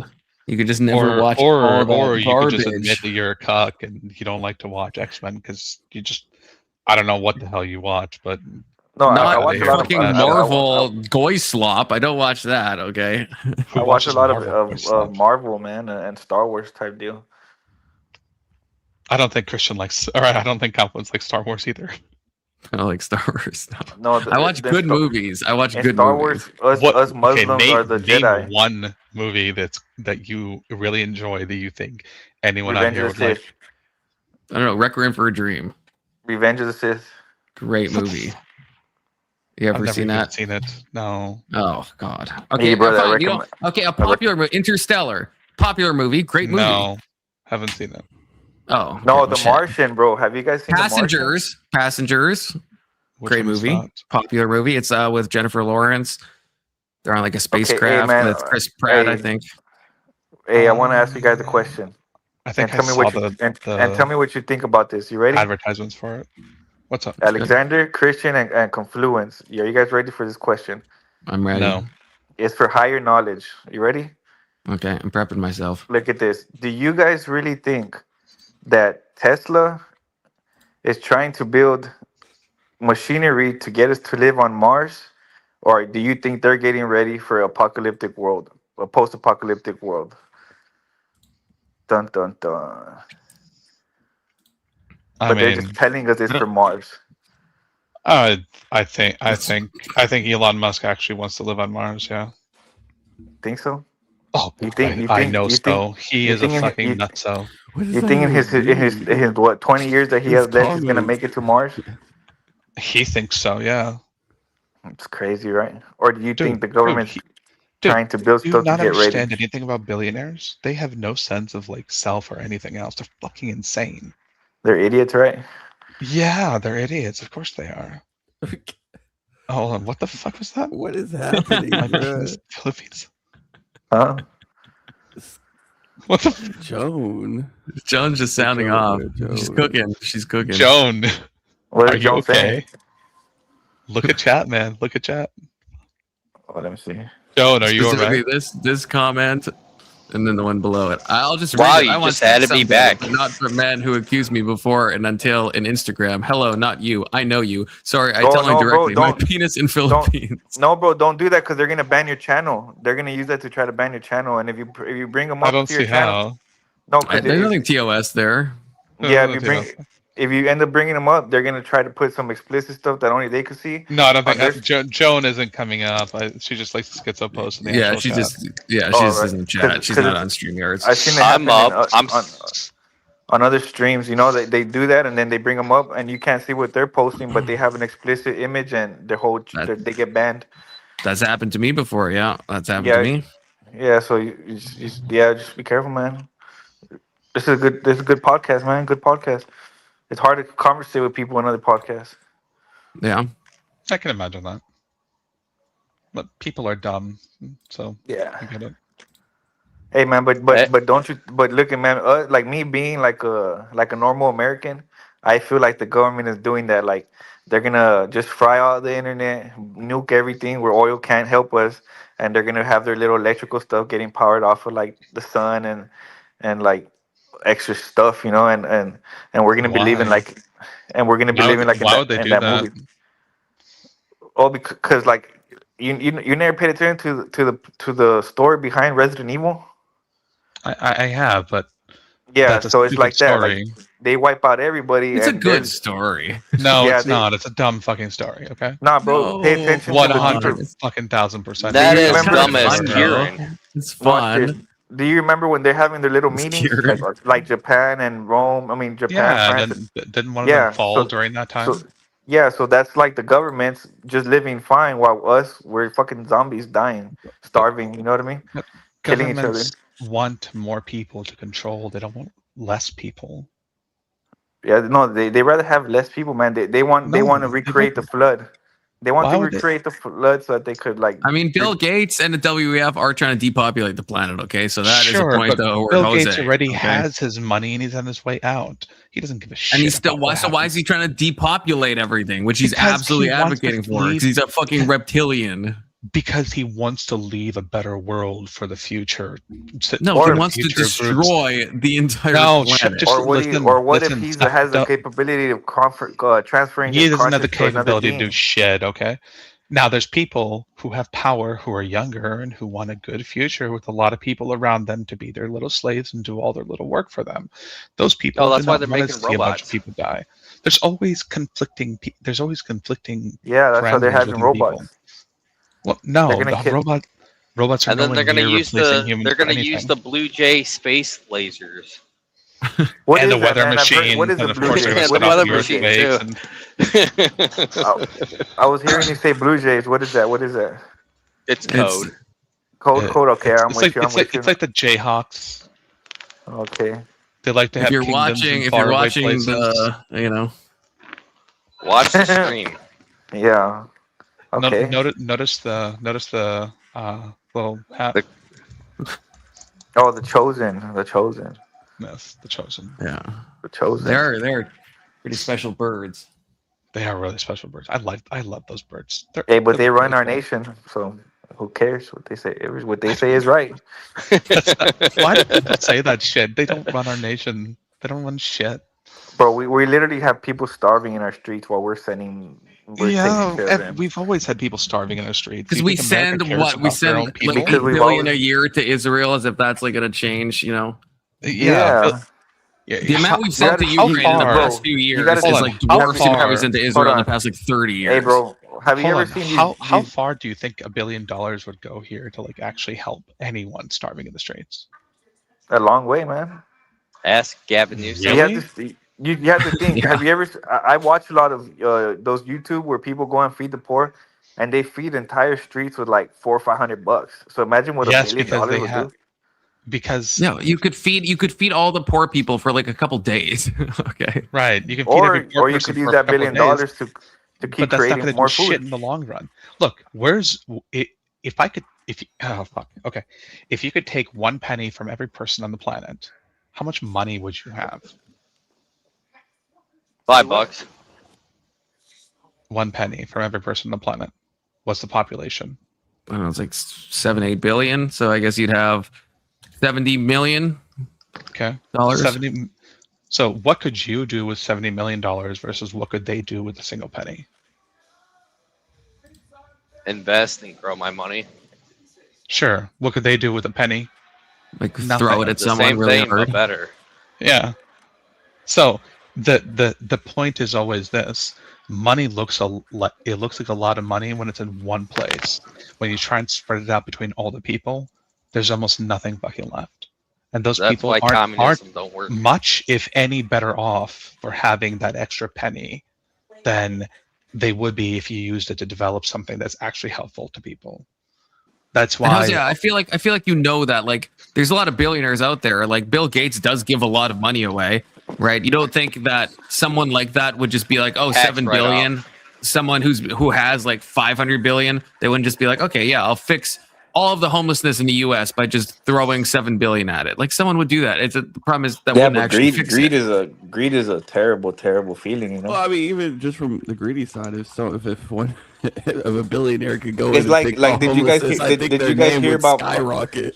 like yeah, did you guys exactly. hear about like you would be, everyone would love them. So any billionaire, that would just be an instant Hey, way for them to go down the history like, did you books guys and stroke have their you guys seen ego. that interview between what is it Carson and the guy that owns the Mavericks? What's his name? Cuban, Mark Mark Cuban. Cuban. Yeah, Mark Cuban is like, yeah, we need to donate to Ukraine and this to Ukraine so that they can have this and Carson asked him, have you donated to Ukraine? He's like, no, and it's like he's from over there. You get what I'm saying? But he has all these millions and billions of dollars. Jose, I have a question. Yeah. Do you eat pork? No, I don't, brother. How come? Because it's dirty. Like man. what's the significance? Just Because like it's it's dirty in the sense of like parasites or yeah, like they like I do believe that like if we were to be able to teach them not to be so filthy, maybe they'd be able to be consumable. But the fact that they're a greedy little nasty little animal, they just dirty, man, and I haven't eaten it in a long time, to be honest. Wait, you think it's the physical dirtiness of the animal? Yeah. But then you probably wouldn't eat like shrimp, right? As well. Oh yeah, I eat shrimp. They're dirty. Is that allowed? Is that allowed in Islam? In Islam, I thought it wasn't halal. Because like Jews can't eat shrimp. I thought you guys follow the same like. That's not very kosher food diet. But there's like a lot of things that have changed, man. Like the old times now, but yeah, I do believe we're not supposed to, but I do eat shrimp. But the thing says not to eat swine. The correct thing is don't eat swine, don't eat dead animals, and don't eat something that is not sacrificed to God. Animals you eat alive? Are you eating alive animals? No, like let's say you find an animal that gets hit by a car, like that. Oh yeah, you probably shouldn't necessarily eat that. Yeah, you see what I'm saying? So it's simple. Just people want to. Do you drink alcohol? I know you're not supposed to do that, but just do you personally? No, I don't drink alcohol, brother. Okay, but I've never really drank alcohol.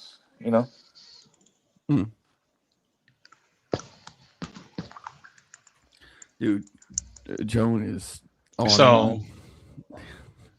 Joan is amazing. Holy shit! Is on one.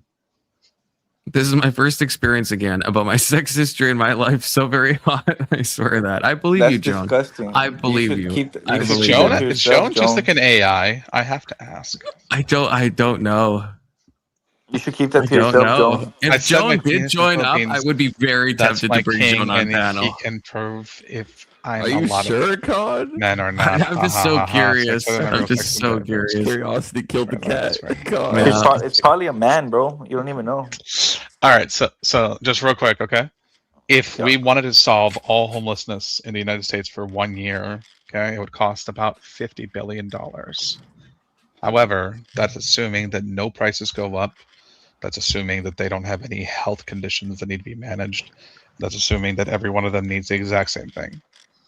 If you take in any other aspect of humanity, including the skyrocketing prices of building all these shelters and everything else, you're talking about $500 billion to $1 trillion, most likely. Speaking of the homeless, you seen that homeless guy that would be why no one has his solved hand, this. and he killed his whole hand from a needle. I said you see that homeless guy who's addicted to heroin. He put it in his thumb, and then he killed his whole fingers. His hands gonna have to get cut off. Yeah, well, that was a dirty needle. Then that was a dirty needle. Sounds like flesh-eating fasciitis. Yeah, that guy did not use an alcohol wipe before he injected. I'm gonna say that much. I think he had I don't think an alcohol wipe is good enough.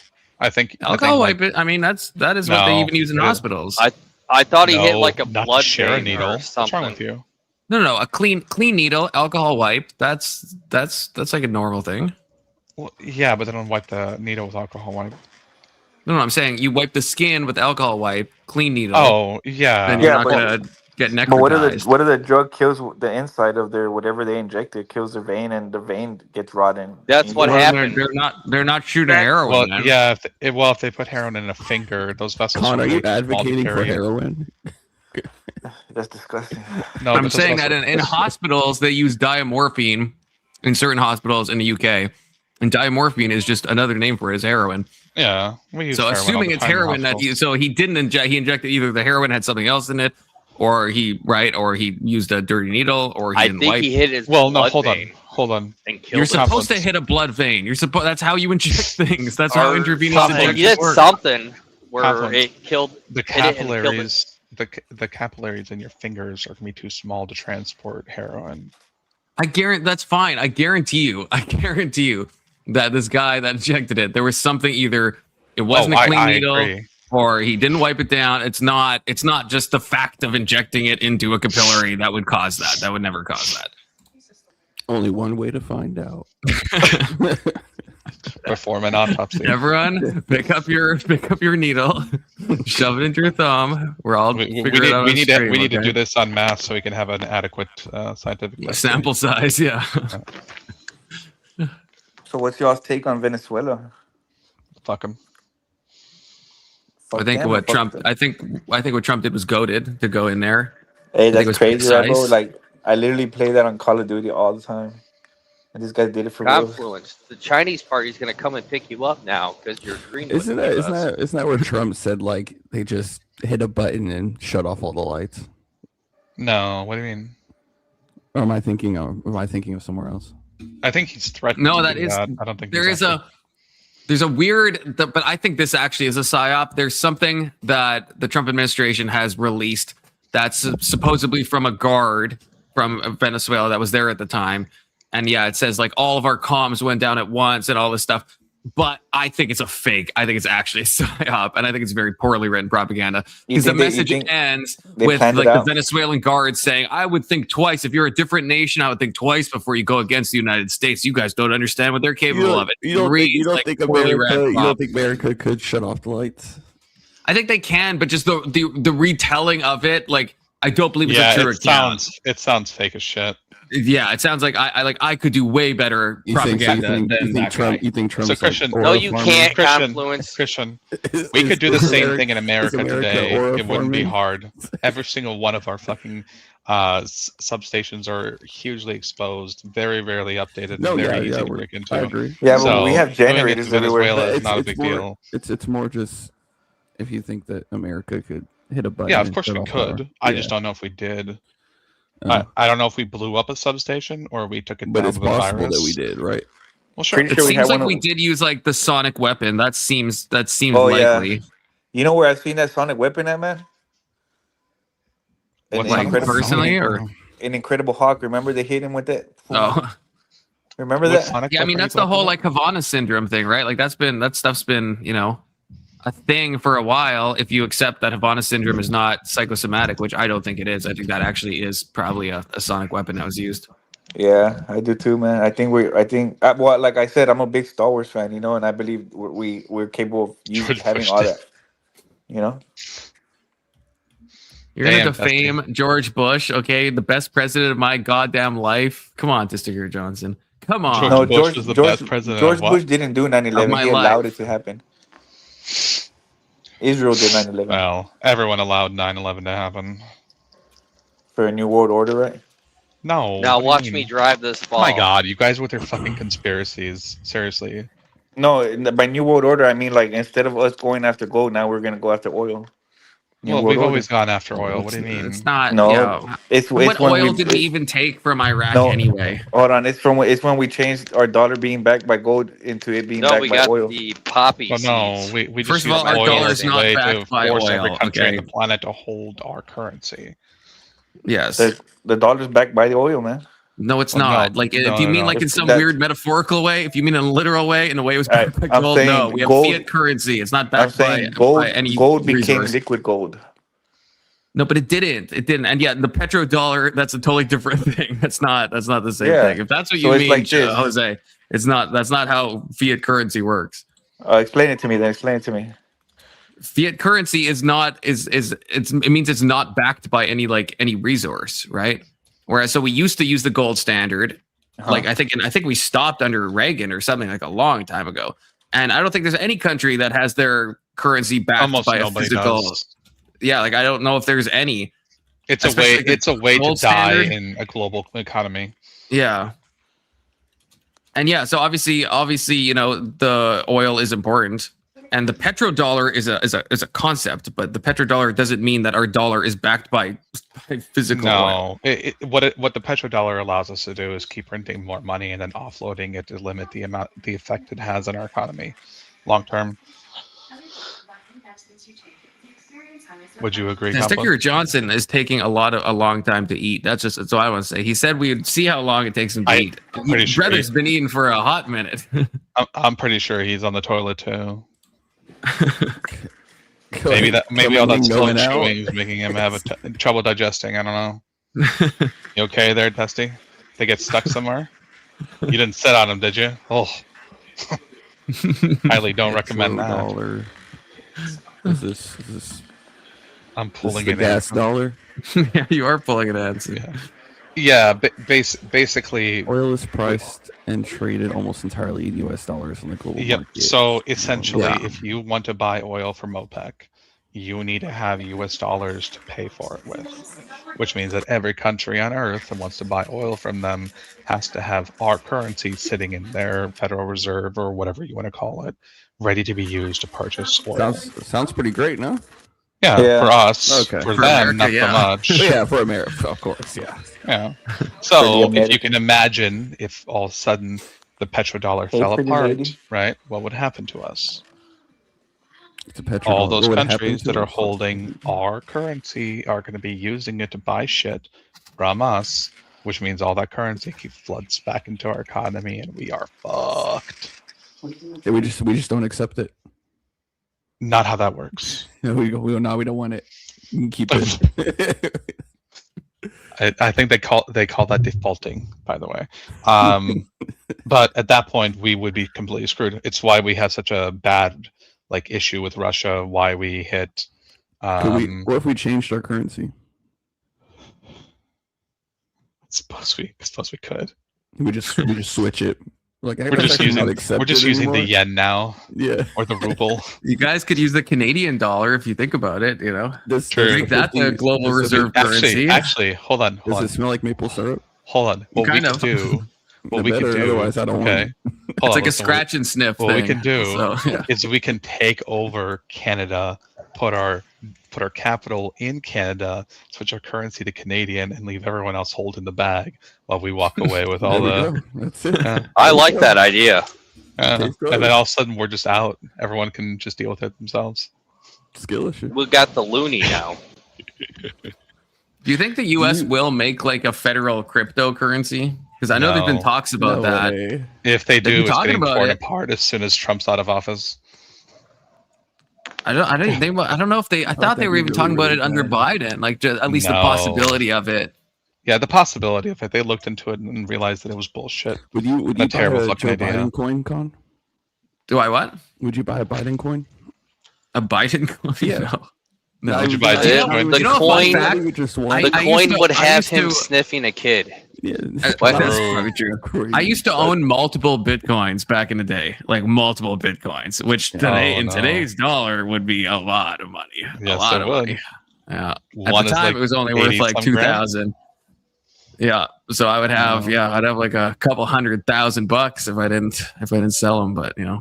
If there's one thing I could tell my younger self, I'd be like, so where is China? Where's China beating America in terms of trade?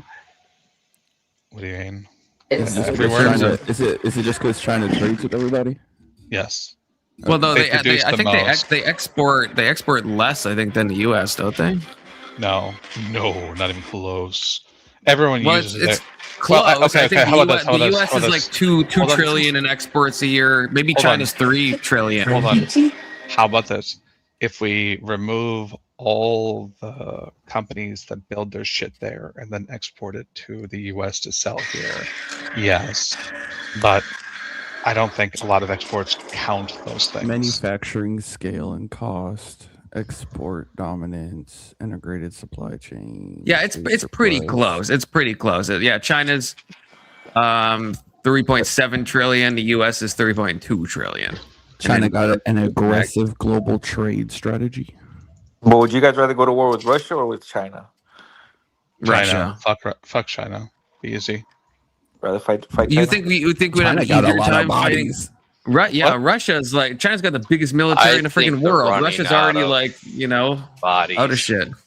Yeah, but I Russia think China relies too much is on a cold technology, fucking wasteland full of people who are more than willing to go somewhere warm to kill everyone. Just saying.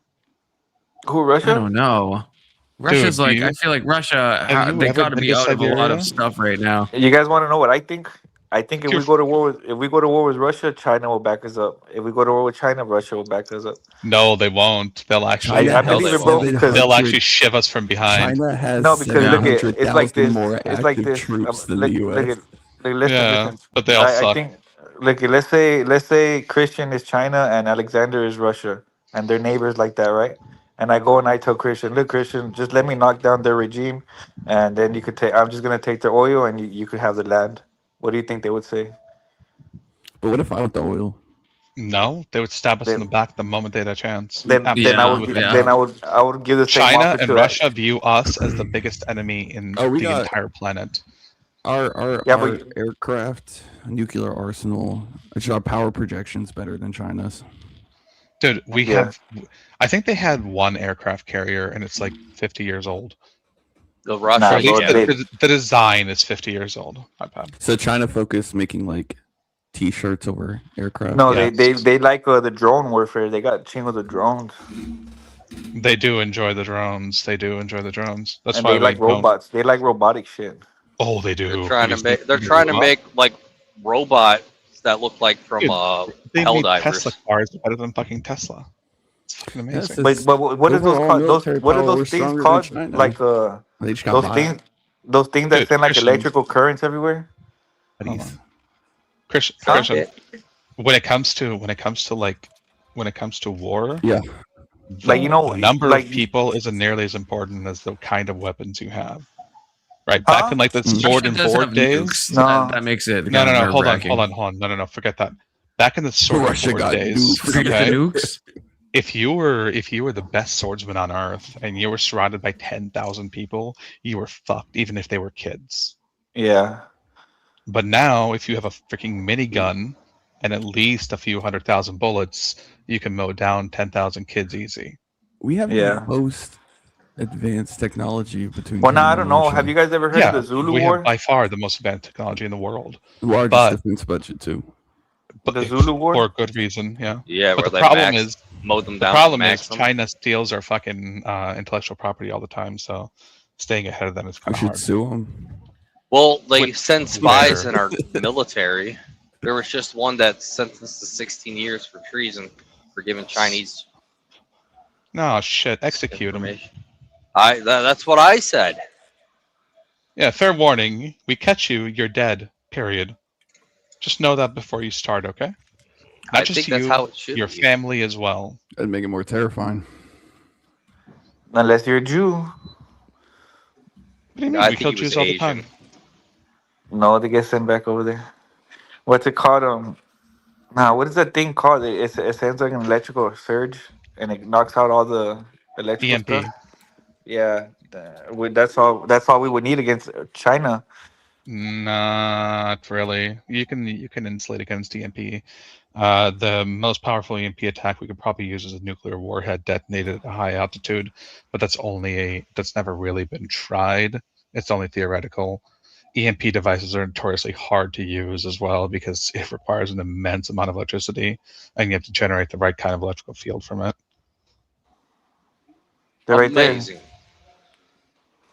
So some of those concepts like dropping electromagnetic bombs on a country and like wiping out all of their electrical infrastructure is just bullshit. Anything that doesn't have actual power plugged into it. No, what I'm saying is like is Japan pacifists? What I'm saying, like, what do you mean? Of course, they don't have an army. What I'm saying is like all their stuff is zero. like all their stuff is like electrical, you know. Like we are their army. They're Humvee. Well, yeah. Is that because we dropped nukes on them? Yeah. They went from being one of the most warlike people on the planet, one of the most cruel and evil people in existence, to being like the most passive people who just want to make like says they do have a military. anime waifus. Who they have legal constraints due to. Okay, they just operate with a lot of constraint. Who are you guys talking about? The Japanese? What constraints? I don't think they even. Do the police officers even have guns? I don't know. I'm looking. Yeah, they just straight up said, "Oh yeah, we don't want anything to do with weapons ever again." But who are you talking about? Japanese. Japan. Oh yeah, Japan. Yeah, we didn't allow them to build an army for a very long time. I think they still. I don't think they. I think they still don't. Have them, there's a little bit of leeway now. There was something that happened. It says exclusively defense-oriented policy. Something happened. Yeah. What are they? Is it like a military or is it just police? It's like a defense force. Japan doesn't have any long-range missiles, no aircraft carriers, no strategic bombers. They have nothing. No first strike compatibility. We are their. We are their first strike compatibility. Yeah, that's one of the reasons why no one has ever invaded Japan. So they have one. It's just for defense. But I did hear they're trying to give them a little bit more leeway now. Hey, but we did the same thing to the Germans, right? No, not close. We didn't do it again. They did it the First World War, but not the Second. The Germans have an actual army. What happened? Oh fuck yeah, they have an actual army. What do you mean? Like, is it powerful or what? Yeah. Not as powerful as us. No, fuck no, nothing. No one's as powerful as us. Come on. I thought we didn't allow them to have an army or something like that. No, we tried that after World War I, and it led to Hitler. So we decided not to do it again. That's crazy, right? The fucking art student.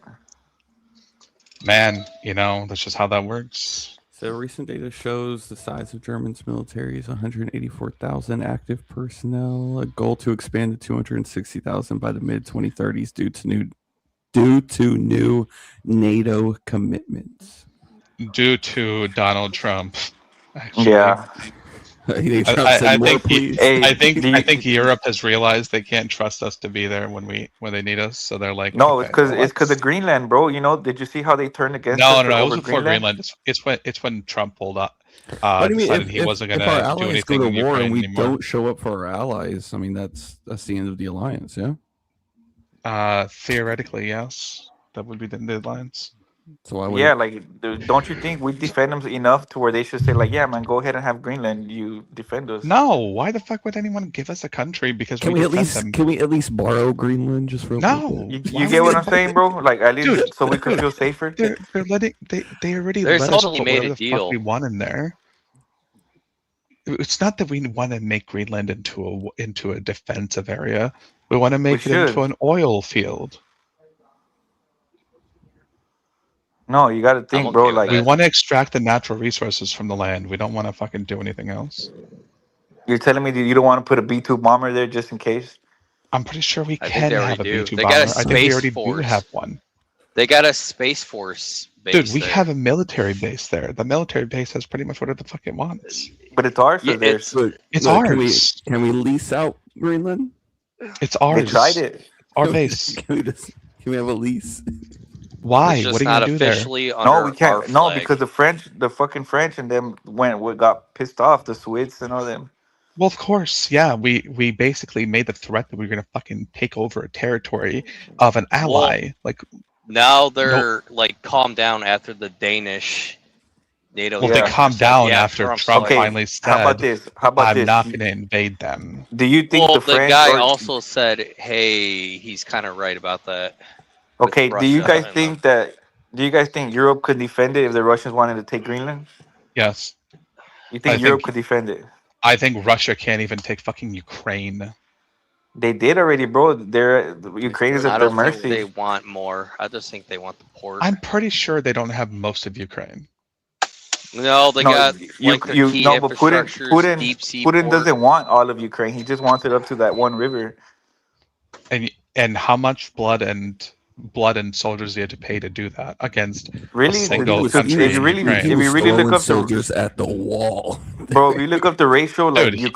Ukraine loses like 3,000, 4,000, 6,000 soldiers at a time. Yeah. How many does Russia lose? They probably lose like squadrons, Probably. You know what I why mean? we don't know? because Russia won't even fucking talk about it. I think the estimates is that Russia's lost far more People than Ukraine ever did. Well, they were just throwing until the wall came down. It was a meat grinder for the Russians, dude. It was bad. It was really fucking bad.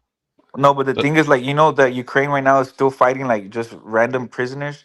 Like what Russia did, they went to the prisons, and they from each prison they got like 100,000 people, and they that's who the good soldiers are fighting from Ukraine are fighting. You know, like they're fighting like. Yeah, it's a bunch of fucking convicts and criminals armed Yeah, with so- weapons. That's because Putin was running out of people to because send. they ran out of actual military personnel to send.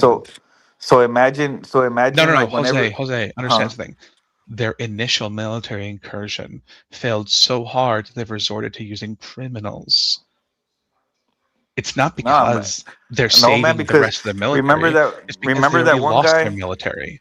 What's that one guy? The one that they killed because he was using Wagner?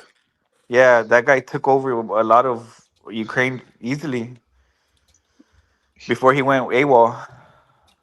He did not take anything easily. No, he took any part of Ukraine easily. Yeah, man, dude became victorious, and he became his own little rogue general. Yeah, because he was a mercenary. Most of his victory was when he turned against Russia and he started marching toward fucking Moscow or whatever. And all of a sudden, Putin like acquiesces to him before he kills him. That's crazy, right? He sent him on a plane and blew up the plane. I mean, yeah, he just mysteriously died in that plane to be crash. fair, I don't know how he didn't see that coming. Like, You know what I'm saying, bro? Like, how you gonna be like this leader, and then like you're like, oh, here's this plane, come meet me, and the guy's like, yeah, and then boom. yeah, I'm bro. going on a plane that you sent for me with all the transponders and everything else. Fuck yeah. You get what I'm saying? I think he probably knew. I think it's probably like a family thing because at the time I was like thinking like why did he stop when he was like having so much success and going after Putin? But I think once you get someone's family, then you kind of control them. So I think he probably knew he was already a dead man walking. Prisoners. Makes sense. Yeah, that makes sense. Well, yeah, like I said, it's a meat grinder. This is like Stalin 2.0, right? Say, like at what point? Well, what bugged me to go back a little bit, Alex, you said something. Maybe this isn't worth it. You said something, Alex, that was triggering me a while ago. Okay, you said something about treasonous people that we should kill them and kill their families. Yeah, I'm okay with that. Did you say if you're from another country? Hold on, chill. Hold on, just a second. Diabolical. If you are from another country and you move here for the reason to spy on our military, you join our military, you send information back to your country, and whatever else, I'm good Alex, with executing you. Can we just stop right there? Like, that's fine, but not the family. Not the family. Yeah, Why? Hold on. Children? Alex, I have a question. Why do you think people do this in the first place? What did the 2-year-old do? Hold on, why do you think the guy did this in the first place? For his family. Right, but Just take away that incentive, it'll never happen again.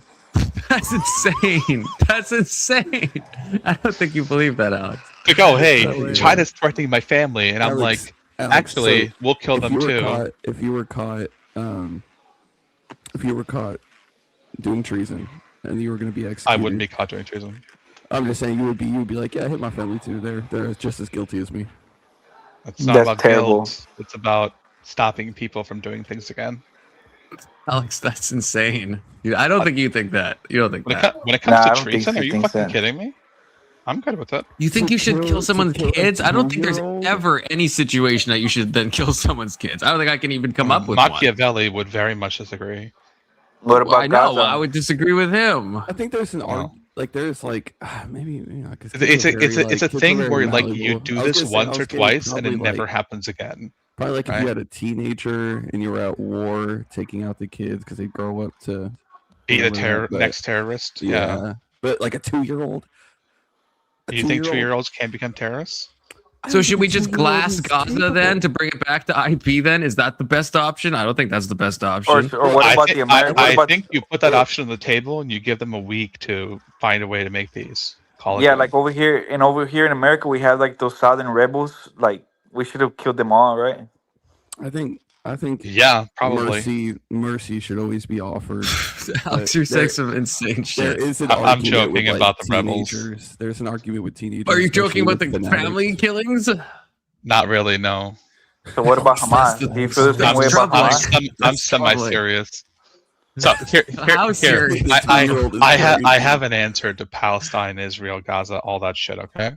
What's the answer?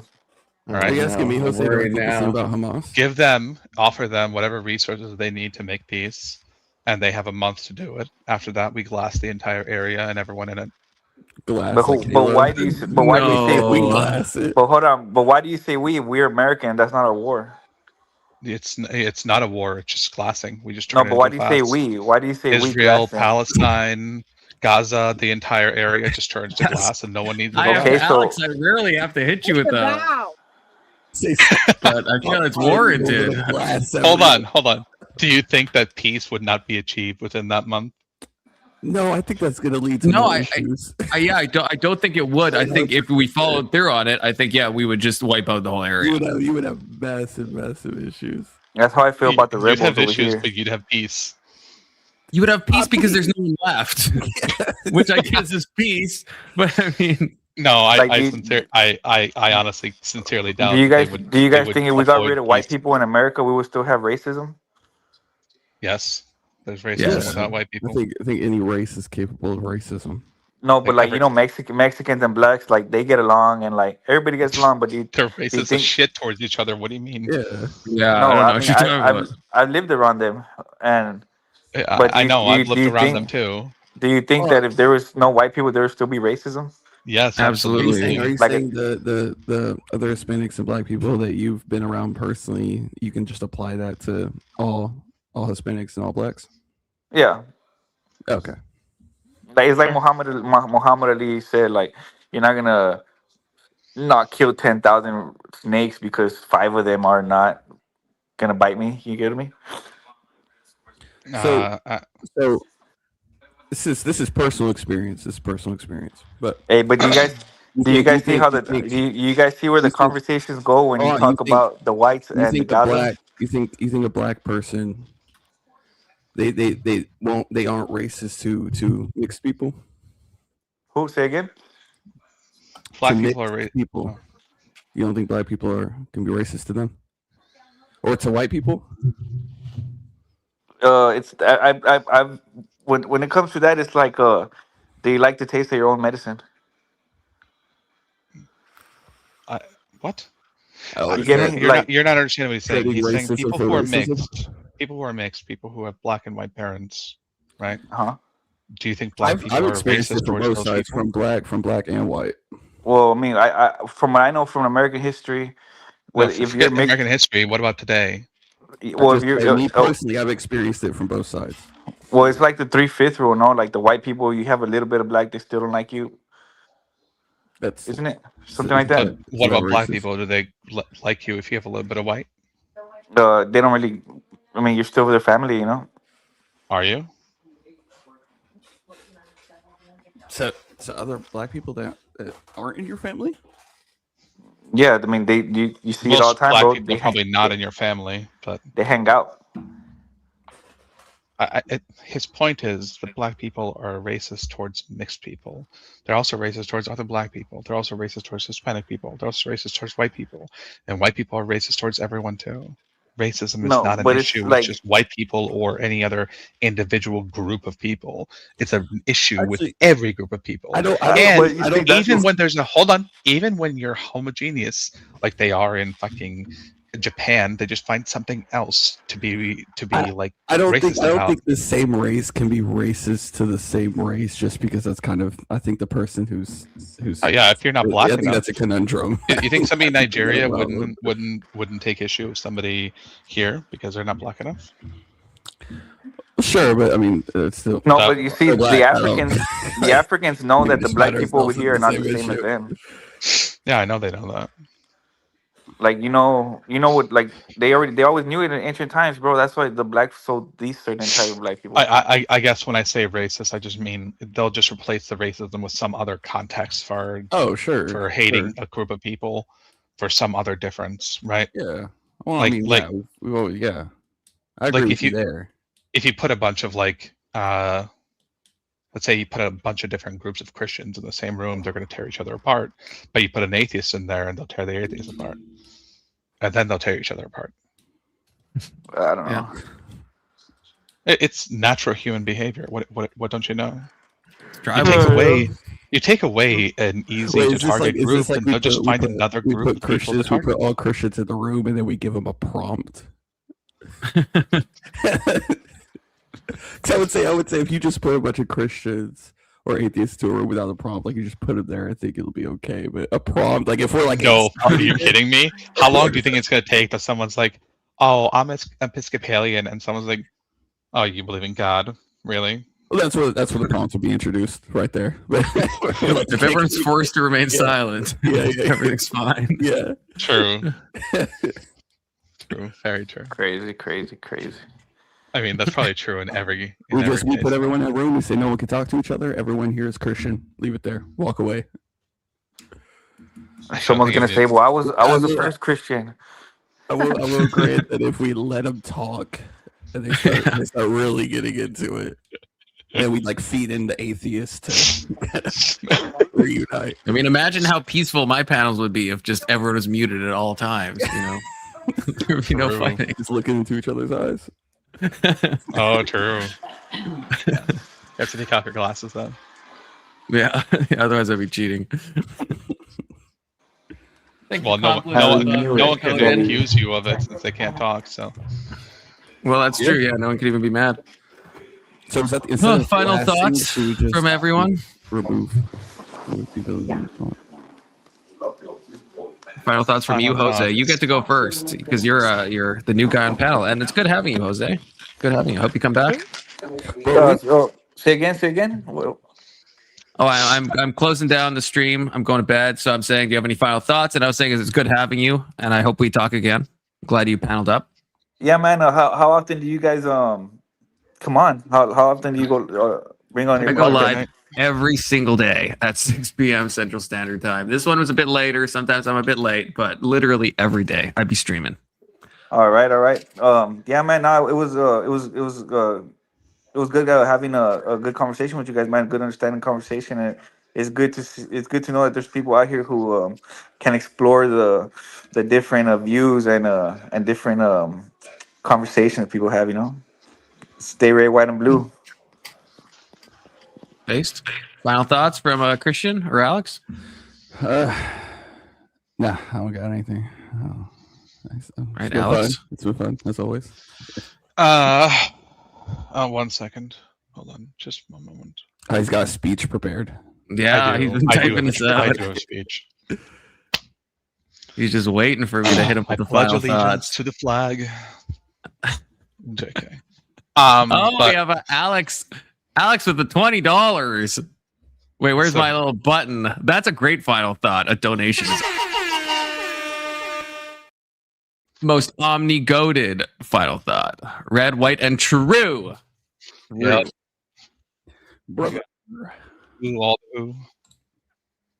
And yeah, good to see all of y'all. I don't know. Oh, wait, no, I do. No. Holy shit, I almost ended without saying it. Tomorrow is the Religious Chaos panel, okay? Oh. Religious Chaos panel. It's the best night of the week, okay? So I hope both of you will be there. Anyone watching, tune in tomorrow for the Religious Chaos panel. My favorite type of panel. I will, just because no one's watching, okay? You guys can maybe think about this. The topic is going to be religion and mental illness. It's going to be a lot of prompts, but it's all going to be tied in to religious indiscernible and from mental one illness. another. Indiscernible. It's good. At some points, it's going to be about, depression. Does religion help you with depression? Not trying to give you guys the prompts. I won't, but stuff like that, all the way to how do you know if you're having some delusion, all this stuff. I have a question, Colin. I have a question. Mm-hmm. These questions you have can't be changed midstream, right? Look, that was one time. Okay, that was one time. It was 3 changes in one question. I understand that, but in a perfect world, if I write them correctly, they shouldn't be changed. I think as long as I'm not super pedantic, he'll be fine. But it's true. If I try to get prompt cocked, then I might have to do some ninja changes. But yeah. So anyway, it's gonna be a great panel. Okay, inshallah. It's gonna be yeah. There's a lot. I think there's a lot of meat on those bones, and it's something I've been wanting to talk about for a while. So I want to hear everyone's thoughts on it. Because mental illness is a thing, religion is a thing, and they have confluence in certain areas. for sure. So yeah. With that, hope you guys have a good night. I hope you guys both come back tomorrow. Yep. Oh, sevens. Sevens. Take care. God bless.